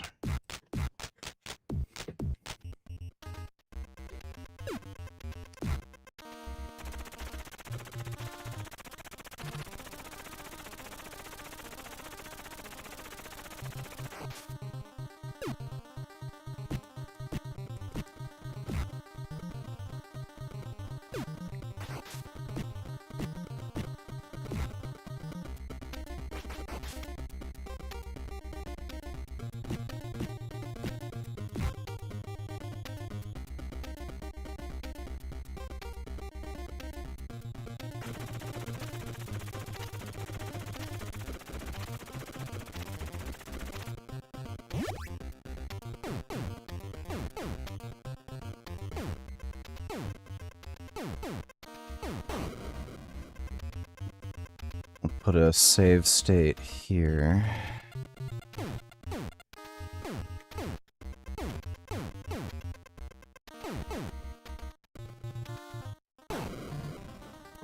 I'll actually put it here. That's all easy. I can get through that just fine. This is where the shit becomes fuck.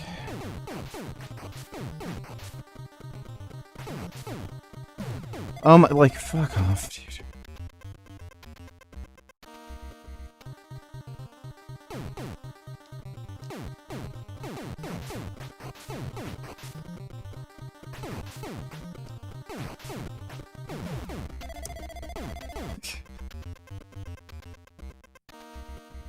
There's no fucking way, like, any normal fucking human being would be able to beat this fucking shit.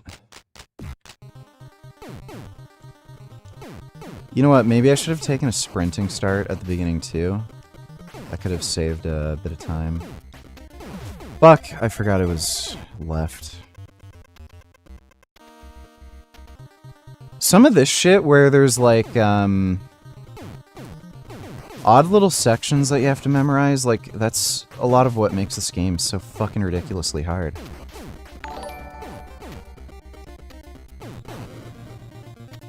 Jason, only $2. Suppose I want to build muscle for a year or longer. How long would 10 mil vial of Tren last? Or should I take more or less? I wouldn't recommend taking Tren. Tren, in all likelihood, isn't going to help you build any more muscle than testosterone, and it's also a 19 nor. It's very bad for your heart long term. So you probably don't want to be on it for more than like 8 to 12 weeks, and if you're going to extend it out to 12 weeks, like, it should be on a lower dose. And the less you use of it, the better. Also, most people, like, can't tolerate it practically at all. So just stick to testosterone. You You want to start off with low doses of testosterone, so I'd recommend 20 milligrams a day initially, probably for the first month. Your body has to get used to exogenous hormones, so just slowly titrate up the dose as needed. Testosterone's arguably the safest. It's a bioidentical hormone. It doesn't do anything funny in your body. So I'd recommend checking out Todd Lee's Anabolic University. He goes over how to take these drugs safely, which drugs to take, which drugs to avoid, how to manage side effects, how to start your first steroid cycle, stuff like that. So, as far as knowing how long a single vial is going to last, steroids usually come in 10 ml vials, so 10 milliliters of total fluid. In the case of testosterone and enthate, you can't really get cypionate right now. Like, some people still have supply in stock, but cypionate is out of stock for whatever reason. What you do is you look at the daily dose. So if the daily dose is 20, like say 20 milligrams, if it's testosterone and enthate, it's going to have 2,500 milligrams in the entire vial, because it's 250 milligrams per mil times 10, because 10 mils. That's 2,500 milligrams. So 2,500 milligrams divided by 20 per day, that's 125 days. And then you can like do other calculations like by week, by month. So it entirely depends on what dose you're taking. But hope that helps. Thanks for the donation, Jace. Oh wait, give me a second.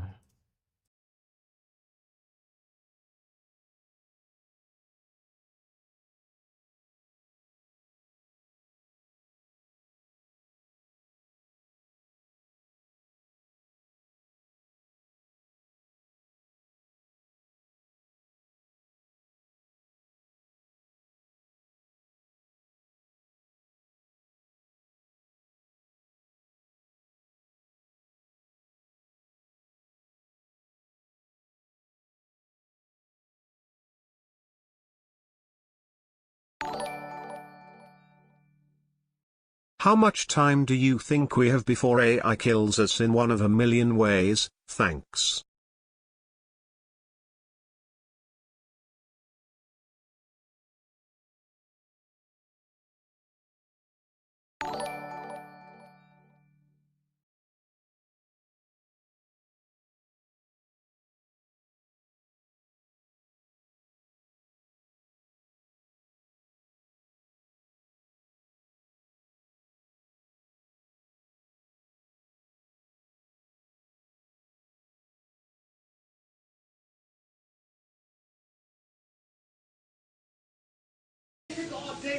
Every day. Are you kidding me? Where you from, nigga? Where you from? Where you from? Where the fuck you from? Here, nigga. You from here? Get the fuck out of here, you a clown, nigga. Oh God, you a clown, nigga. You from here? You a clown. You gonna smack me with that? Smack me. Smack me, nigga. Come on, get it. Drop it. Oh. Yeah, you got yours, buddy. Call me another fucking say.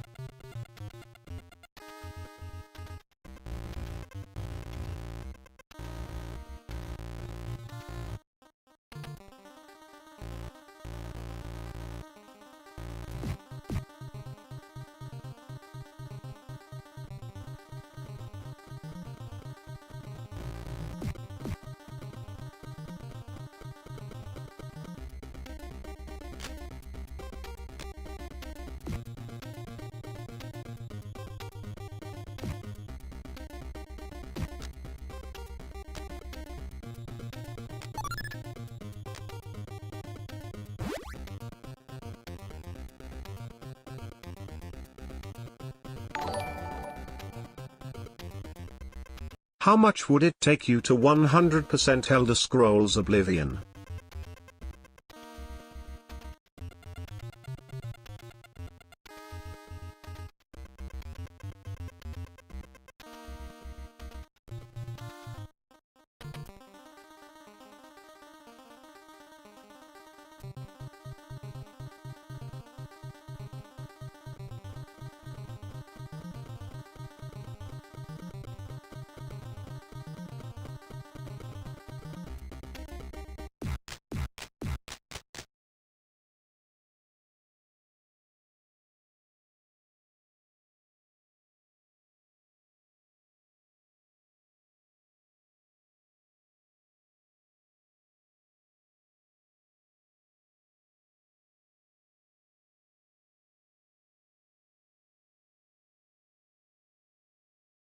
And I. Sir, you are mute, sir. Please consider, sir. Thanks, sir. Sir, yes, sir. Oh, I didn't realize I was muted, my bad. Thanks for the nation, Jobless. Yeah, Jace. It would take a lot of money for me to like be willing to 100% complete Elder Scrolls Oblivion. If by that you mean get all achievements, do all side quests, like literally 100% the game. Yeah, I don't think you'd pay me enough for it to be worth it for me. Thanks for the donation, though, Jace.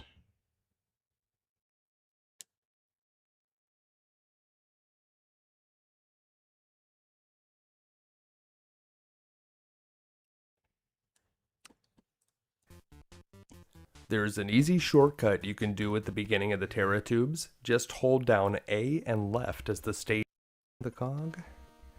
And there it is. Sneaky. Let me see. Come up here. Make your way back up across the top and head over towards the wall so it doesn't hit you. This is a checkpoint. Google, Canada, steroids importing and trafficking, ordering steroids online from outside the country or buying them from black market sources constitutes importing trafficking.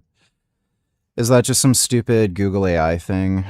Because again, you can buy them.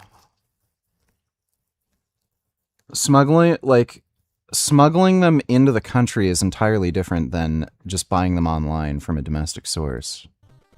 Take a second to get a feel for how you're... Because the Google AI thing will give you stupid shit. Like, they're not going to... Like, these AIs are trained to not tell you how to do weird, fishy shit.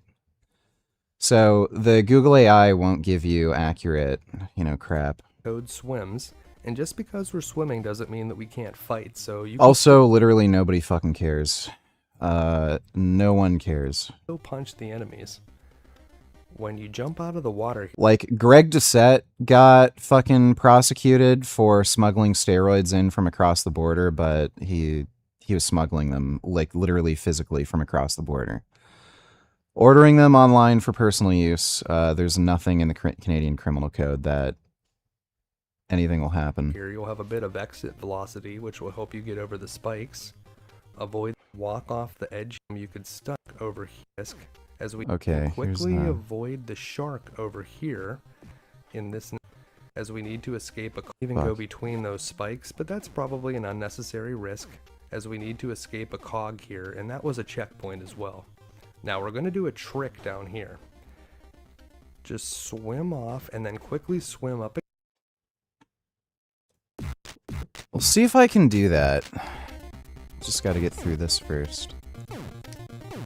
But, yeah, of course. Like clockwork.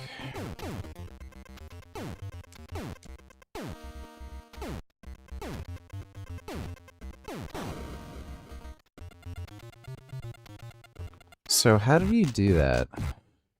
Again, and you Aim can get here. underneath. Just swim off and then quickly swim up again.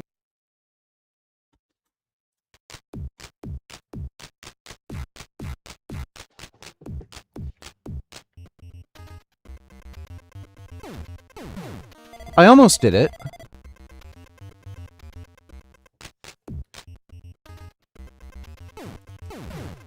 I almost did it. Fuck, okay, that time I didn't do it.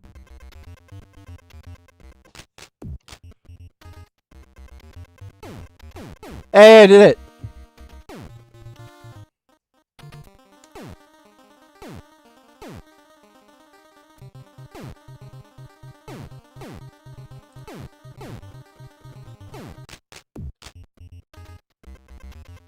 Ah, fuck. Just want to try that a few more times. Okay, I think I can get it consistently now. Fuck. You have to time it, like, just right with the swim up. Fuck.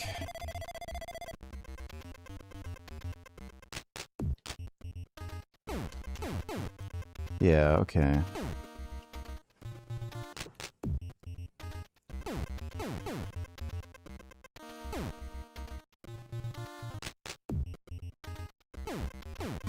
Fuck! Oh my god. At least that's a checkpoint right there. There we go. Okay, I think I just about got it. Jason, $2.85. Name a number to 100% Oblivion on stream. I think like 15K. Yeah, do it for 15K. Problem is, it's just so fucking time consuming. It would take so goddamn long. I'd have to do it across so many streams. Like, I'd need a fair bit of compensation for it to be worth it. Thanks for the donation, though, Jace. Alright, there we go.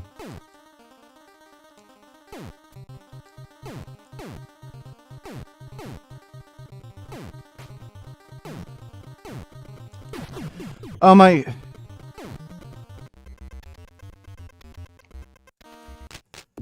This game is so fucked, dude. Yeah, fucking... God damn it.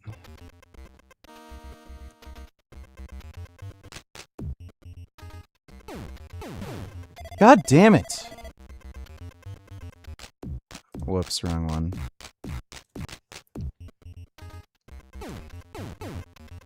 There we go.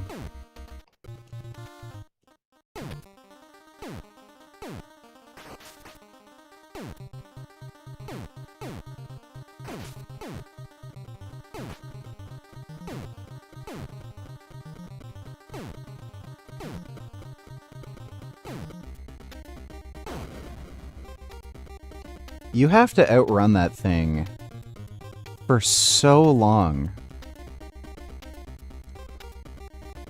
That's nuts. Like, actually fucking crazy. Oh. Oh boy.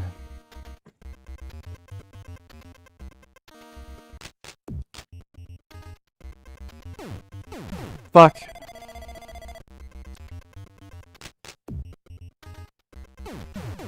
Great. I might want to practice that, like, a lot for the full run. Yes. It's pretty tricky.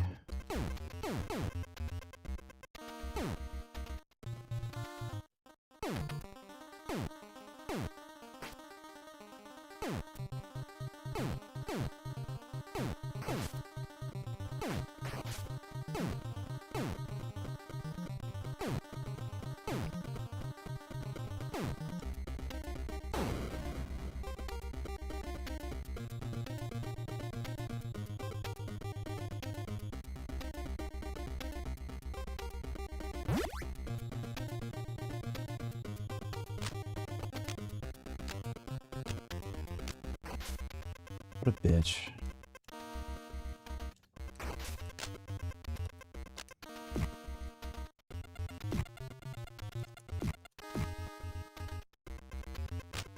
Fuck. Oh my god. I don't know if that one up is worth getting. Fuck.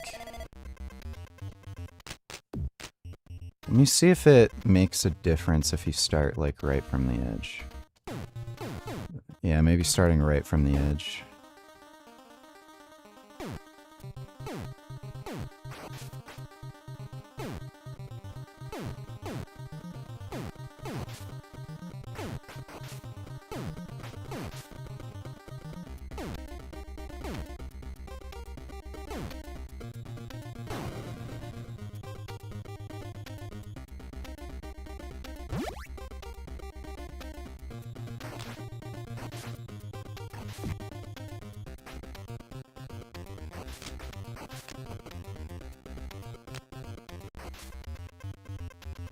That was fucking weird.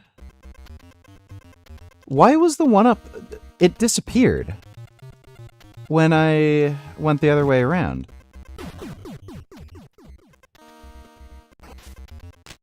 The fuck?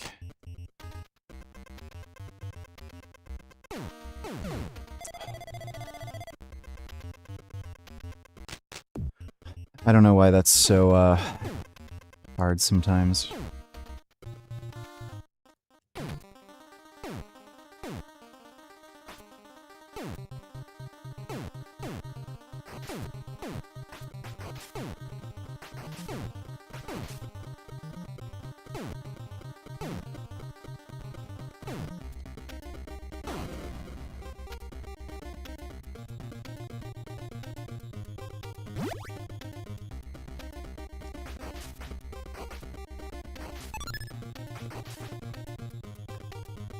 There you go, bitch.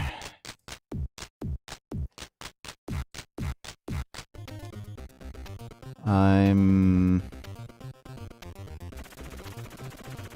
not entirely sure.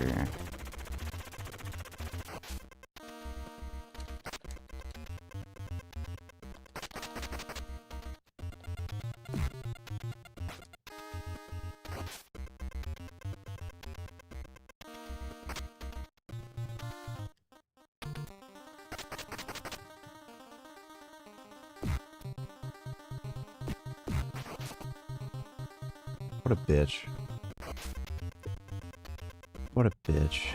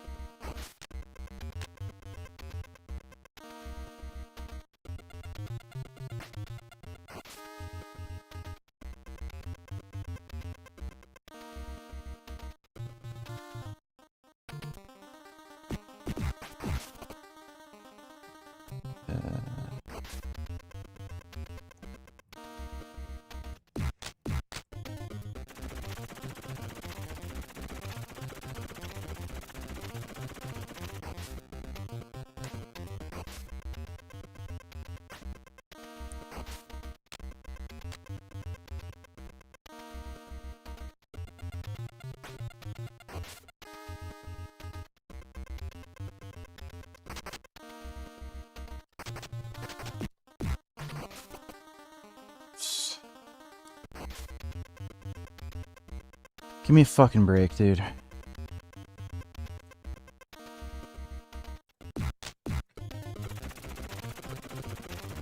This is an actual pain.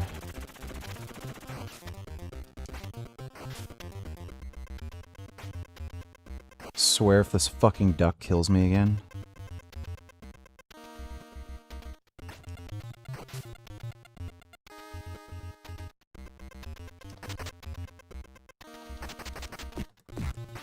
Okay, just fucking... We're almost through that level. Almost. We're pretty close. Who you got, Holloway or McNuggets? I'm gonna go with Holloway. I don't have a high degree of confidence that Conor McGregor is, you know, back to his old self. He's been out of the ring for a while. He's been on drugs for a while, being a degenerate, alcoholic, meth addict for a while. So there's a good chance he's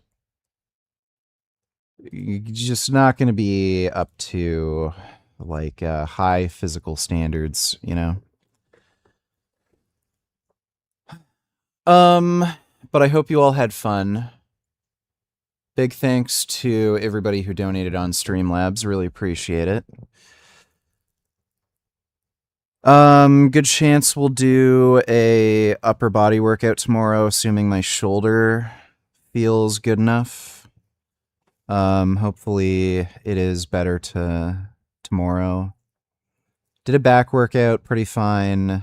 We'll probably take it easy for the pressing stuff. Or we might skip that entirely if my shoulder is kind of feeling fucked up. We'll see what I can do. Taking steroids is great, but to anyone listening, try to wear condoms when you go on a fucking rampage, unlike I did. Lel. Anavar, HGH, and Test are crazy.